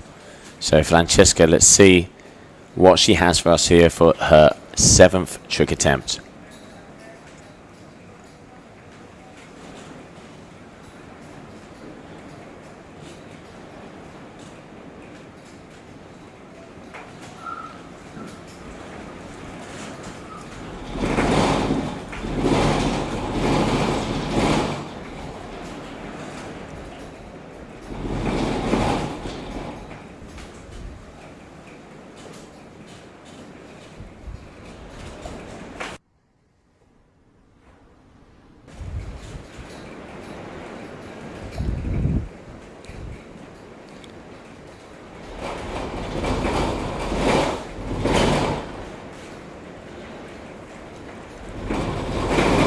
Alright, so Silver not out there on the water, so coming up next will be Sarah, who's going to be on the yellow lycra for the final round of tricks, but Francesca is your winner so far.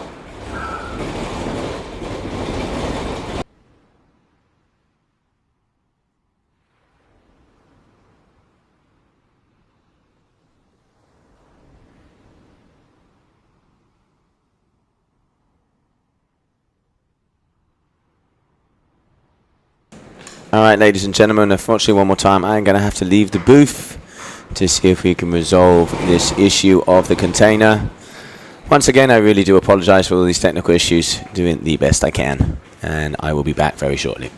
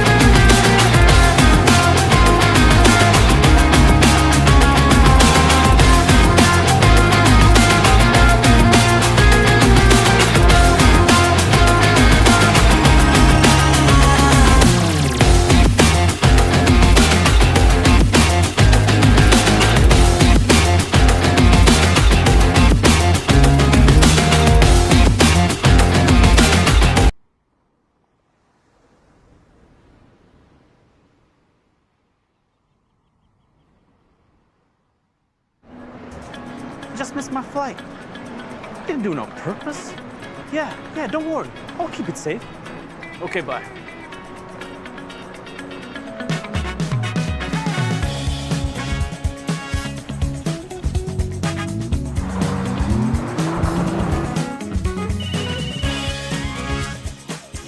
Next stop, Hamid International Airport.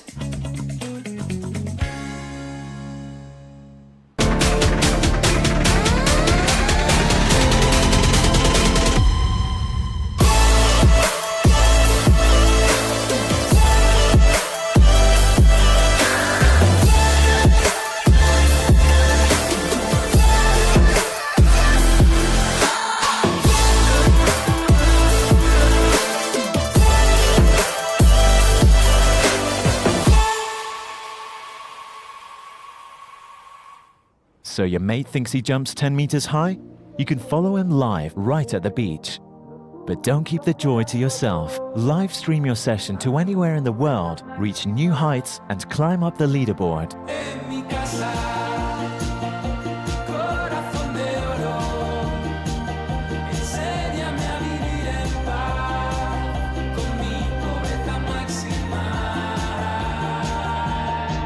Join the ultimate kiteboarding game today. Check out thesurfer.app.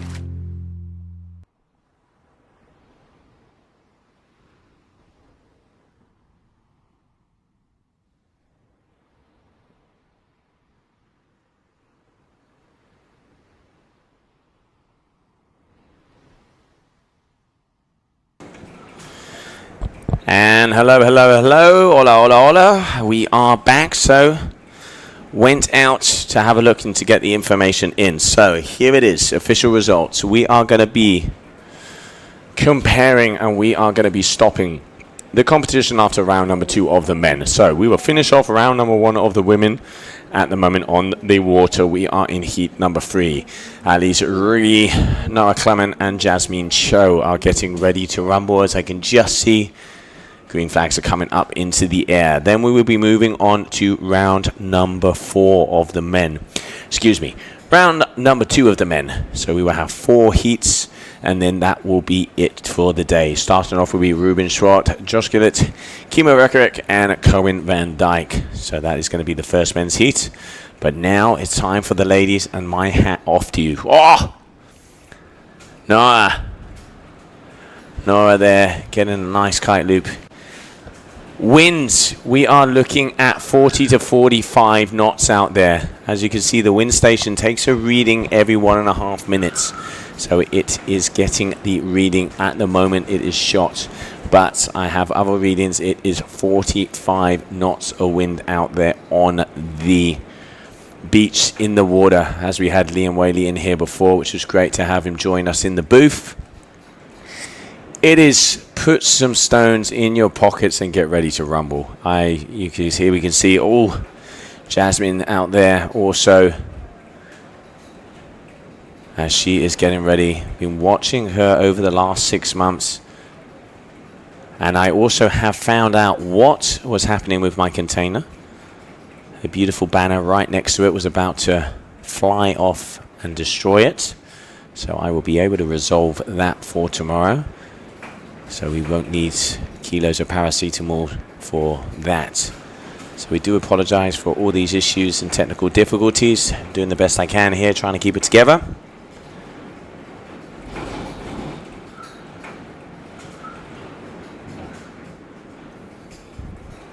And Todd, yes it would. Tickets to come in here with that wind. adrenaline is guaranteed. Beautiful kite leap there from Jasmine. Very nice. Cho all the way up into the sky and waiting for scores to be dropped for her. But what a nice start at 13.4 meters. And here you can see Alice. She is your Italian big air champion. Very talented young athlete. Next up is going to be Nora.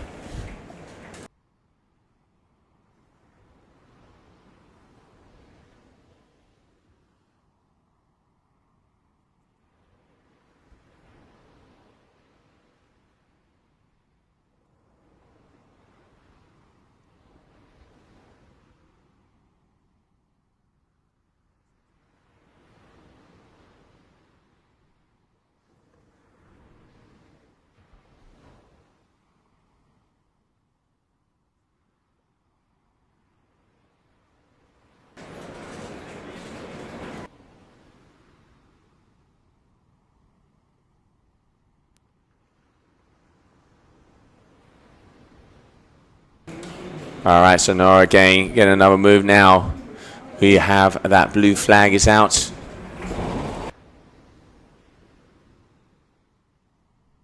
You can see her making her way all the way to the back. I'm so glad I figured out what the hell was going on with this container. So tomorrow that will be resolved, as we are going to be continuing over here for the Qatar Airways GKA Big Air Kite World Championships. Down at this rugged posto izquierdo. Jasmine getting the height, looping it around. And she gets the landing as well. So look at see what the size was on that one.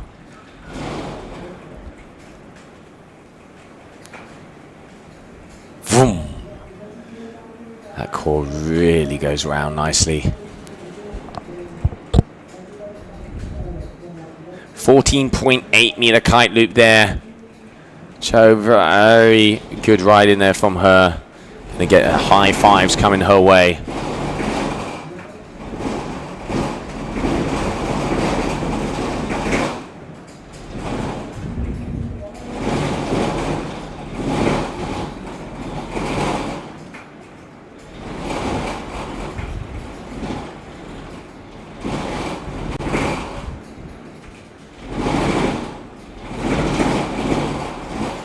Alright, so here we go.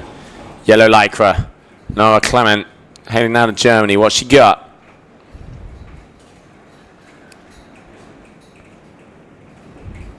Up. Does get the loop. Headies underneath. Nice and calm. Great work there from her. She has a 4. Now this is going to be, let's see what else is going to come up on her score.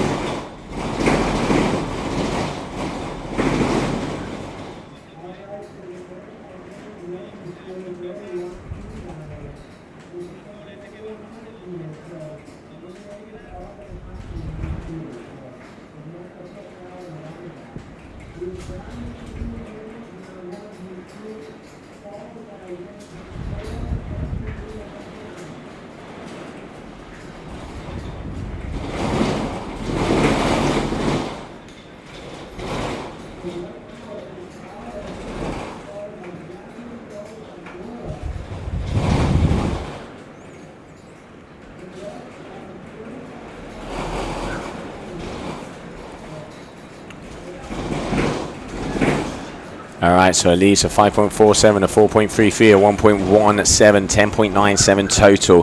Jasmine 5.77, Nora 4.10. So we continue on here for your day number 1 of the Qatar Airways GKA Kite Big Air World Championship. The story with the container, Jojo, is that there is a banner right next to the container that has blown over and is leaning against the container. So what you can hear is the banner flacking against it, which is against the wall that is behind my head, and making that noise. Unfortunately, it cannot be resolved because I can't take it down, and they are trying to hold it back. I can guarantee it will be done for tomorrow, but trust me, It's a lot louder in here than it is out there.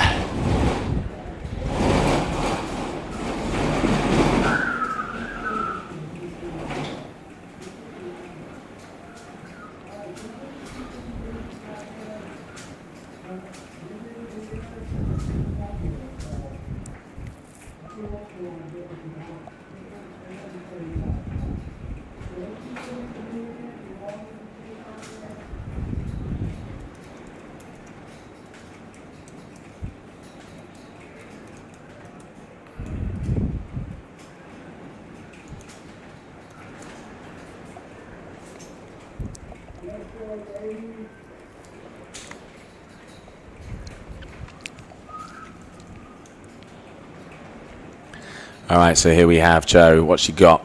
11.77, your current heat leader.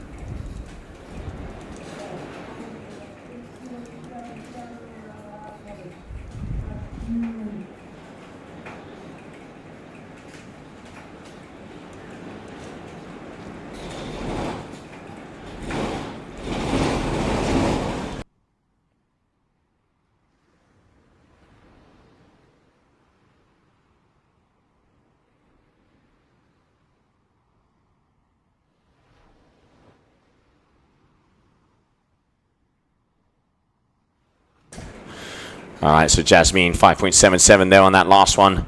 As we can come back, just trying to make it for another few adjustments. And some of the crew outside trying to pull that banner back to see if I won't need a severe injection of ibuprofen by the end of the day.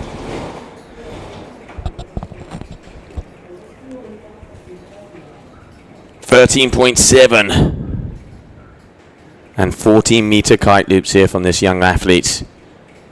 And you can see they're 33 kilometers an hour. Absolutely ridiculous what these girls are pulling. We saw doubles from Zara over there in Bucharest, some of the most legit doubles we've seen.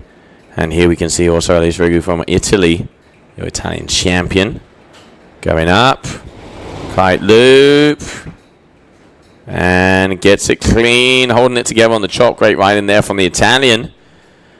4.33, 1.17, 8.77. So big moves, give moves. So kindly back roll with an 8.77. Idea is we will finish off round number 1 of the women, and then we move on to round number 2 of the men. 4 heats of the men, and that will be it for today. We will only be completing round number 2 of the men.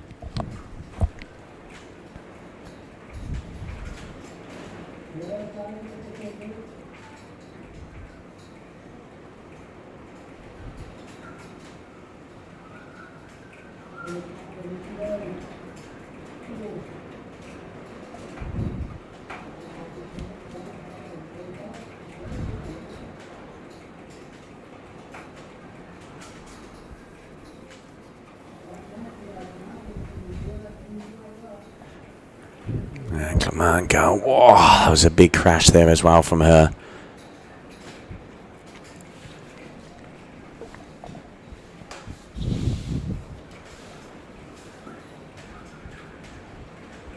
All right, Alice Rugu. 4.0 for that last move. A crash there from Norris, and now Cho lining herself up. She is your current second position. Looking for that third score. Oh, she gets the height. Look at the size of the jump. One of the highest we've seen all day from the women.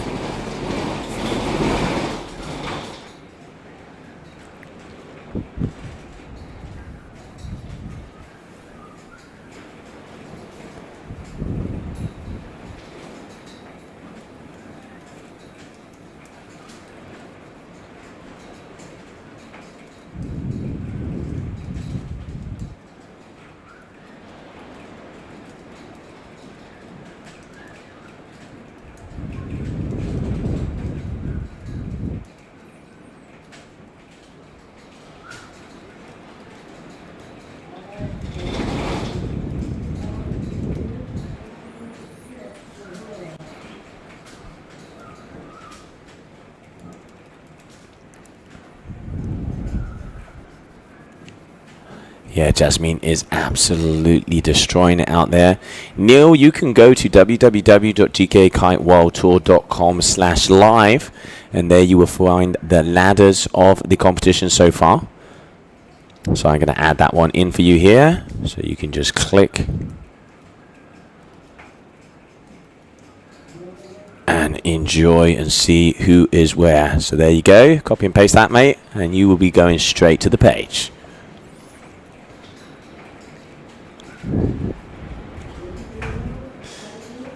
And Nora, big kite loop, very nicely executed. Getting the whip, getting the catch.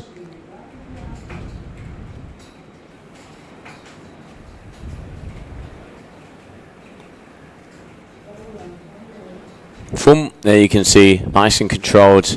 Then that heli loop on the way down, so very nice.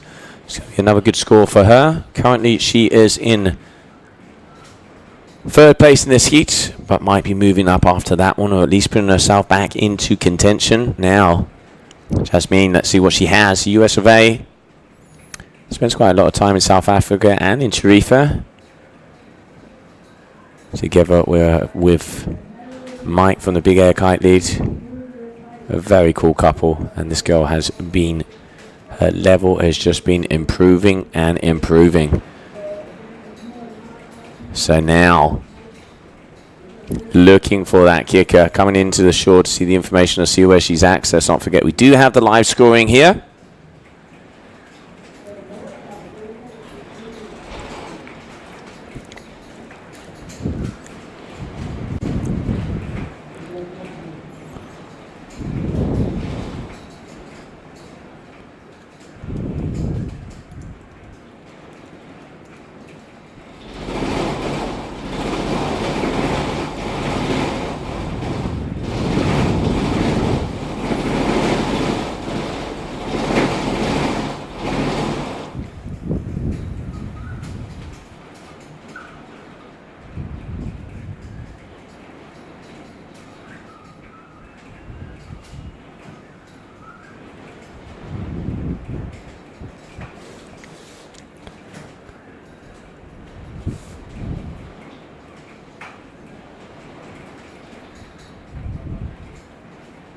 So all of our athletes, as you can see, out there on 6-meter kites, 40 knot gust, with even some 44s have been coming through today. Looks like it's backed off ever so slightly, but plus 40 solid here in Gran Canaria. Good to see you tuning in, Adrian. Hope you are good. Hopefully see you somewhere soon, mate. Get yourself down to Tarifa. Oh, Anis getting destroyed on that jump.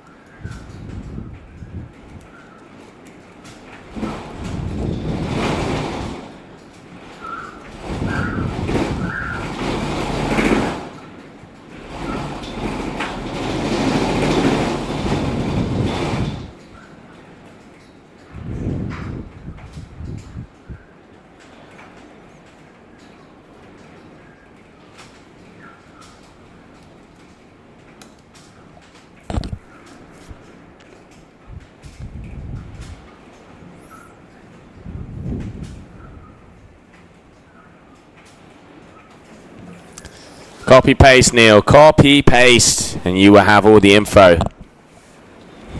So at the moment here, it's going to be your 7th trick attempt for Jasmine. She's all the way out the top. She is definitely catching up here to Elise. She's got had a better second half of her heat. She has a 1.70, and she's only 1 and a bit points behind. Less than 1 point behind Elise, so if she gets a decently land move, she will be moving through the first.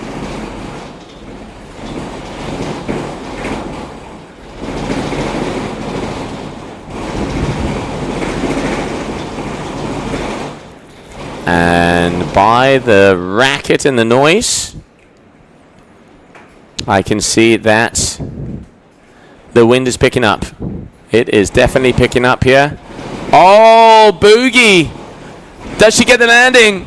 Oh, coming down hard. And checking if she is all right. That was a big boogie loop there from her. Respect, to say the least. Does look like she is launching the kite again. Look at that. Up. Vroom. Loops it.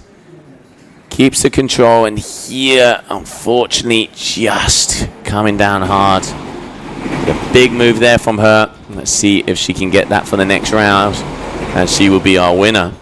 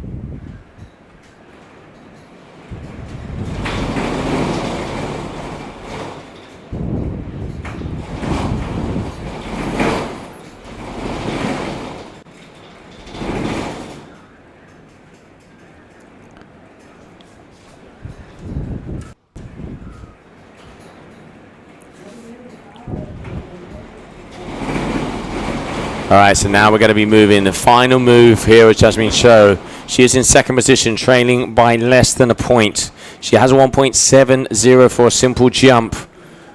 What is she going to be going for?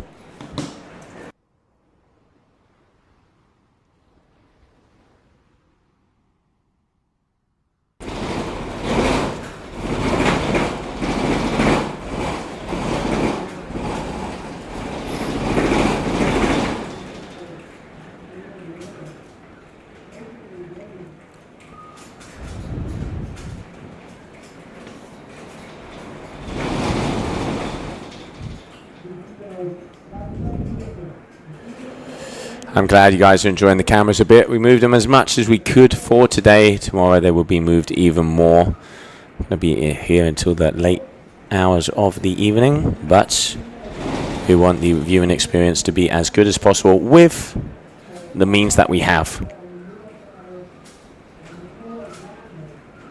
So Jasmine for her final one. Is she going to go for the boogie again? Come on, guys and girls, show her the love. Send her the love over here on the stream. We want to see the boogie. She almost had it. It was nicely rotated all the way around.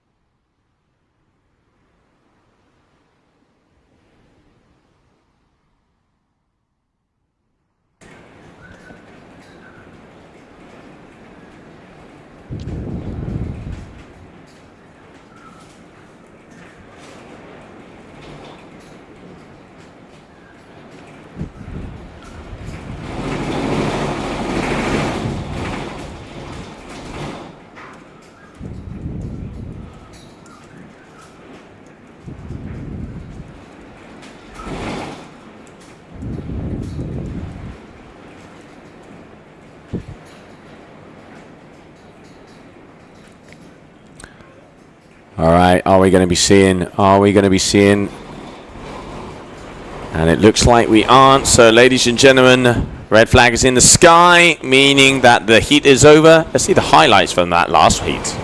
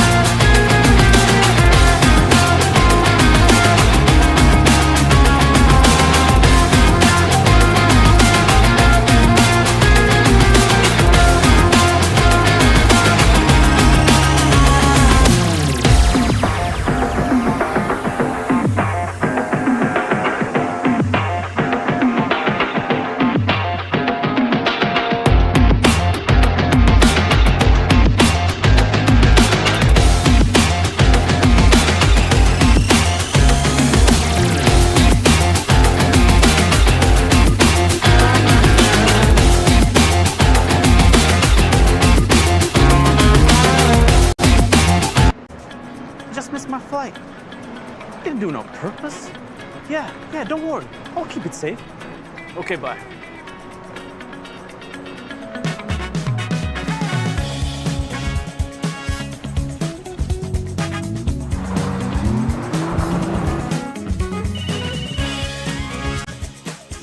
Next stop, Hamid International Airport.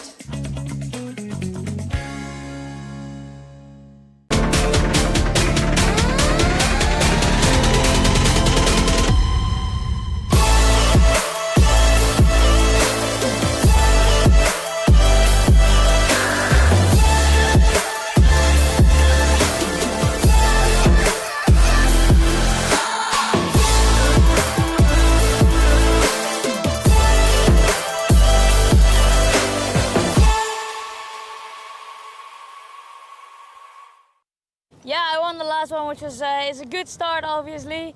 And I've been training my ass off in between events, getting ready, feeling super fit and good. So I'm for sure gonna give my all to go for the title here. I think, yeah, the conditions are way different. It's super strong here, which is nice. There's good kickers. And I think it's just feeling everything, feeling the conditions, getting one with the water, with the wind, and I'm just gonna do my best I can. Yeah, because the title is in reach, it's definitely a feeling I haven't had before. So you cannot really compare one event to another because it will always be different. You always have a little bit of a different feeling. But for me, the main thing is to always go for it and do the best I possibly can in every single trick, every single heat. So that's what I'm gonna do now as well, and just feel myself and be good on the water. And welcome back everybody here to Posto Izquierdo, Qatar Airways GKA Big Air World Championships. Coming up next, we continue on with the final heat of the women. Daniela Moreno, Pipa Van Eersen and Zara Hurand, who are going to be two of the top containers for the World Championship title. First athlete to jump will be Daniela. You can see the red flag on the corner, meaning she is getting ready for her first move.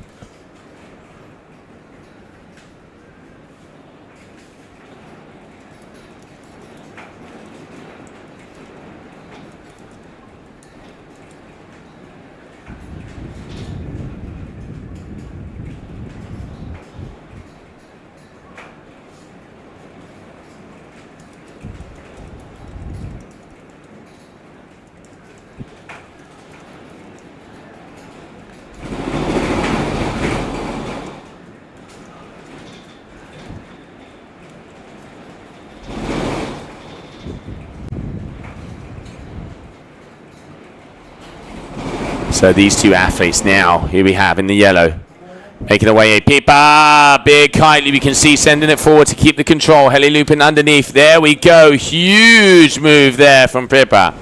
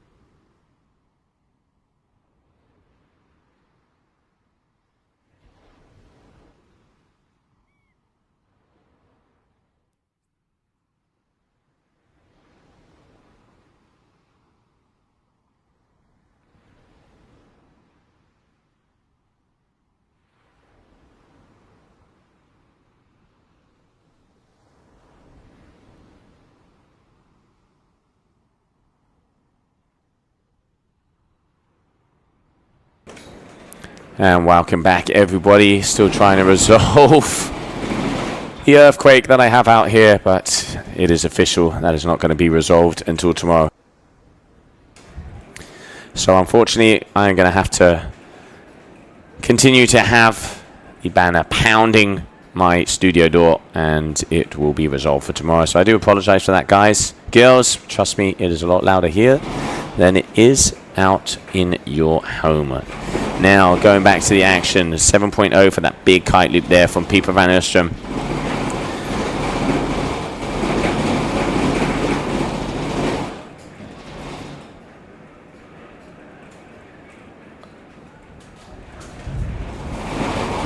And I'm going to try and resolve this.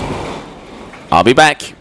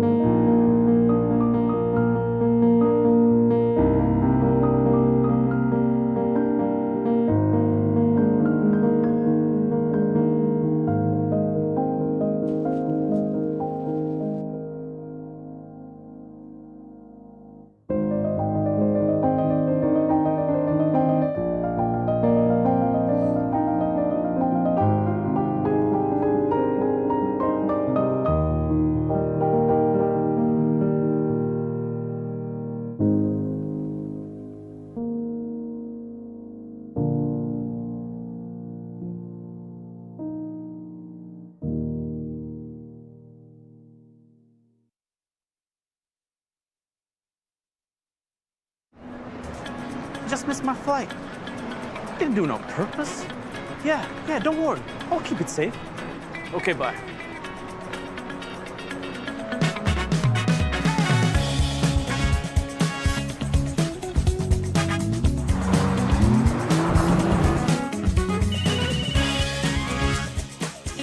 Next stop, Hamid International Airport.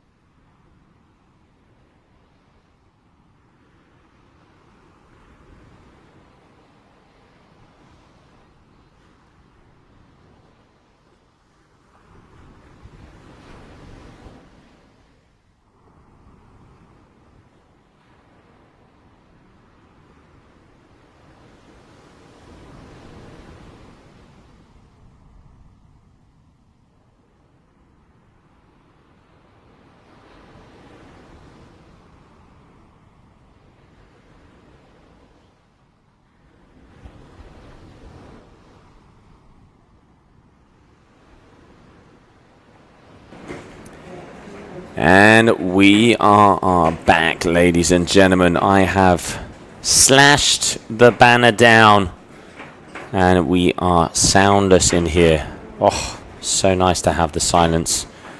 I hope everybody's enjoying a little bit of non-noise action, and I will try and make this as entertaining as possible so we continue on. So out on the water we have Ruben Swart, Josh Gillett, Kimo Vegerick, and Colin Van Dyke. Those are your 3 riders. Cohen in the white. You can see him out there on the almighty Orbit Ultra, a new kite that is going to be released from North Kiteboarding. And by the winds, I am going to say he is going to probably be out on that 7.5. I doubt he's going to be holding down a 9. There you go, boogie board off. Boogie board off with an extra rotation there. Very nice. Kindly boogie board off from Colin Van Dyke. He is currently at 7.67, so the highest score of the heat, the highest move with that kite loop back roll board off.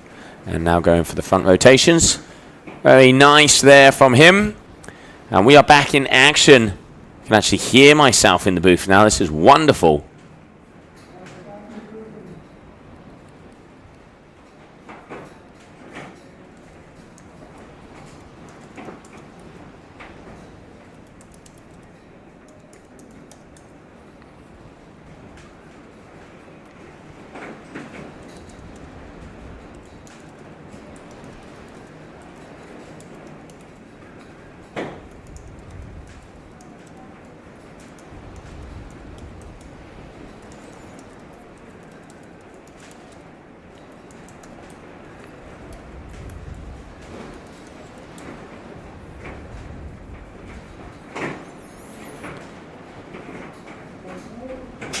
Alright, so yeah, information in 7 meters are the kites that they are on out on the water.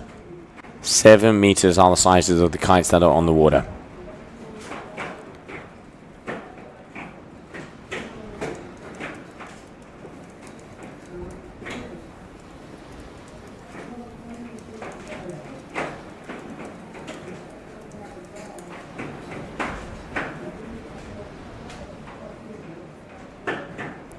Alright, so as we continue on, Ruben, the kid from Australia, Josh. You can see him out there on those blank kites. What's it going to be? Saw some good doubles in the first round. One, looking to try and go for a mega loop, but not getting the pop or the edge that he wanted.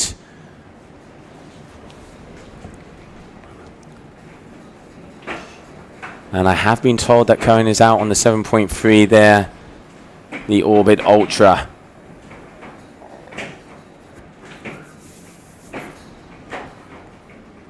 So the heats are 8 trick attempts. Top 3 moves are the ones that count. Victor, you can feel the wind, mate. I'm about as sand blown as it can. And unfortunately, if it was loud for you, imagine for me. I'm going to enjoy a bit of the silence, but yeah, always good to have a laugh. So Cohen out on the 7.3 there, Pedro, as I can see you guys asking.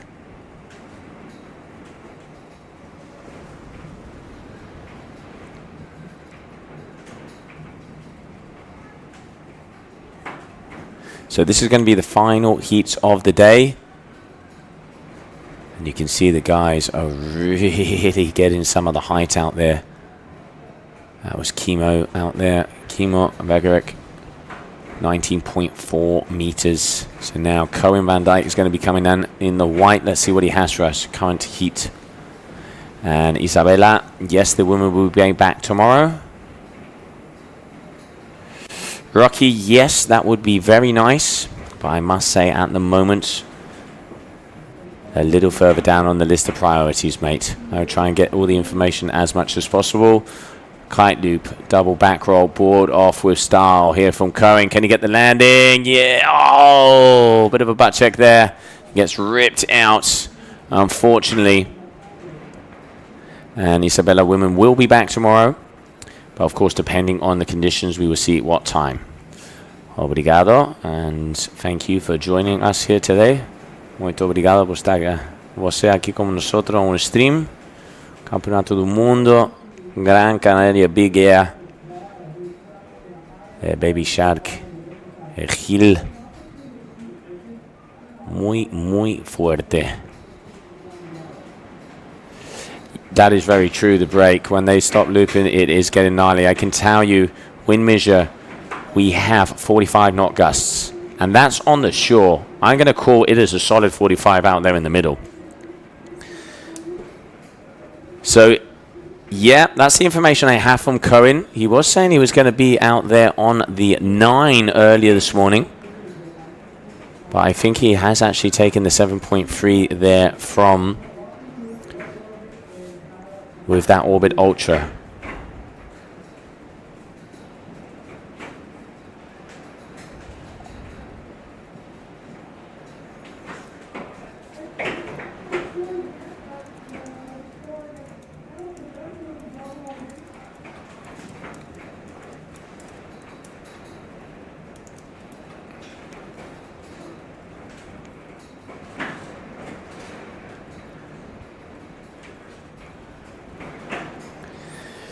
It is getting close to be a perfect day for the triples, but doubles we saw a little bit earlier with the Xatis. Well, we haven't seen many doubles. Josh was putting in a couple of good doubles. But yeah, doubles we haven't seen many. We saw a beautiful S-loop there from Hill, getting some of the highest scores of the day. And as you can see here, Blue Lycra. Chemo getting ready for his trick attempt. So trick attempt number 4 for him.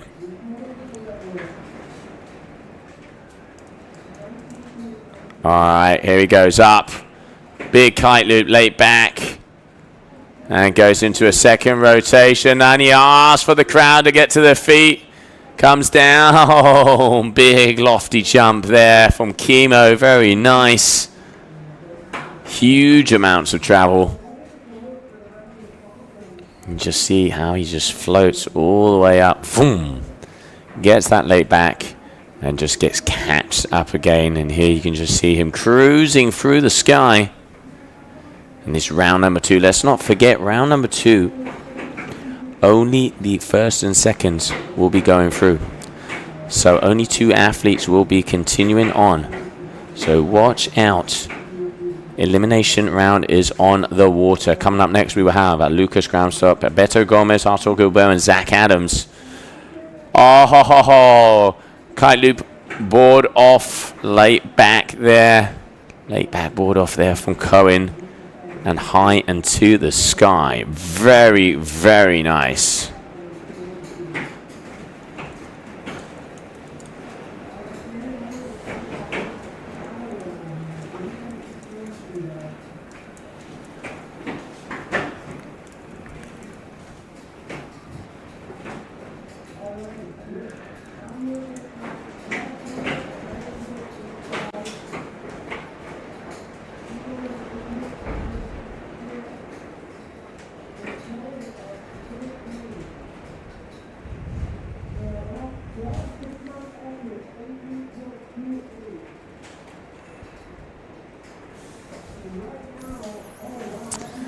So, 3 scores on the boards for most of the athletes. At the moment, your leader, Cohen Van Dyke, with a 15.00, waiting for a nice score to be coming in where he's going to be increasing that. Now, up and away, Ruben. That has got to be one of the biggest jumps we've seen yet.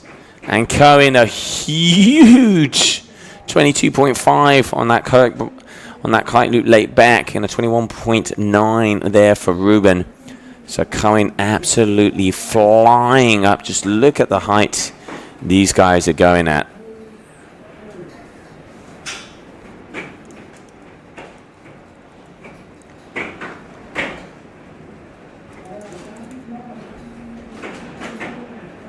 Alright, so now information coming in. Cohen is out on the 7.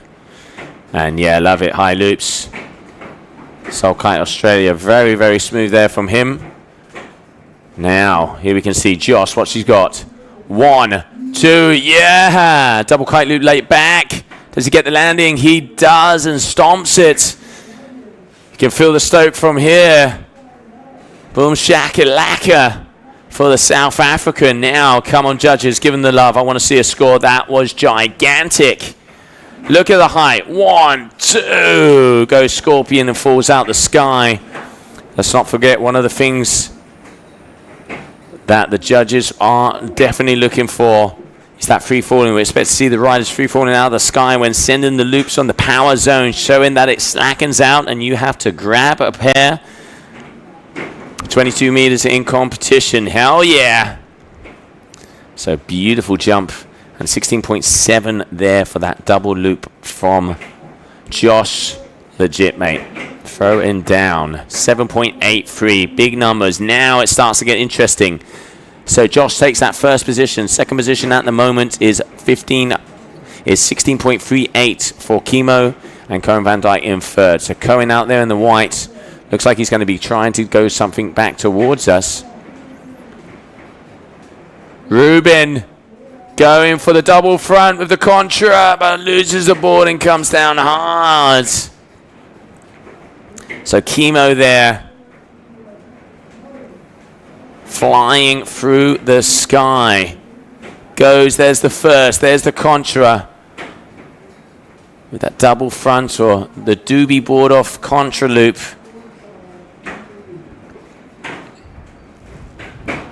Now.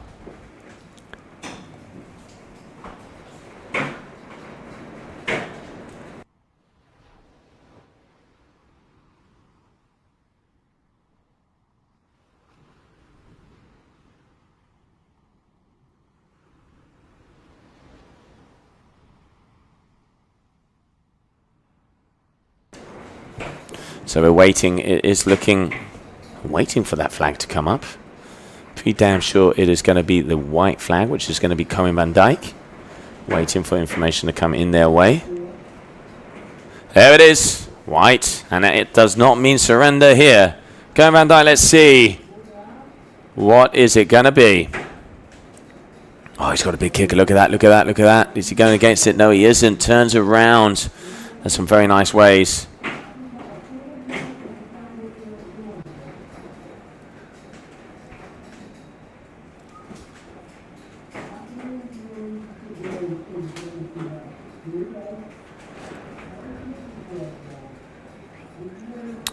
All right, so Cohen up. Kite loop, board off, extended. Showing the style and control and lands it. Yeah, Cohen. 20 points. 2-2. So 22 meters. 22 meters. Cohen's last score wasn't scored because it was the same family.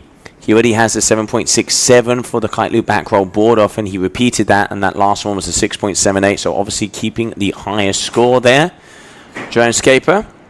And now on this last one with that kite loop board off, extended even the little pinky toe. Let's see what he's going to get. 22 meters in the air. These guys, in 22 meters, you are looking at about 80 foot in the air. That is ridiculous. You're looking at 72 feet. 72 feet in the air. Whoop. Absolutely. Now we are talking. The boys are here to play. Separating the boys from the men out there this wind. 45 knots of northeasterly Canarian Alicios. Pounding the shore out here. So Ruben. Right out of Oz. Your Aussie. A lot of support for him here on the stream. You can see a few kangaroos out there. What's it going to be? It certainly is the closest thing to flying. If there was a heaven, they'd be knocking on its door.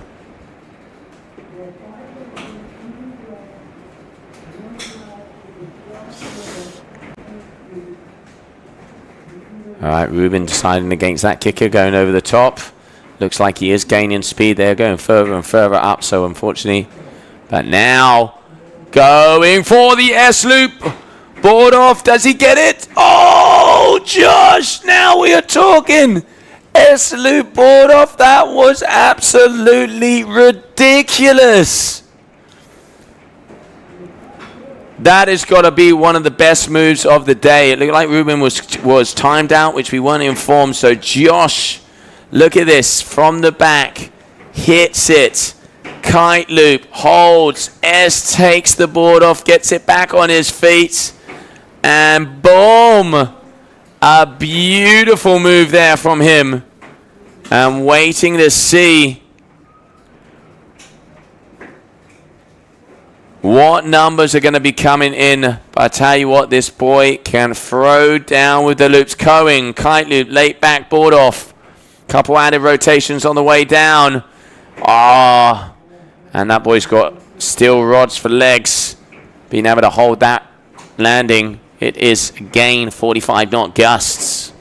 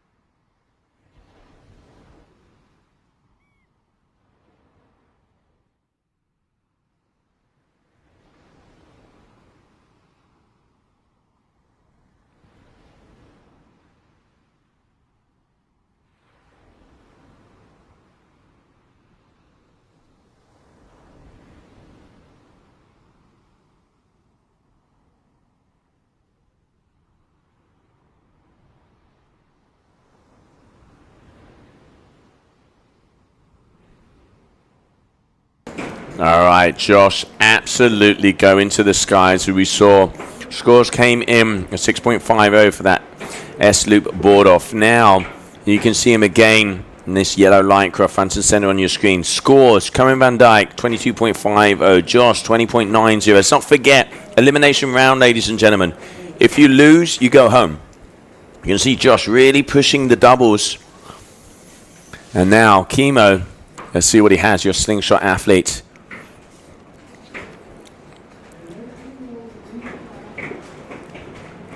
He is out there on the new code NXT by Slingshot, and that is looking like it is working very, very nicely, to say the least, as we continue on here the first day of the Qatar Airways GKA Big Air World Championship.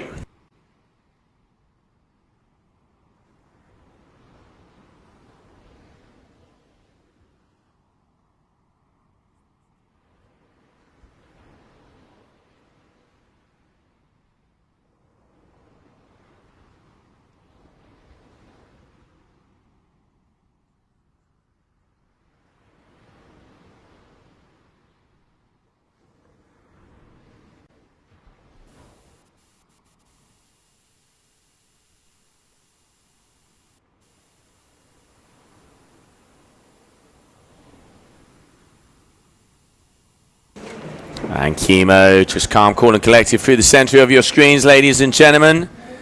And coming in, I can see a very dusty and sand-ridden Liam Whaley. Liam, welcome back. Thank you, I'm back. So tell me a little bit what is happening out there. I can see a lot of dust flying. I can see kites just getting smaller and smaller. It looks like war. It's been absolute chaos on the beach.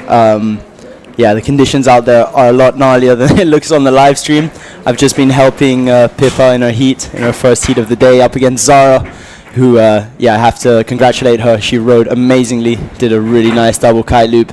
And yeah, these girls are on 5.6s, so they're coming in so fast, and the kites are just kind of dropping them out of the sky, and landing in the choppy conditions is really, really challenging. And the launching and the landing on the rocky beaches is very sketchy as well. So it's chaos out there, and the person who can stay the most composed and calm is someone who has a big advantage. I haven't been watching the guys much because I've just been in the chaos, but I'm happy I can come back in the booth and watch a few heats now. Oh yeah, at the moment Josh going huge with the doubles. Cohen at the moment still holding him off. He had a 22-meter kite loop board off there from Cohen. Some of the biggest moves we've seen so far. We're on the final round of tricks here. Heat number 1, round number 2. We are only going to finish round number 2 today, and then we're going to call it for a day. The good thing, mate, we solved the earthquake here in the booth. So the banner has been knifed. That's it. So finally we can actually hear ourselves and just enjoying the action. Looking forward to see, because let's not forget elimination round. Only 2 guys go through. So the bottom 2. Exciting. So one-way here. Exciting. I just saw Cohen. I was on the beach just now. I saw him coming in hot for a kite swap. So he's just swapped to a smaller size. So I guess he's going to go for a few doubles. Double loops now.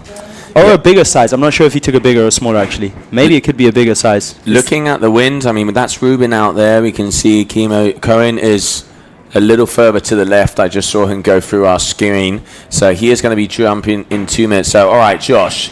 There's one.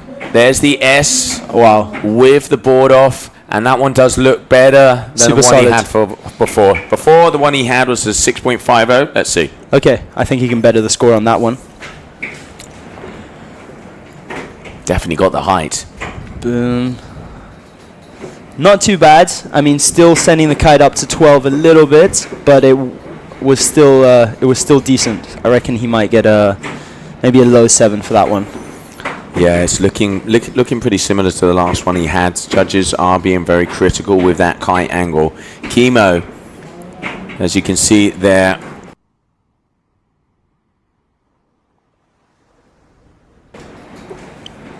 So there we can see Chemo lining himself up. Had a very good start. He's got 3 decent scores. At the moment he's in 3rd position. So now his last opportunity to stay alive. Up, going for the back roll. Kite loop, double back kite loop. Sends it forward. Gets the float nice and easy on the way down. Showing a lot of control. Yeah, absolutely. Not the most technical trick, but definitely showing the height, proper kite angle, and just a solid trick. So he's going to be looking to improve on that kite loop back roll that he had of a 6.42. It's going to be, I reckon, similar, if not maybe a little less. A little bit lower, probably, yeah. If he improves on it, not too much. But he's probably going to stay in the same position. So Cohen is still in 1st place. Josh Gillett from South Africa in 2nd, and Chemo from Holland in 3rd. And 1, 2... Yeah, so going to be a final move there for him. So waiting for Cohen.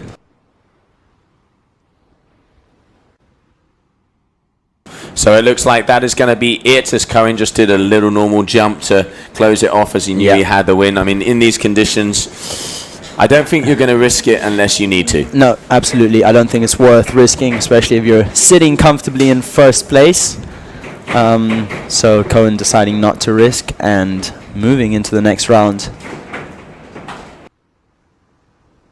And yeah, as we go into the next round, let's see a little bit of the highlights there, Liam, from the last heat.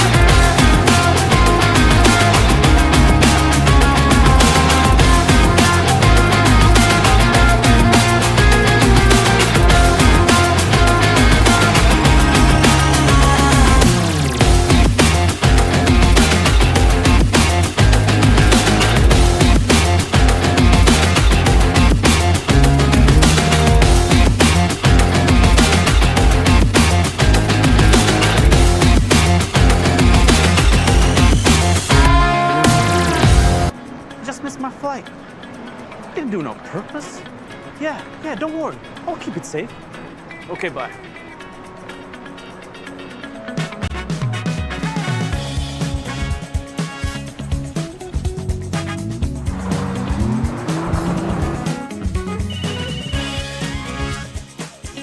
Next stop, Hamid International Airport.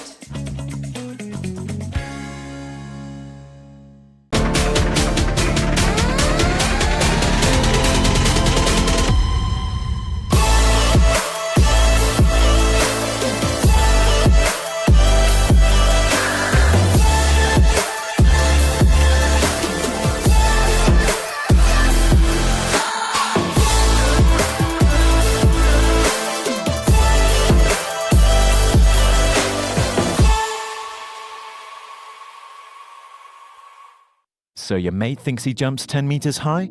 You can follow him live right at the beach. But don't keep the joy to yourself. Live stream your session to anywhere in the world, reach new heights, and climb up the leaderboard.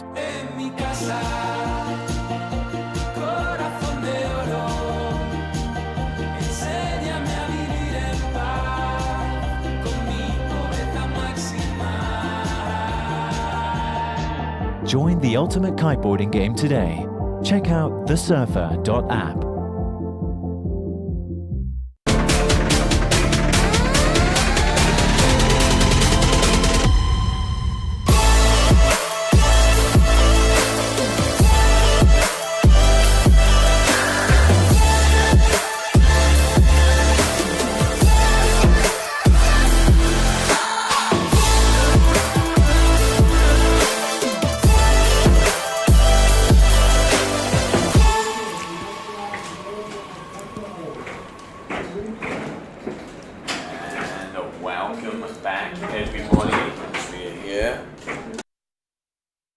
Welcome back, everybody, as we are over here in Posto Izquierdo. 45 knots to win your first day of competition. Luca Gramsci, Beto Gomez, Artur Gilbert, Zach Adams. These are the four men that only two will survive, as the other two, unfortunately, will have to have a one-way ticket home. It is elimination rounds out there. Let's go for heavy hitters, and nobody wants to leave the competition. Yeah, it's definitely exciting when two people are getting eliminated. Puts the pressure up a notch, and yeah, let's see who can handle it. Conditions are very extreme out there, but there's a couple young guns, Zach Adams and Lucas Gramstrup. They're both pretty young, and then a couple more experienced riders, Beto and Arthur Gilbert from France. All right, just going for a basic mega loop there for Lucas. Information in the wind is getting even stronger. We just saw that kite swap that you said from Cohen before was out on that 5.9, the new Orbit Ultra. So obviously, I think probably taking that to go for the doubles, but decided against it. Yeah, he saw that he was in first position and decided not to go for that last trick smartly. But yeah, you can just tell that the wind is super strong. Cohen taking a 5.9 meters, that's wild. Yeah, it's crazy because I had a conversation with him this morning. He's like, I only have one kite, it's a lime.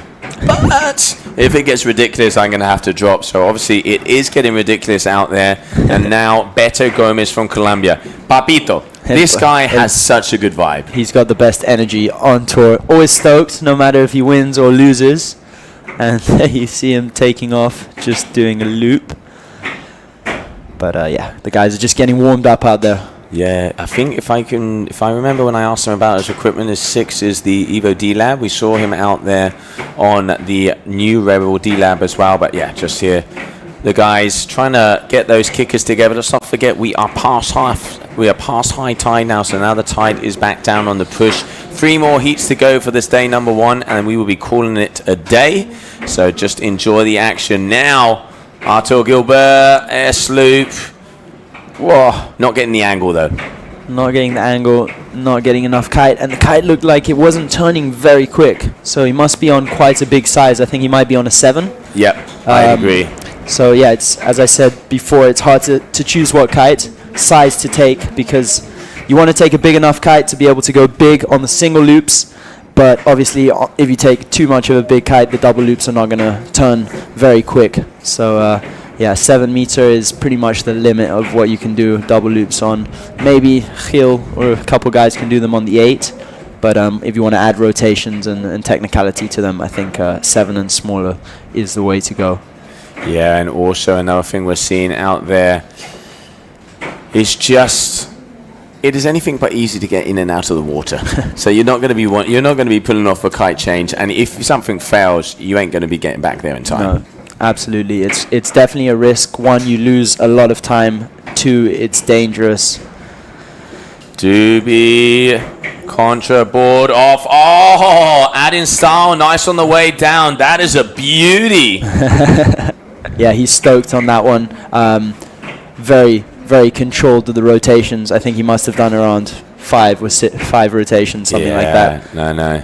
And yeah, the loop wasn't super aggressive, so it'd be interesting to see what score he gets on this one.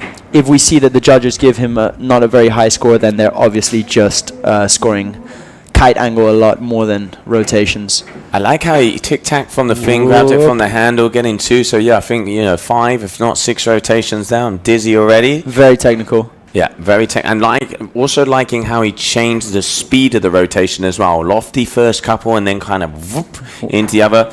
Going to be around the 6s. So yeah, like you're saying, obviously they're taking into account the kite loop, contra loop, excuse me. So we have a 6.1 from Zach Adams on his last attempt. So a decent score, definitely a decent score for his first trick.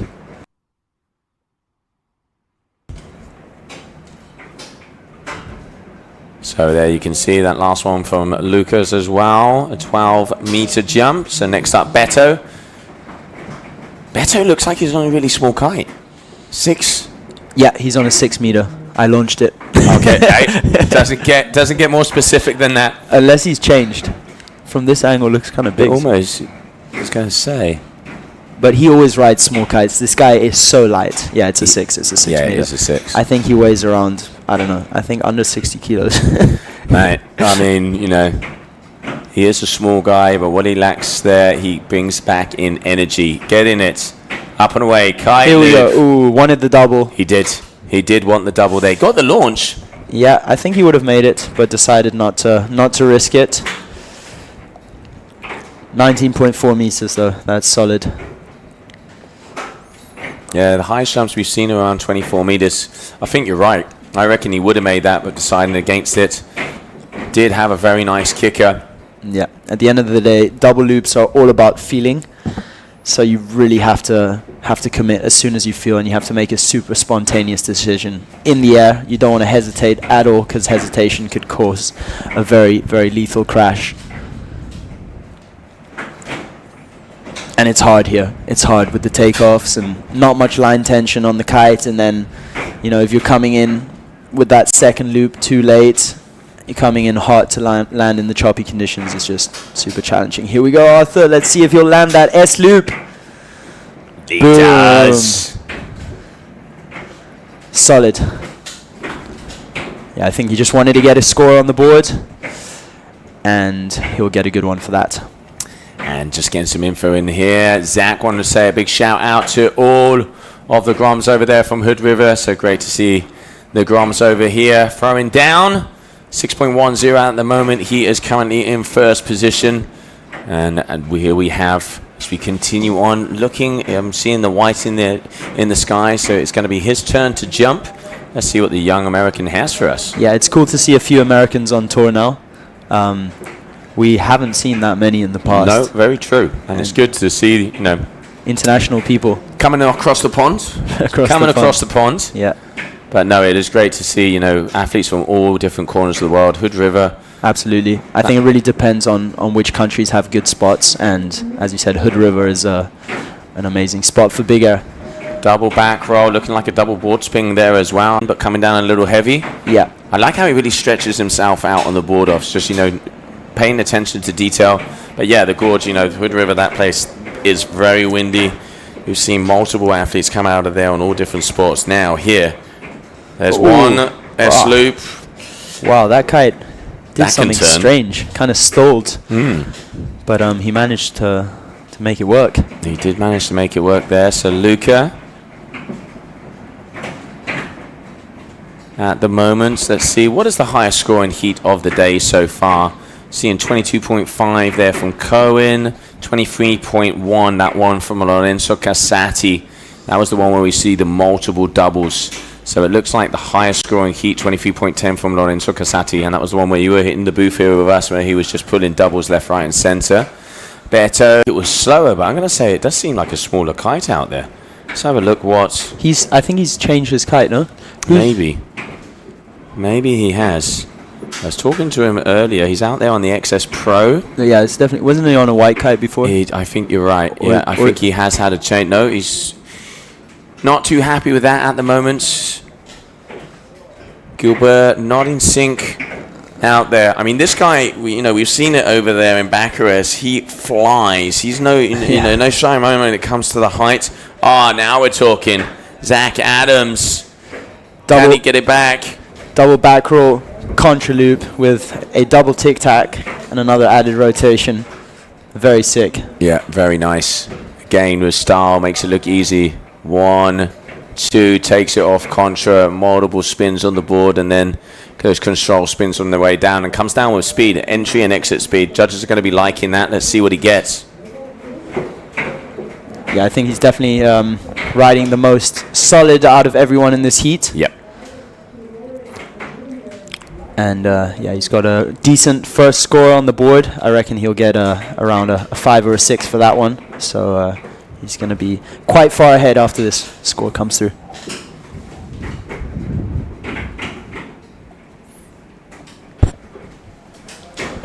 All right, so only getting a 3.1 on that last trick. Yeah, I feel like it's a little bit underscored. Just waiting for it to confirm. Not confirmed yet. And it's got that line under it. It will mean it will be going through. Yeah. So, yeah, just waiting. I think there's been a mistake out there. Beto, now we're talking. There we go. Going up and away. Hell yeah. He's woken up. About time. 5 o'clock somewhere. Big doobie loop from Beto there. And, yeah, finally going to get a decent score on the board for that one. Yeah, I mean, as Beto would say, tranquilo, papi, estoy aquí, estamos activos. Ya tú sabes. Ya tú sabes, exactly. But it's so cool to have guys like him on tour. Like, it just does keep the good vibes, and it's so important. Yes, everything has to be professional, but also double contra here from our tour. He's not getting the angle, though. No. I think he did a rotation on the way up, too. But yeah. See if we can get a replay. I mean, these guys are jumping at least 300 or 400 meters away. So as we have had a hard time out there today to get it. I will say I do like this angle because you can get the kite and you can see what's going on. Sometimes when it's a little bit too close. Yeah. We would like to be closer with one of the cameras to get those extra details, don't get me wrong. Yeah. But also this angle is good because you do get the full perspective, how high they're going, where the kite is, Absolutely. And it does help. Yeah, I think it's really cool for people watching the live stream to be able to see the kite angle as well and get a better judge on how much the trick should be scoring.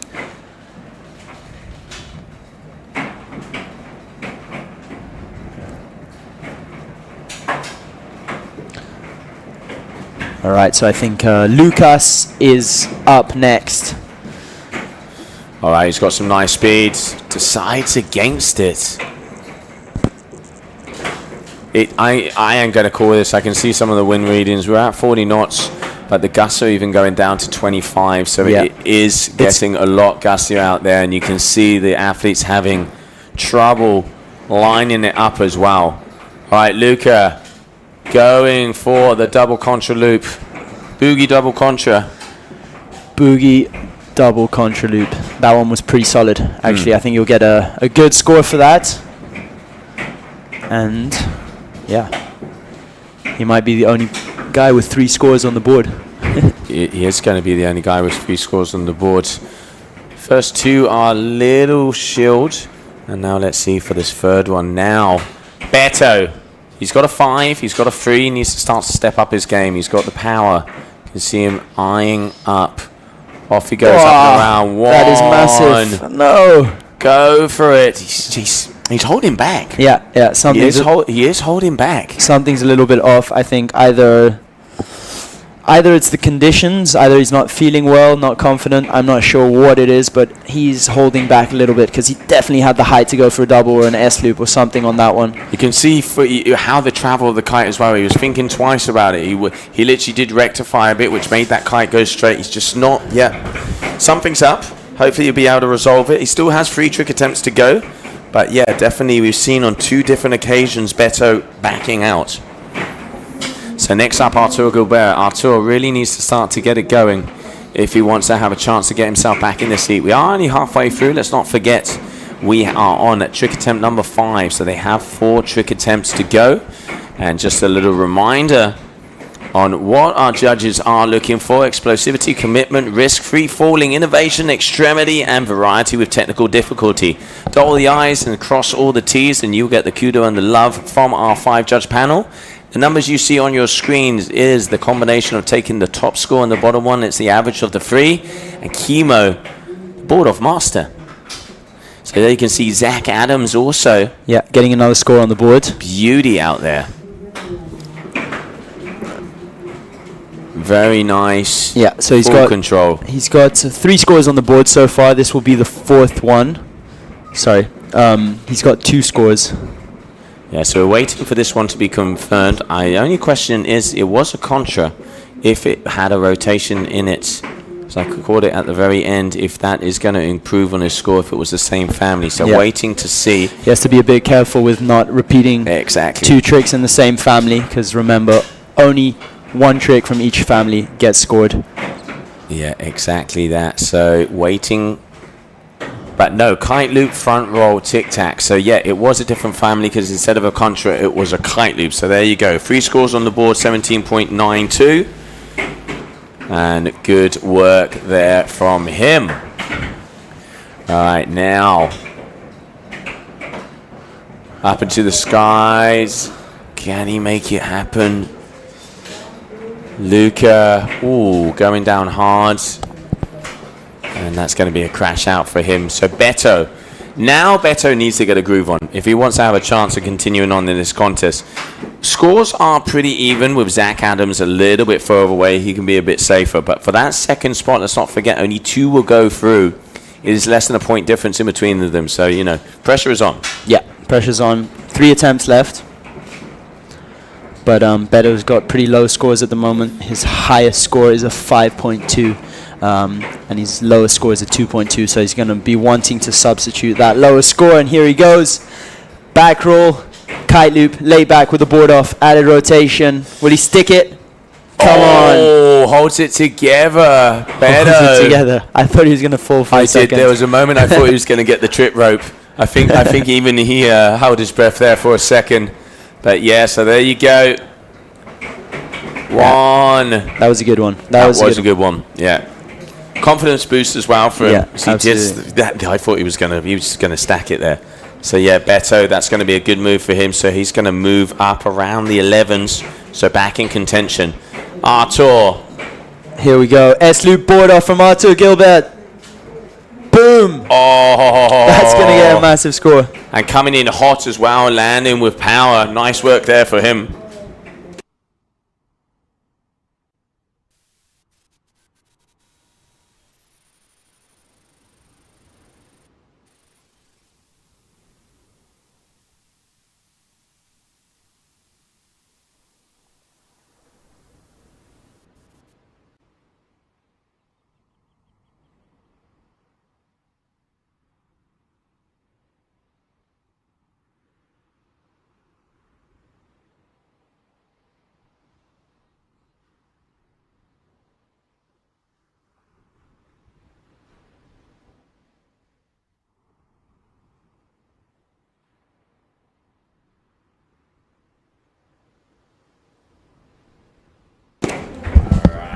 Back on with action, so let's see.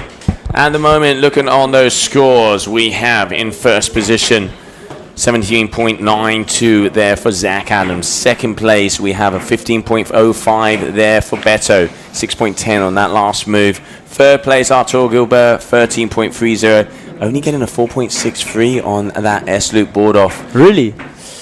Yeah, I think maybe the perspective from the judges has a little bit more view of the travel, but harsh stills. Yeah. Beto, boogie board off. Kite loop boogie board off. Very nice. He's got his confidence back. So 13.9 meters here. You can see. Tell you what, that kite spins around so fast. Up, whoop. Controlled. Not a lot of travel distance. Quite vertical, but still. Yeah. Sixes, high 5-6s, I reckon, something like that. But that's going to eliminate that 3.75 out of his score, put him in contention for that second place. Yeah, I really think Arthur should have got a bit more on that S-loop board off. It's hard as well because he would have thought he got more and he doesn't know.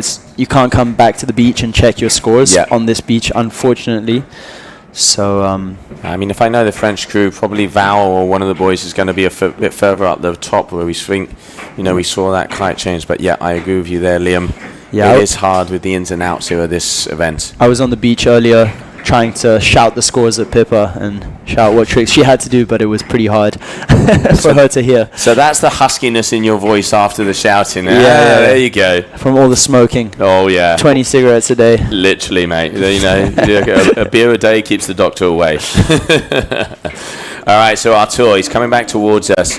Does look like he's out there on the 7. He's lining it up. Going. Here we go. Oh, my God. Boogie double. Oh, and from the fin as well. That would have been a big score. What a shame. He's going to be gutted about that. Yeah, got catapulted into some front flips on the landing, unfortunately. I thought he had it. I did think he had it. From the fin. It was solid technique. The kite doesn't turn super quick. Just didn't catch him on that second one. Needed that extra meter height. What a shame. He's definitely going for it, though. He knows he's got to. Yeah. He has one more move. Yeah. It is do or die. Yeah. Pretty much for minus Zach Adams, it is do or die. So now, at the moment, safe Adams and Gomez. Lucas Gramsop is going to be jumping.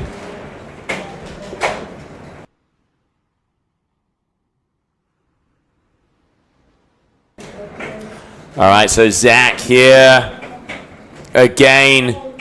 Oh, this guy can board off. Oh, getting caught up. That's a shame because that leaves the door a little bit open. It leaves it open for Beto. And let's have a look at the scores here, Liam. I mean, Lucas, if he got a decent score, he's in contention, but 6 points away, that's hard. Artur needs to increase by 3 points.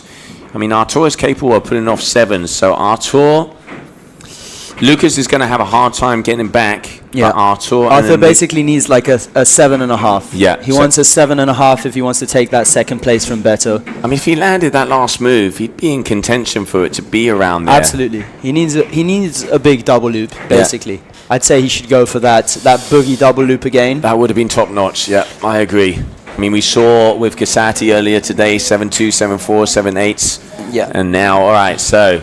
Final move here for Lucas Gramsop. What's it going to be? Danish athlete. Needs a 10. Boom.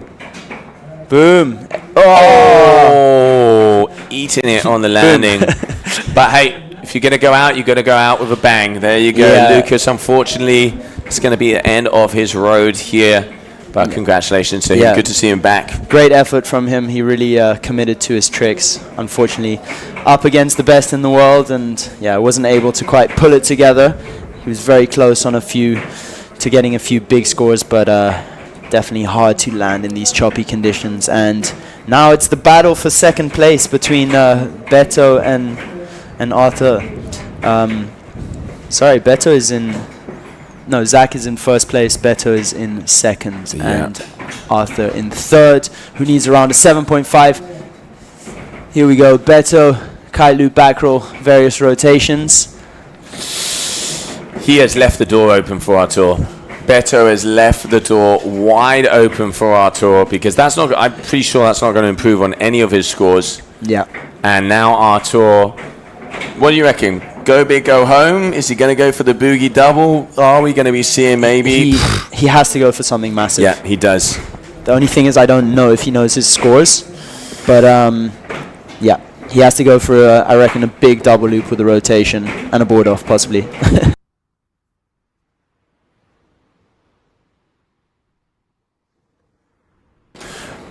All right. Is he going to be jumping this way? Because he's quite far out. Here we go. Yeah. Here we go, setting up. Taking his time. I reckon he's going to be going for the boogie double with the board off, because he's coming, he's way out, he's coming towards the beach. So I reckon we might be seeing this. You know what? I'm going to get that graphic off.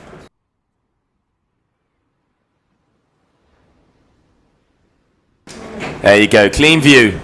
On it, Joe. Clean view for our athletes as he is going to be jumping out of that left corner.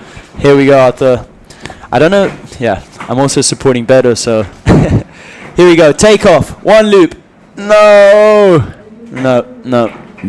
Definitely didn't get it. He's going to be super upset about that. Nope, that is... Yeah. That's going to be that, I reckon. Yep, I can see scores coming in, so I can say it. It is going to be official. It is going to be Zach Adams and Beto who are going to be making it through to the next round. What a shame there for Artur, not being able to perform the move that he wanted to see if he can get the score that he needed. Yeah. But hey, this is competition. Beto coming back in the end, coming alive, you know. The Phoenix out of the ashes, and great to see him on form again. Zach Adams and Beto Gomez making their way through. Yeah, and as you can tell from this heat, it's really about just landing your tricks in these conditions. Like, Beto didn't have an amazing heat. He didn't have a great start, but he was able to put 3 decent scores together. And yeah, that got him the win and into the next round. Yeah, and now let's have a little look-see. So that is going to be the end of that heat, as Zach Adams has already won. He has been timed out. And let's have a look at the highlights, because there were some very nice moves.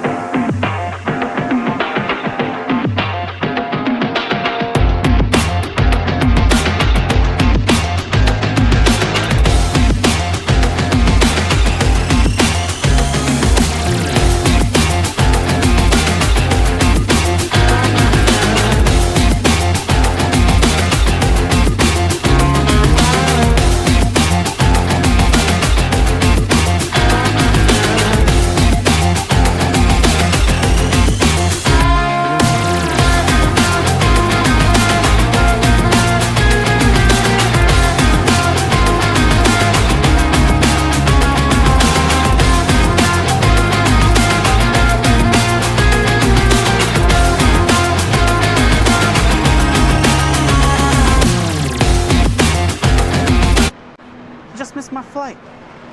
What do you mean on purpose? Didn't do it on purpose. Yeah, I got it here with me. Yeah, don't worry. I'll keep it safe. Okay, bye.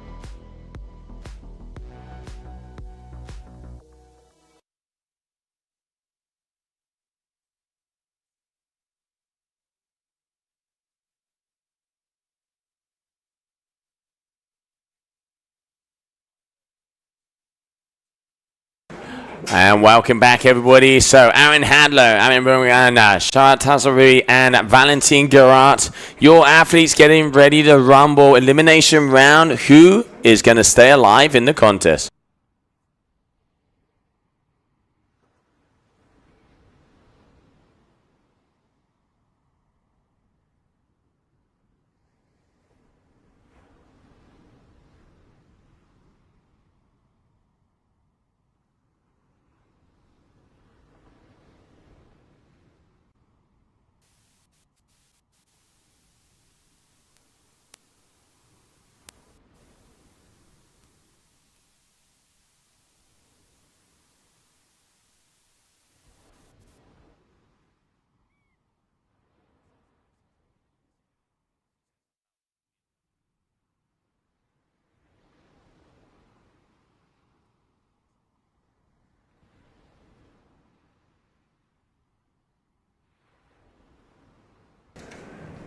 All right, so we are already in action, ladies and gentlemen. Waiting to see the first moves out there on the water. As I can see a blue flag in the sky, so for some reason, I don't know if there's a mistake or not, but it doesn't look like it. Oh, kite loop, board off, clean. I tell you what, this Israeli is very, very, very impressive. Yeah, I've never heard of him, but he's riding super well. I don't know if he was competing in France. But yeah, Aaron's got one score on the board already. He's got a 5.8, and this was just a kite loop board off, which is a very simple trick. But as you could see from the previous trick, previous heat, the simple tricks are the ones that you're going to land, and you need tricks on the scoreboard. Oh, Valentin. Val again. Yeah, you just losing his board. He's not having a good day. He's not having a good day, and you don't want to pin drop right there because it's very shallow and there are rocks straight underneath. But yeah, he just lost the board. Hopefully he can get that one back. You can see it just got off his foot. Yeah, he tried to grab it from the fin and the board slipped straight out of his hand. And you can see the frustration as well. He knows that that is a possibility that that board will end up on the rocks and he won't be able to get it back. So I'm trying to see out of our dusty window here, mates. But now, all right, so Aaron Hadlow in the lead.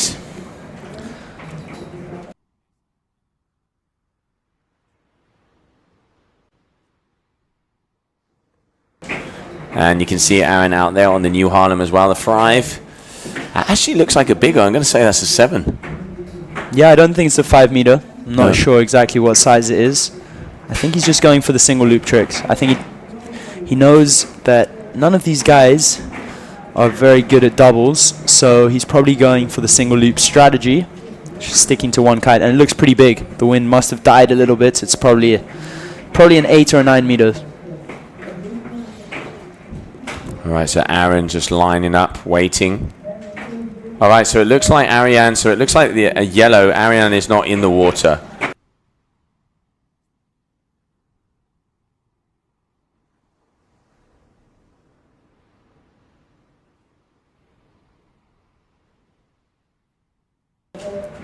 All right, so Aaron Hadlow.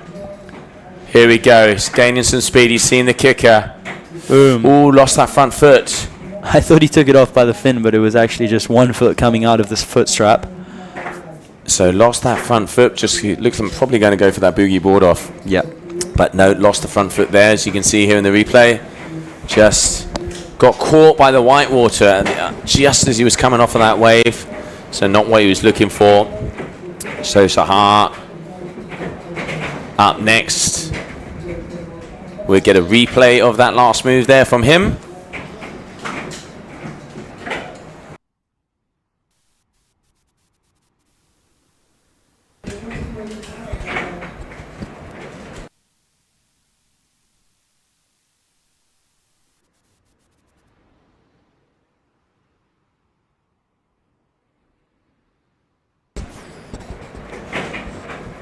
All right, pretty solid move there from Shahar. That's how you pronounce his name? Yeah, I don't want to say it wrong. So Shahar. here, he was, yeah, back roll, kite loop, board off, added rotation. Pretty solid. I think it'll give him around another, 4 or 5. So So now Valentin Garat. We're waiting for Valentin Garat. As you can see there, you can see the kite there hiding behind the mountain. Got a little hill that we got here, just above the bunker here. And just these guys are jumping all the way out the back. He's got a good kicker. All right, Val. Here we go. Kite loop board off late back. Can he get his foot back in? No, does he get out of that? Is that a butt check or is that a slam? I think it's a slam. I think it's a slam. He might be in the barrel though. He could be. Cowabunga. Shane, great kicker. So what did he do wrong? It's really hard. Look, you have to get that foot in as quick as possible. And yeah, with the kite loop board off from the fin, you always have the board a little bit far away from you. And also the wind pushing on the board. But there we see Sahar in first place with 10.5 on the board, and Aaron in second place. No, sorry. At the moment, Aaron is in second place. Yeah, no, you're right. So Sahar in first, Aaron in second. Here we go.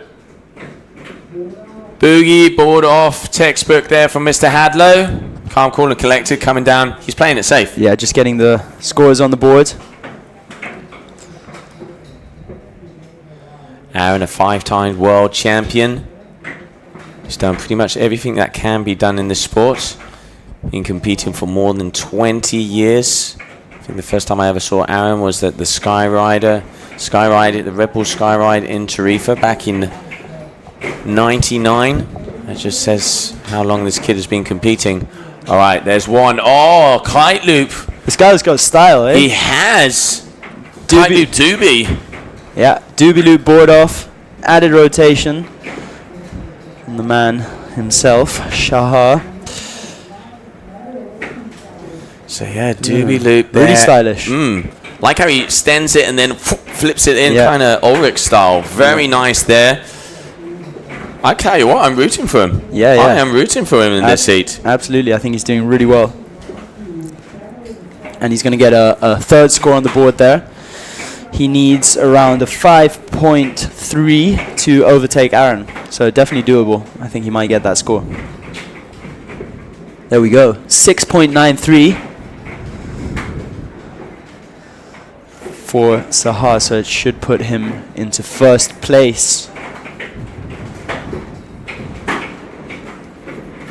All right, so now Val, he needs to get his confidence. He needs to have a good move here, Val, to be able to see if he can come into contention. Scores aren't that high. I mean, we've seen 20-point averages, and we already have 2 athletes with 3 moves on the card. So, you know, more than doable for what we have seen out there. But now Val needs to get back into his mojo.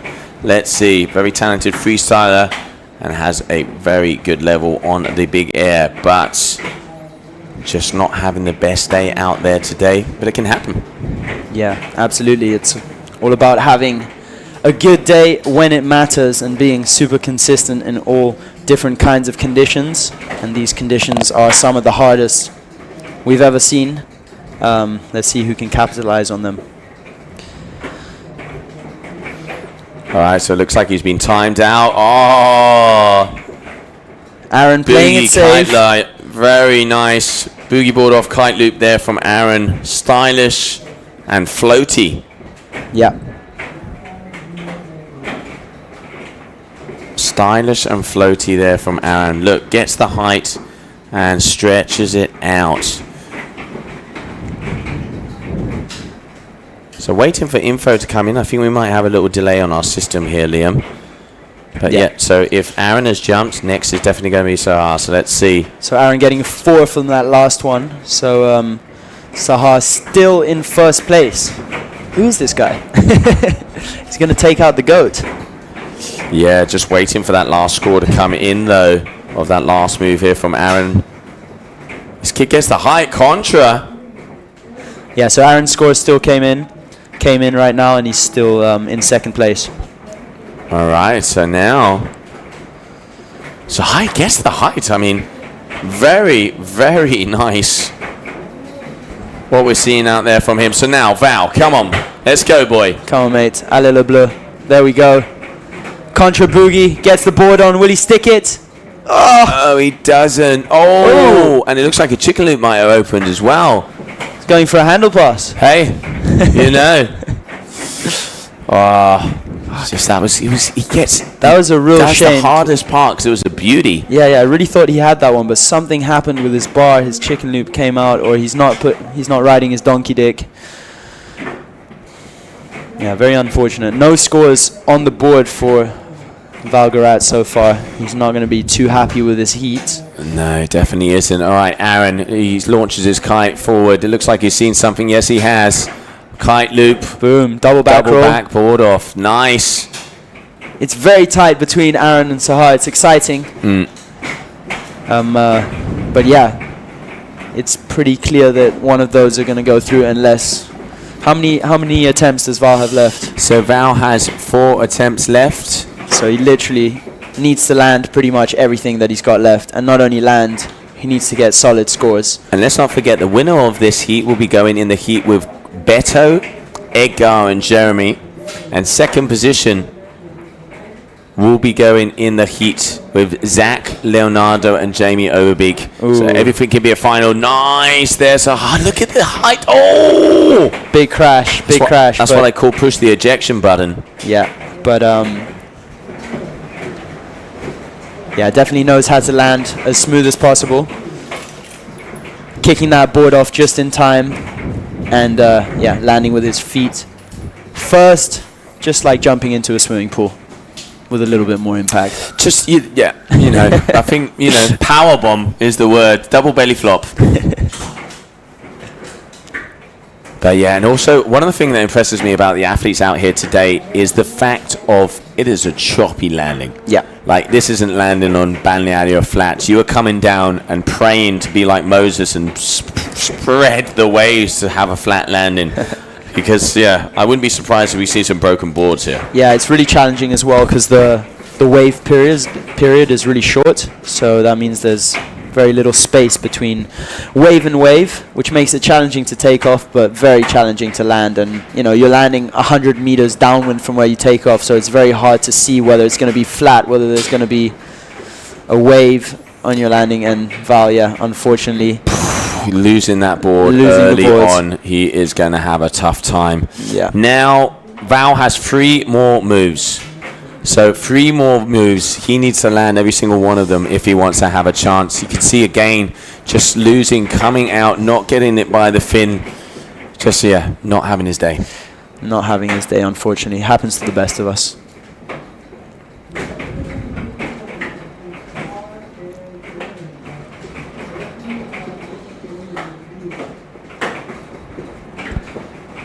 Yeah, and here you can see, I do agree, conditions are full on, and Arian deciding not to go out. Let's not forget, that kid is probably about 45 kilos wet, and you have the 90, the 70, 80, and 90 kilo guys out on 6 meters, so I think, he's decided not to go out due to that, but, big kudos and shout out to him for going out and pushing it in round number 1. I'd like to see a lot of people go out in these conditions. Yeah. Not for the faint-hearted. All right, so now Aaron Hadlow, he has a 580, a 547, and a 593. Consistent 17.20. Okay, so let's look at the scores. I mean, honestly, it doesn't really matter if you're first or second. At this point, it will just determine who you're up against. And not sure if I would want to be up against Lorenzo in the next heat, to be honest. Yeah, I mean, the winner goes up against Beto, Edgar, and Jeremy. Pick your poison.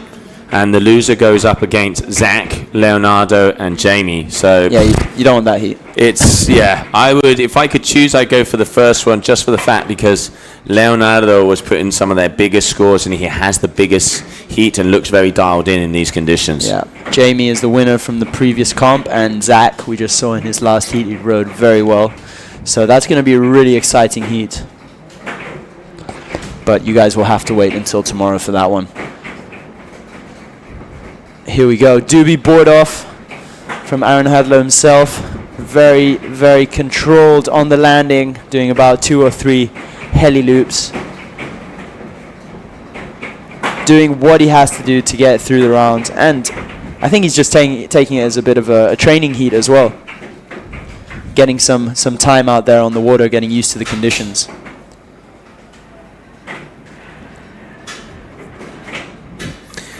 Niels, glad you're enjoying the stream, mates. We don't really care if we've known Aaron for years and years. We're doing our best here and giving the information to all the athletes. If you don't like it, you do know what you can do. And here, incredible, as we say, Sahar. He has only been kiting a couple of years, coming from Israel, and it is great to see new faces come on tour. And with these young athletes, day after day, exactly the same as we saw in the freestyle, where suddenly you'd go to a location and the new local wonder kid would appear out of nowhere and know all of the best moves. Just show that the sport has a bright future, and great to see the youngster coming out here. So he's actually in first place now, Sahar. He's going to be pretty excited about that. Who do we have next in the following heat? So coming up next is we're going to be going into that final heat of the day. Clement Hood, Nathan, Stino, and Luca. So also, Stino, I would say, he put on a hell of a performance over there in that round number 1.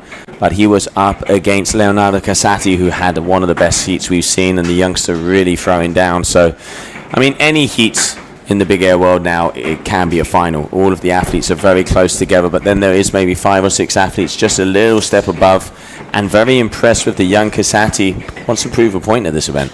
Yeah, his consistency is on point, that's for sure. Not only his technicality, but he's landing, 8 out of 10 tricks. So I think that's super important. Here we go. Valgarat, will he land his first trick? Yes, he does. And a claim. Lands the S-loop. We'll be happy with that one. How many attempts does he have left? So he has 2 more attempts left. So he can. Anything can happen. This is what I've been saying. I mean, we've seen Slater do double 10s on the final 2 waves of a heat. This stuff can happen. It's unlikely, but it's open because the other scores, they're not big. No, not massive. So if he gets around a 5 in this one, then he just needs around another 2 high 5s or 6. Yeah, he's going to need, now I'm seeing medium 4s come through. He's going to need, it's going to be close. He's going to have to put 2 big moves, but maybe that, maybe that was the nail. Maybe that was the little drop that he needed to start to get it going. 4.27, needs to be hitting around 18 points, so he's going to need, that's going to be a tough one. He's going to put some big ones in. Aaron, kite loop late back, a little bit of a nose grab there as well. Oh, hitting it into wrap, very nice. Adam start doing that in those conditions, that isn't easy. Not easy at all.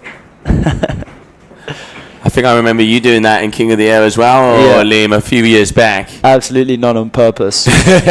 In boots too, landing backwards and somehow managing to pull it together. But here we go, Aaron, kite loop late back, coming down, and then boom, landing. Very cool, just playing around at this point. Yeah, and you can see him pulling on the kite to make sure it goes up. Have they given that? That's given it to him as a crash as the kite touched the water, unfortunately. But great to see him having fun out there. Yeah, you can't drop your kite after the trick. You can touch the kite, the wingtip, onto the water, and that would be considered as a butt check. But yeah, you need to ride at least for around 20 meters. Here we go. Kite loop, lay back from Sahar, and sticks it. Very nicely executed. Super controlled. All right, so continuing on. And maybe even a nail in the coffin here, but 2 will go through. It's all going to depend on Valgarat. It really is, if there is going to be some contentions.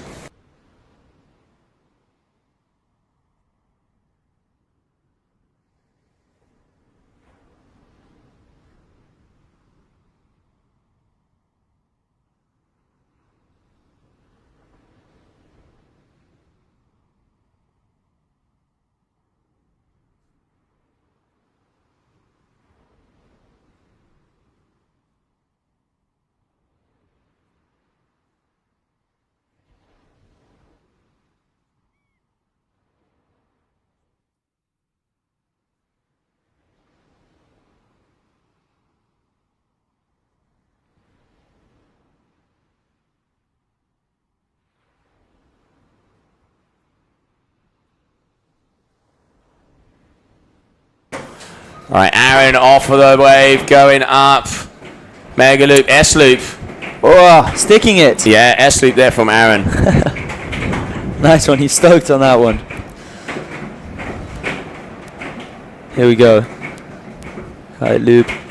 Boom, bringing it back around the other side. Not the most radical one, but he will get a good score for that. All right, so now waiting for Gerard. Let's see what he's going. Young Israeli.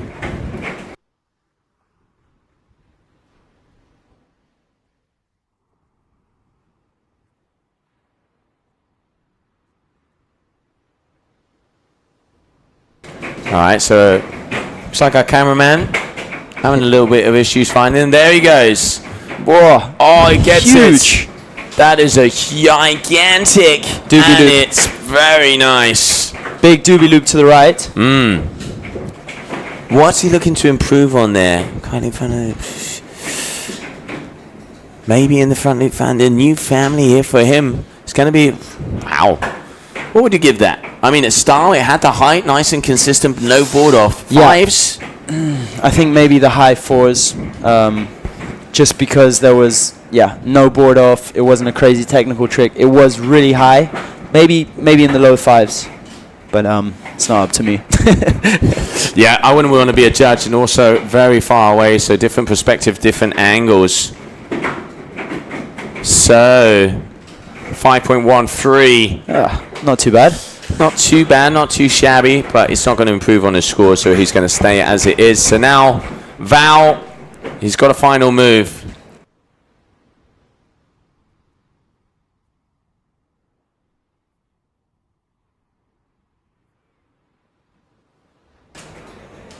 Yeah, so unfortunately for Val, he can't make second. Yeah, no, this is going to be just a show lap. Yeah, can't say a victory lap, more of a defeat lap. Even if he gets a 10, that would put him at 14.27, which isn't high enough. No, unfortunately, Val just not being able to click into these conditions. Very talented athlete, but as you say, it happens to the best of them. As we are going to be closing this one out with this move, and we will be going on to the final heat of the day, where we're going to see out there on the water Clement Hut, Nathan Texer, Stinamo, and Luca Sorotti. So, ladies and gentlemen, coming up next will be the final heat of the day, as we're just waiting. And there's the buzzer. So let's see the highlights of that last heat. And Shahzad has taken out Aaron Hadlow.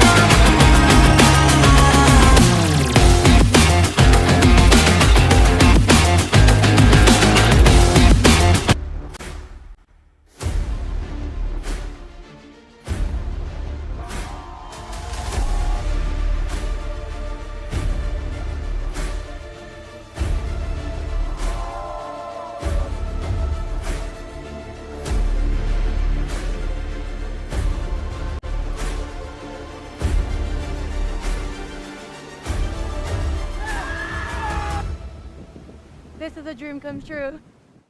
I just missed my flight. Didn't do it on purpose. Yeah, don't worry. I'll keep it safe. Okay, bye.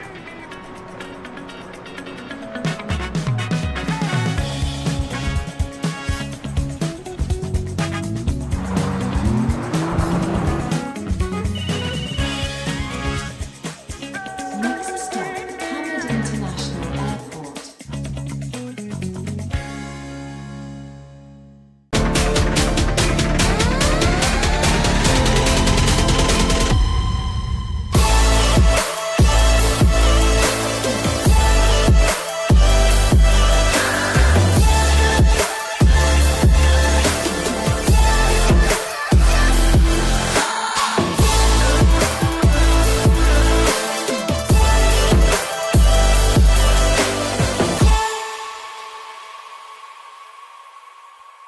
So your mate thinks he jumps 10 meters high? You can follow him live right at the beach. But don't keep the joy to yourself. Live stream your session to anywhere in the world, reach new heights, and climb up the leaderboard.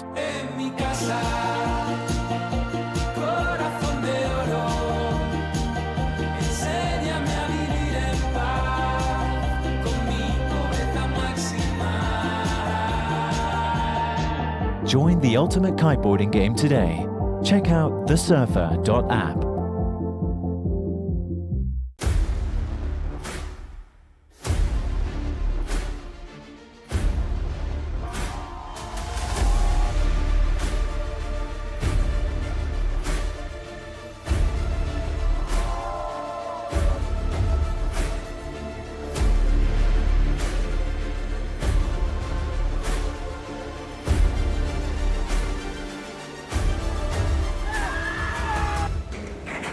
This is a dream come true.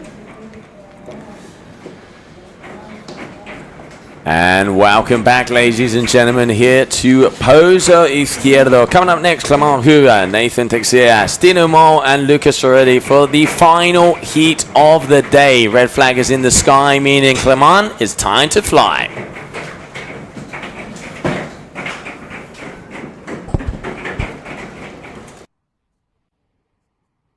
All right, so Clement got to go off the first move. You can see him out there on the new Harlem 5. Chatting to him, he's on a 136 board as well. Tall guy. Very tall guy. I think he's the tallest guy on tour. Yeah. He's one up there with Jason, that's for sure. But yeah, definitely one of the tallest guys. And I was actually quite surprised him being on such a small board because he is, you know, a foot higher than and heavier also than a lot of the athletes. Yeah. But all right, so he is out there on a 7 meter. You can see a little bit of a bigger kite. Shorter lines, though, from what I can see here. Here we go. Clement taking off. Boom! That was a sick one. Doobie contra loop with a few added rotations and goes down. Big butt check / crash outside the back.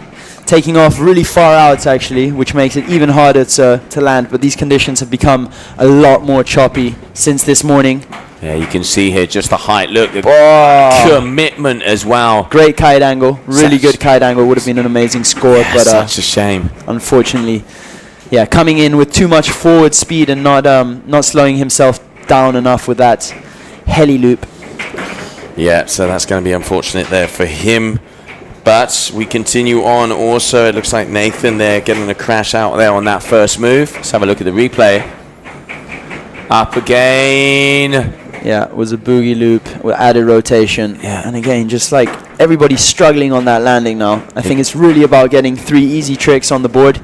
If you've been watching the last few heats and seeing all the crashes, the guys that have been going through are the guys that just get the kind of a couple scores on the board at the beginning, and I think that will give you confidence to push on your remaining attempts. Very, very true. So now Stino coming up. Very stylish athlete, very consistent. He normally does exactly what you're saying there. Yeah. Gets a couple of safety, then goes. So he goes up. All right. Loop. Look at him. Mega loop tweaked out. Yeah, look, smart riding from Stino. Seems like a simple trick, but he's landed it, and he's going to put himself in first place. I think also, you know, an advantage being, you know, the third or the fourth athlete to jump. He's seen the first 2 miss. Yeah. So he's gone, I'm going to play it cool. I'm going to get this first landing, get some scores out there on the board. So, yeah, definitely. And the height, one of the biggest ones we've seen today. Yeah, 20.5 meters. Very clever riding from Stino. Steinmull, Netherlands. Here we go. Big doobie loop from Luca Cerruti, getting his kite lower than in the previous heats. Very nice, and he got a claim as well. He's happy about that one. Double front rotation with a kite loop and that angle. 20 meters high. Everybody getting the height now, and I think the guys are, starting to re-strategize and going for a little bit simple tricks. He's going to get a solid score for that, and that will put him in first place. Yeah, for sure, definitely. Stino was just waiting for that score to come in, but so far Clement who had a beauty but didn't get the landing. Let's see if he can make it here on this second one. It does look gustier on the inside. They're not getting caught so much. So look at the score, 4.93 for just a simple kite loop with a grab. And we're just waiting for the score to come in. And yeah, we're still waiting for the score from Luca Cerruti. He's got it this time. Does he get the land in? Yes. Oh, loses the board again. He's coming in too hot. Yeah, coming in too hot. There we go. 5.8 for Luca Cerruti with that doobie loop, and a 4.9 just for a single kite loop. So, yeah, not a bad strategy from both of them. Yeah, no, good. So now, let's see Nathan. That was a beauty. Doobie contra, board off. Was that Nathan or Clement? I think it was Clement, no? That was Clement. That's the replay there of Clement. Yeah. But again, making the same mistake as before, getting too much forward speed and not slowing himself down with that heli loop. And in these conditions, you really need to slow yourself down on the landing as much as possible. How can you do that, Liam? Explain that to the guys and girls back home. Yeah, so basically it's all about timing the kite, and you really want to pull that heli loop as slow as possible so that the kite goes really far behind you and it stalls your landing. So now you do a really slow loop. You see how he slowed himself down? No, I didn't see how he slowed himself down, actually. It looked like he accelerated himself along. He slowed himself down and then he speeded himself right back up. A little bit. Oh, it's classic. But look, I mean, good angle. Look, here you see he does a big heli loop, slows himself down, and then here he decides to turn into a skipping stone. Yeah. Ooh. There you go. That's a great slow motion shot. I would take it out of you. Yeah. All right, so now Stino. Yeah, these guys have to have a super strong core. Rib injuries are one of the most common injuries in big air because you got that harness wrapped around you. You come in hot, you hit the water on impact, and you either get the harness hook or the water itself just hurting your ribs. So yeah, it's good to have a strong. Oh, boogie to the moon! Massive boogie loop from Stino. Again, playing it safe. Yeah, playing it safe, but going absolutely massive. Look, 20.8 meters. Hell yeah, Stino. That's huge. That is a big one. Style as well, getting those legs completely above him. Look, boom. So much control. Yeah, very nice. I mean, he's playing it smart. Yeah. 4.93 for the first move, kite loop back roll. Okay, what was that from Luca? Oh! Does he get it? Yeah! He's done the teabag. He has dropped the teabag. He's done the teabag. So the teabag is when you come down from a trick, you dip your legs in the water with your board off, and then you pull yourself back out the water with the loop and put the board back on. Let's get a replay from that. Here we go. Doobie contra loop, board off. So much style. Dipping his legs in the water and putting the board back on. I want to see a big score, judges, so I will go to your booth. That is control as much as it can get. Innovation as well. Innovation. Very, very cool from Luca Cerruti. I don't know if it's what the judges are looking for, but he's got to get a couple points for innovation there. Yeah, he's got to, I mean, kudos for added a style. I mean, ridiculous. Now, here we go. Going for the doobie board off contra. Same trick again. Will he stick it? Will he slow down on the heli loop? Yes. He did go slower. There you go. he must have been listening to you, Look mate. Look how small that board looks on him. I think he needs to get a bit of a bigger board. Yeah, I mean, but no, beauty. Getting the height as well, above that horizon. Every time they're going above that cloud, it's around 18 to 20 meters. Yeah, that was great execution So from him. very nice there from Clement. So that's going to put his first move on the card. Round number 3. Yeah. Luca, 24 meters for the teabag. For the teabag.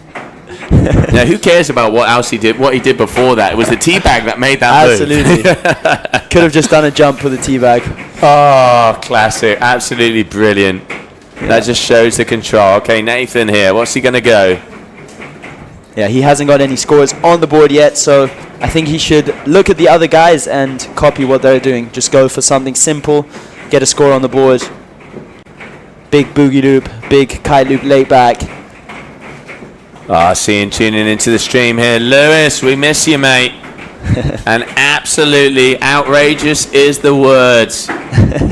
What did he write? He said outrageous, you couldn't do that if you tried. Of course, teabagging.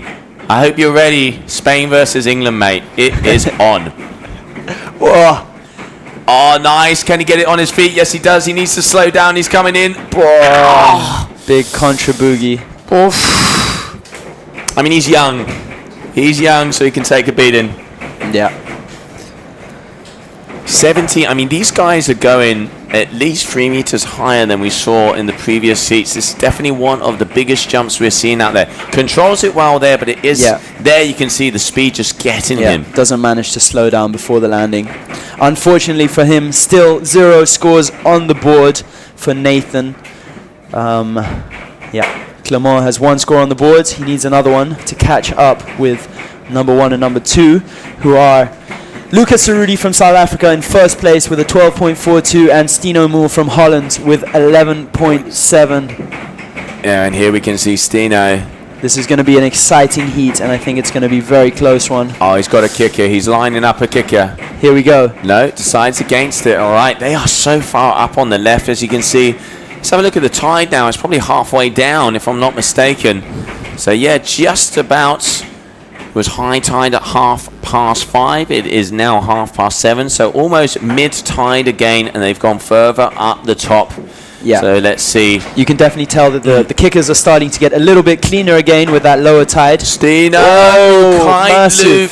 Kite loop late back from the fin. Unfortunately, we missed it, but we might get it on the replay. Yeah, we will get it from that second camera angle. Oh, straight. Can he hold it? No, he doesn't. Devastating. Yeah, he had that so solid. He did have that solid, but that is going to be a no for him. Be able to see it. Let's watch this here. Gets the kicker perfectly. Huge height. Kite loop lay back from the fin. Gets the board on. Let's see what went wrong here.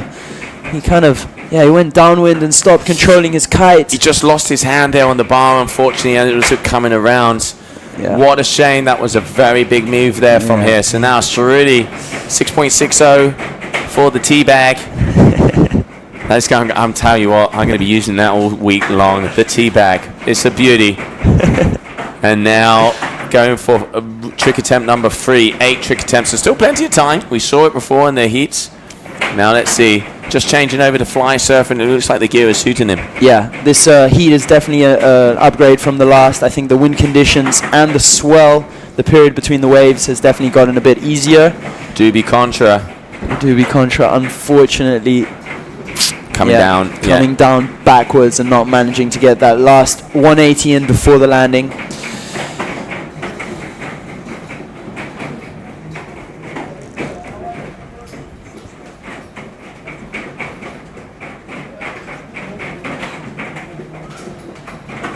There you go.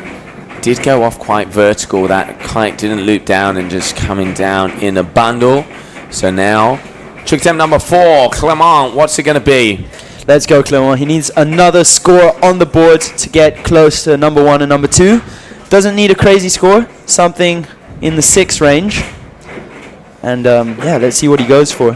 Yeah, I mean, so he's already gone for that contra loop with a front rotation. So he's probably going to have to go contra back or a kite loop with a back or a front rotation. Yeah, we saw him doing some nice contra backs earlier this morning, if my memory serves me well. But it has been a long day. And now let's see your Harlem athletes. What is it going to be? He's looking for the kicker. They are taking a little bit more time here. You can see that those, as we said, that wave period so close together. There's not a lot of run up. You have to kind of hop, skip, and a jump over a few of the white waters and then line up that kicker. So here we go. What's it going to be from Clement? He goes up. Kite loop, S loop. So it's going to be an S loop there from Clement. Keeps it together. Yes, he does. Solid.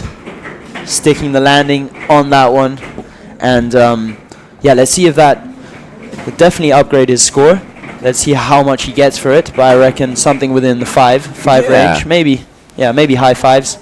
I reckon so. He did have some height, not a lot of angle. Oh, but the S-loop was still decent. Decent enough. Decent. So waiting for the scores to be dropping. Coming up next, Nathan. Nathan doing the hardest parts of the move, getting all the spins, getting the ball back on his feet, but just coming in a little bit too hot. Yeah. So let's see what his next move is going to be.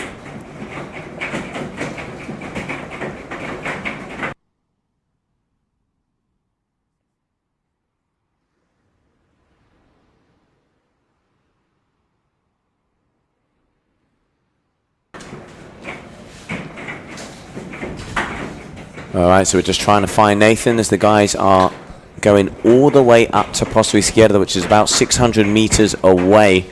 As they have moved even further up there, you can see Stino and Cerruti as well. But we are looking for that yellow lycra, ladies and gentlemen. ¿Dónde está Wally? Here.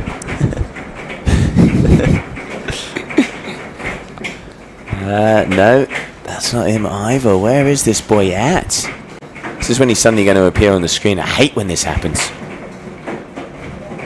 Yeah, maybe he's gone for a kite swap. I reckon you might be right. Yes, and he's been timed out. So now Stino is going to be. So I reckon you're right. So he possibly has sacrificed one of his attempts for a kite swap. Yeah, so I think you're right because I could see zeros. Yeah, he's been crashed out. All right, so Stino, let's see if he can get that kite loop late back with a board off that we saw before and just missed the land. And he goes up. Unfortunately, his foot coming out on that takeoff. And controlling it and coming down. He'll get a third score. That being one of the simple jumps, but not quite enough.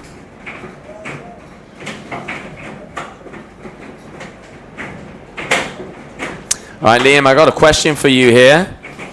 When competing in these strong conditions and knowing that you have to push hard in a heat, do you think about consequences on the water, or are you completely in the zone with no thoughts? I think it all depends a bit on risk versus reward. Depends. If you have a shot at a world title, how much this event means to you, how much each heat means to you. I mean, I pretty much always give it 100%, and I always want to win my heats no matter what, even if that's risking possibly getting injured. But yeah, that's just my mentality, and everybody's in a different scenario. And yeah, Luca there having a bad crash. That would have been a great score. But yeah, I think these guys are, once you're in the zone and you've got all of that adrenaline running through your veins, you don't think about the consequences as much as you think when you're standing on the beach. So yeah, look at Luca. He's definitely not thinking about the consequences there.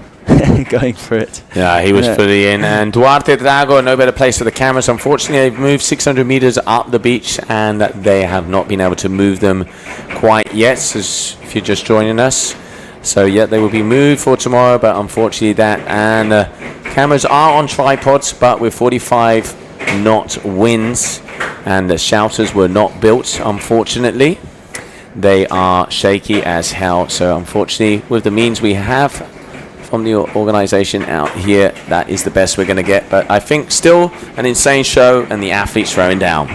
Yeah, super cool show, and amazing to see how far Big Air has come. I think a few years ago, the technicality would be so much lower in these conditions. Guys would just be doing simple kite loops with maybe 1 rotation or 2 rotations, but now we're seeing all kind of crazy tricks in these very challenging conditions. So yeah, big ups to all of the athletes that are pushing for the evolution of the sport, and it's exciting to see where it's going to go. Yeah, sky is the limit and no better place to put it. So now Clement, he gets the height. Whoa. Above the cloud. Kite loop late back, board off. Gets the board on. Does he come down? And he holds it together. That's going to be above 20 meters, I reckon. He's going to be stoked on that one. Or relieved. How high do you think? How high do you think? I mean, every time they're hitting above that cloud line, it's around 20. I reckon 22. Let's see. Maybe 20. Ooh, I reckon you'd be right now, actually, looking at that again.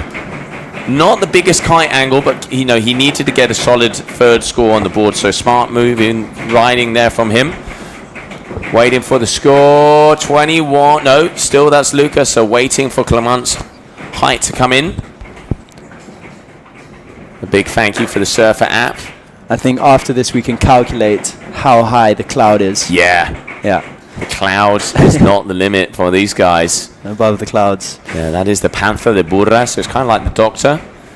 All right, kite, loop, S loop, but angle on that one is not there, meaning that that's not going to be a big score, but still landing it there for Nathan. Going 15 meters, you saw he was just below the cloud, so definitely a few meters lower. All right, so unfortunately we could not see the jump there from Clement, but it was a 21 meters. Mr. Whaley stretching out here in the booth. You getting old, mate? Remember the amount of shit you give me for my age? You okay over there? You're looking good for your age, mate. Hey, that 40 is coming in strong, I tell you. All right, Liam, I got another question for you. How important is it for you to know scores and other scores in the heat? How much does it affect you? If you know scores like here, do you watch the others or still try to beat them? Absolutely. I mean, it's super important to know the scores of your heat. In most events, it's possible, but in this event, it's just impossible, just due to all of the rocks on the beach. You can't get up and close to your caddy. So, yeah, the guys have to kind of guess and find a different way of communicating with their caddy, which is not the scores, more trusting the caddy to tell you what trick you have to do next, for example, and telling you at what position you're in, first, second, third, or fourth. Boogie contra there from Stino, nice and high. I think also when conditions are extreme like this, having that additional information is good because it could mean the difference of having to risk it or not. Absolutely, and there we see Luca Cerruti going for the same trick as Stino, maybe with a little bit better execution. Yeah, I think in France, the riders were able to see the scores on the Surfer app, on their watches. So I don't think they have that possibility in this event, but it's definitely going to be a feature that's going to be used more in the future. Yeah, there's been development made also that for different disciplines, for example, on the waves, that they can see their heat score, see the priority with a flag. Also here for the big air to see, and for the freestyle to see the scores on the watch, and also see what turn it is when we're in turn format. So software is being made, technology obviously getting better and better, but it needs to be tested and proven before, you know, we can. It's going to be an additional tool, but you don't want to depend on it 100% because technology can, you know, sometimes have glitches. But good to have that extra information. Some people like it, some people don't, the classics or not.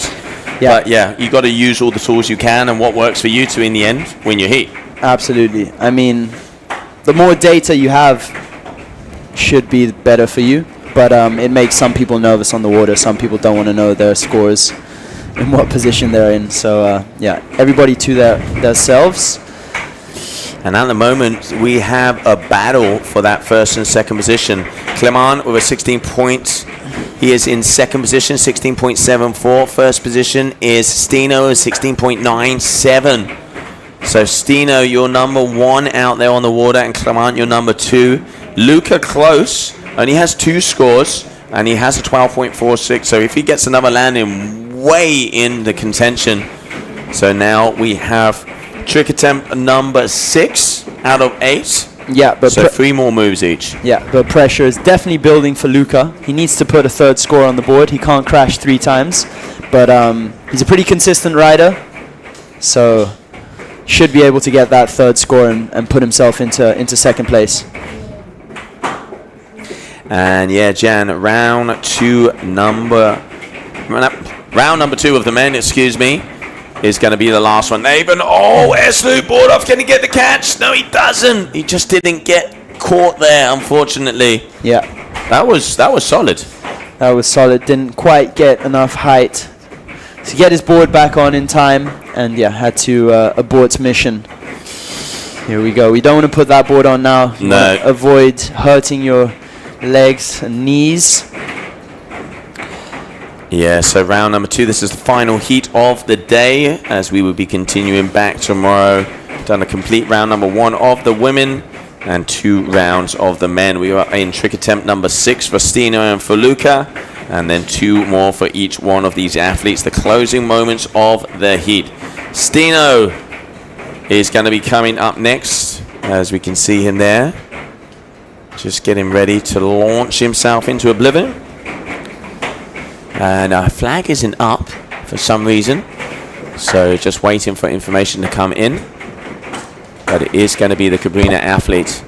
And I tell you what, our cameramen are getting howled out there, as they are shaking like no tomorrow. It is way past beer o'clock for those boys. Yeah, I wouldn't want to be sitting in the wind all day long holding a camera.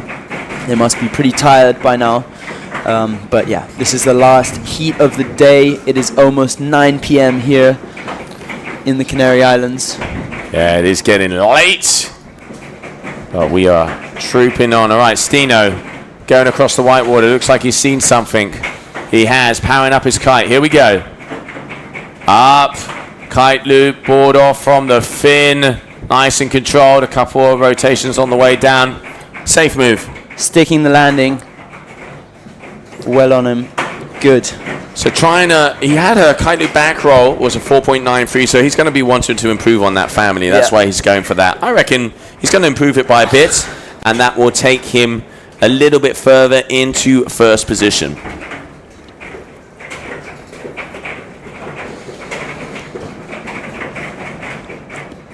Yeah, so we got Stijn Moel from the Netherlands, currently sitting in first place, very close behind. We have Clément, and then in third place we have Luca, who's just stuck another trick, and he's going to get that 3rd score on the board, so that might switch things up a little bit.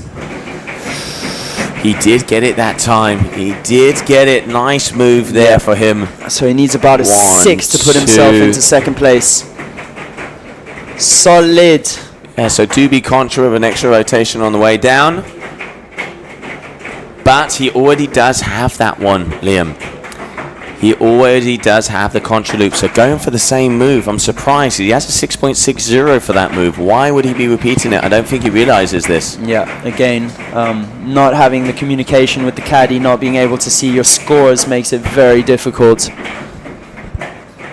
Here we go, Clément. Also going for the same trick, trying to upgrade it, but having a little butt check there on the landing, which will deduct a few points. And just waiting for info coming, so I don't know if there's a mistake out here.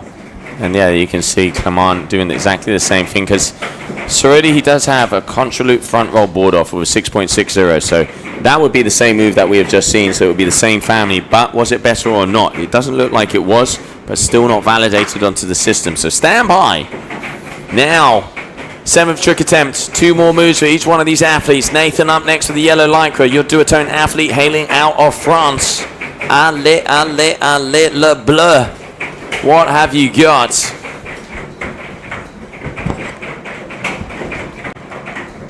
And it sounds like the rope that they put around the banner next to the container ain't holding. Here we go, Nathan. Boogie loop, board off, added rotation. Will he get the landing? Yes, he will. He's going to be happy about that. Yes, getting a 2nd score on the board. Good to keep it simple for now. If he gets those 3 scores on the board, that will be good for him. But yeah, he's going to have to go for something big on the last 2 maneuvers. And the judges are located just beside us here on the right-hand side, so a little bit further down so they can see the perspective. And yes, the count of the turns would be amazing. It has been asked, but yet to appear. I would try and inform you guys as much as possible. Stino! Kite loop, late backboard off from the fin. Signature move from Steinmull, claiming it there on the landing. 21.8 meters, absolutely huge.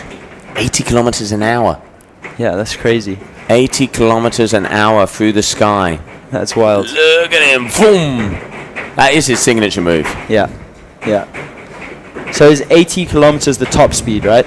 That's one of the, yeah, I'm using my memory here and seeing all the things that we've seen throughout the day, but that is definitely going to be one of the highest speeds out there. No, but I mean, is it the top speed during your trick? Yeah. Okay.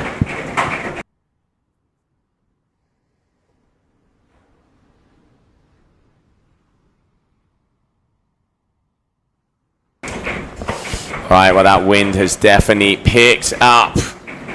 And now continuing on. So Clement Hout, but Lucas already. And we're just waiting. So it is going to be Clement. So trick attempt, final move for each one of these athletes. Let's go. First position, Stino. Second position, this man on your screen. So has Stino done his last move already? I think he's done his last move, right? Nope. We are on final moves now. Okay. So trick attempt number 8.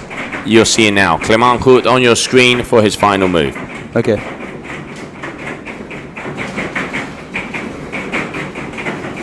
All right, so last move for each one of these athletes. Clement trying to go above Stino. The top two will make their way through to round number 3 of the competition. Who is it going to be? Yeah, very tight between Clement and Stino, and I'm sure Luca can pull something crazy. He's going to need it, but yeah, we know he is known to pull out some radical maneuvers, and this is the time to do it. So Clement, he is looking for the wave. Let's take those scores off so we can get a better view, as they are going to be jumping from that corner. All right, Clement. 42 knot gusts, I've just been told here, are being recorded. Here he goes.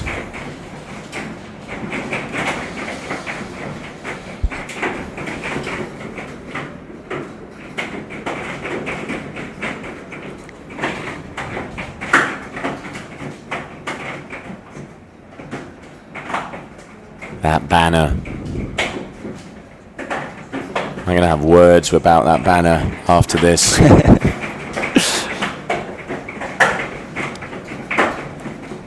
It is definitely way past 5 o'clock. So here we go. Clement, final move of his day. He's in a pretty safe position, but he doesn't want to let off his guard because we know Luca can put in the big moves if he gets the opportunity. Clement going very, very far out. He's going to have to watch, but I can see, all right, there's a white flag in the sky. Yeah. So it looks like they're waiting for us already because the white flag is still on the sky. It has come down now, so is he going to be tricked out? I do wonder what has happened there. Yeah. So waiting. Can we get the scores back on the screen?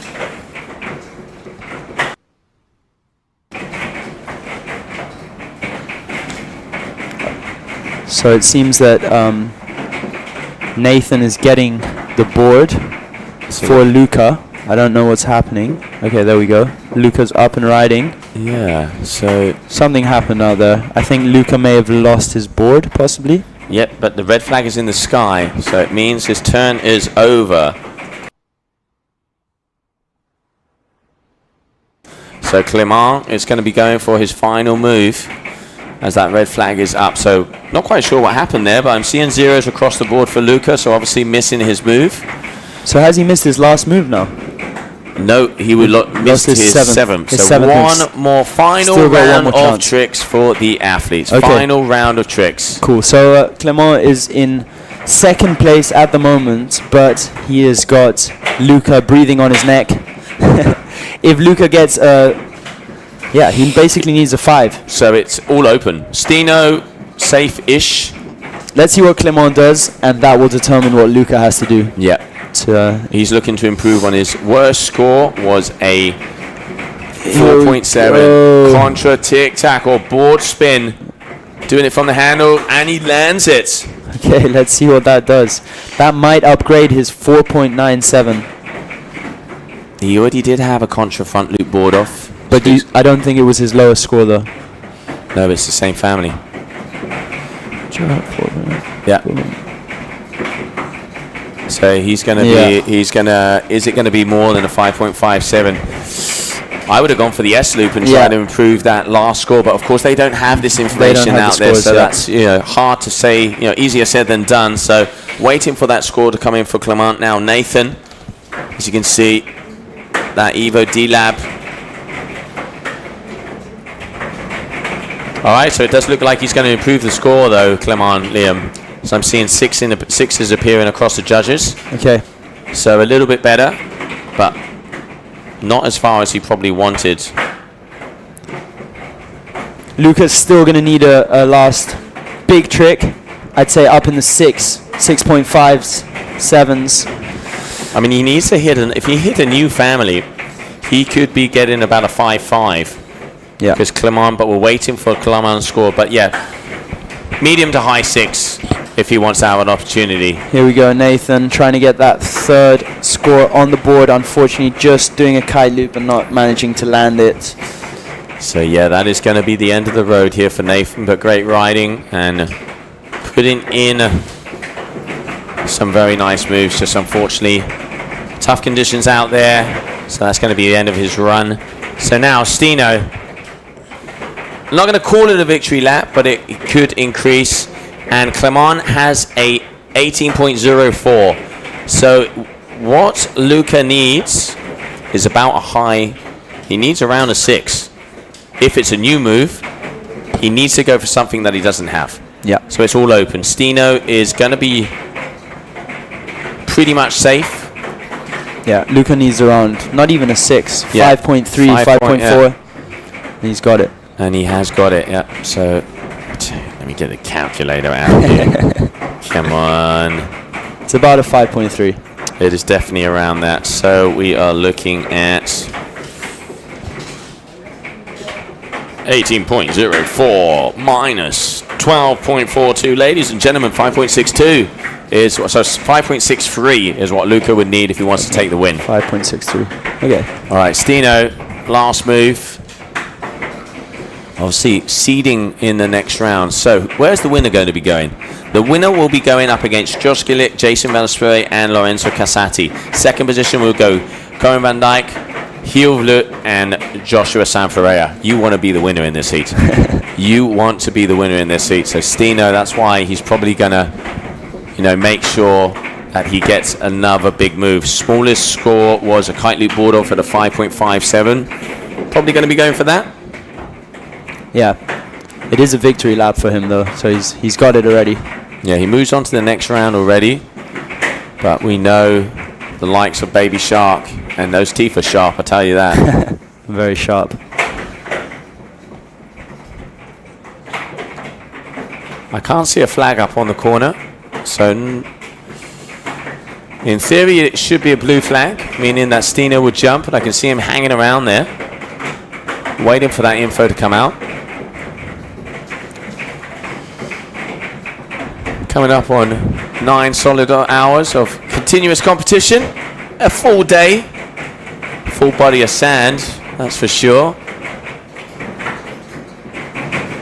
Yeah, something seems to be happening. I don't know why. He seems to be on standby. Yeah, there's 2 moves to go. Stino, in theory, would be the man to jump, but the blue flag is not in the sky, meaning that he is not the signal for him to jump. What do you reckon is going through Luca's head at the moment? Go big or go home. Pretty much. I mean, that's what should be going through it, but yeah, nerves must be high at this point. Pressure must be high. He knows that he needs a big score to not be eliminated. Yeah, I mean, he's got a boogie loop at a 5.82. He's got a contra loop front with a board off. So something kite loop, something contra with a back. Multiple options are open. Yeah. But of course, he does have to get it still. Where is that blue flag? What are we waiting for? Final 2 moves of the day.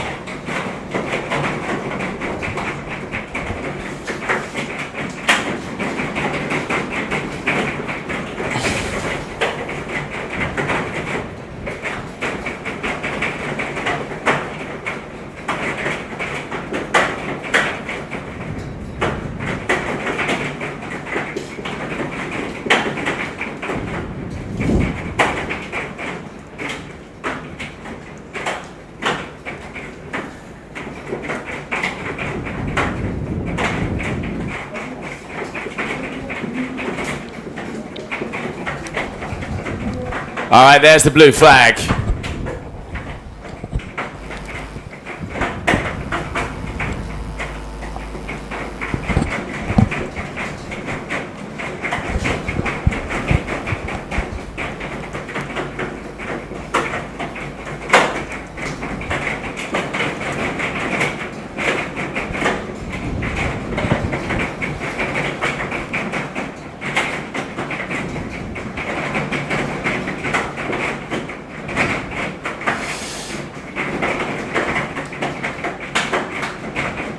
All right, so blue flag is up. Stino has to jump. I've asked, but I'm not sure what's up. It does look like he's going for it now. Okay, Stino looks like he's going to engage. If they go any further up, they might be in they might be in Fuerteventura. All right, he is going off. Okay. Boogie board up on the fin. Does he get it? Massive, absolutely massive. Boom! Stoked on that one, claiming it on the landing. His claim was so hard he almost fell off his board.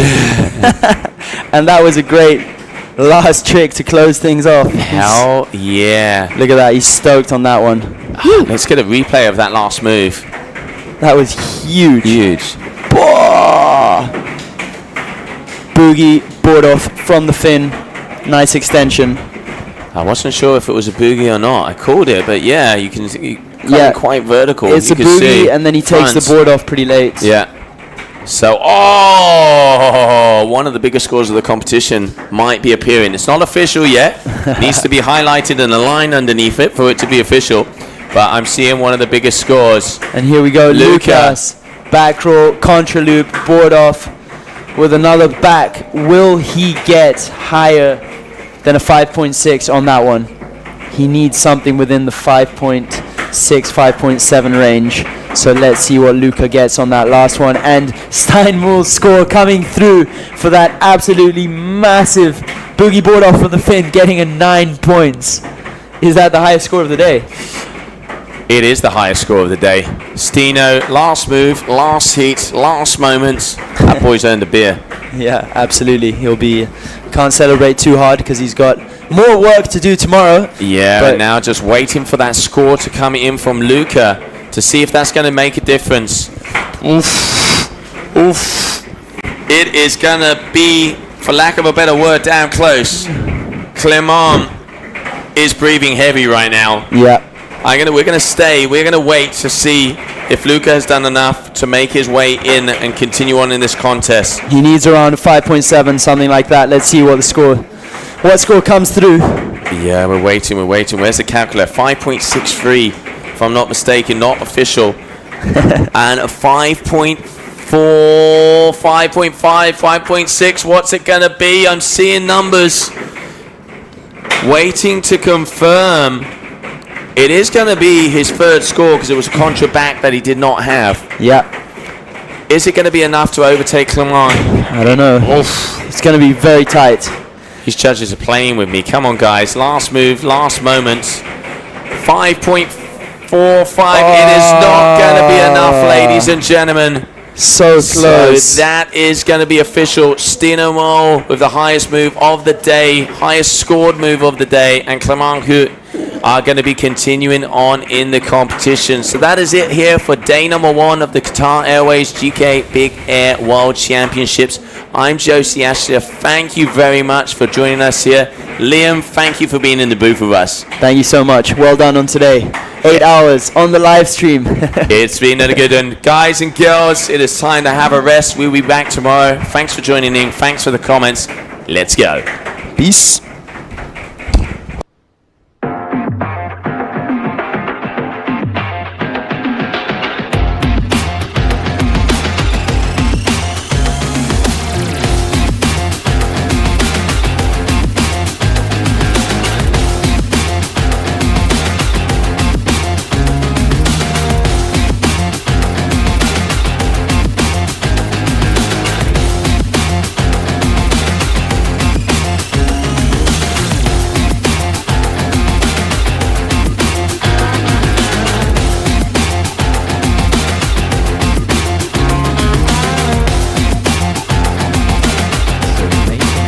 Meters high, you can follow him live right at the beach.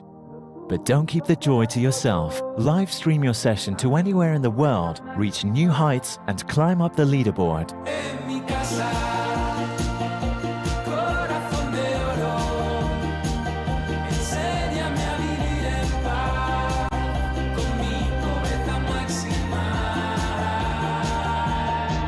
Join the ultimate kiteboarding game today.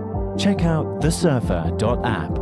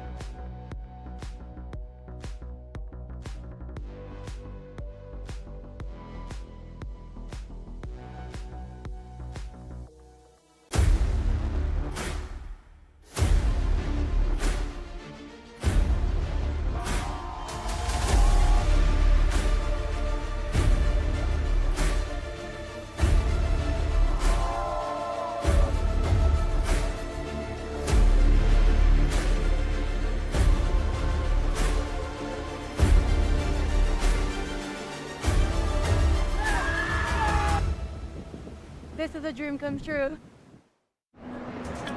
Just missed my flight. Didn't do it on purpose. Yeah, don't worry. I'll keep it safe. Okay, bye.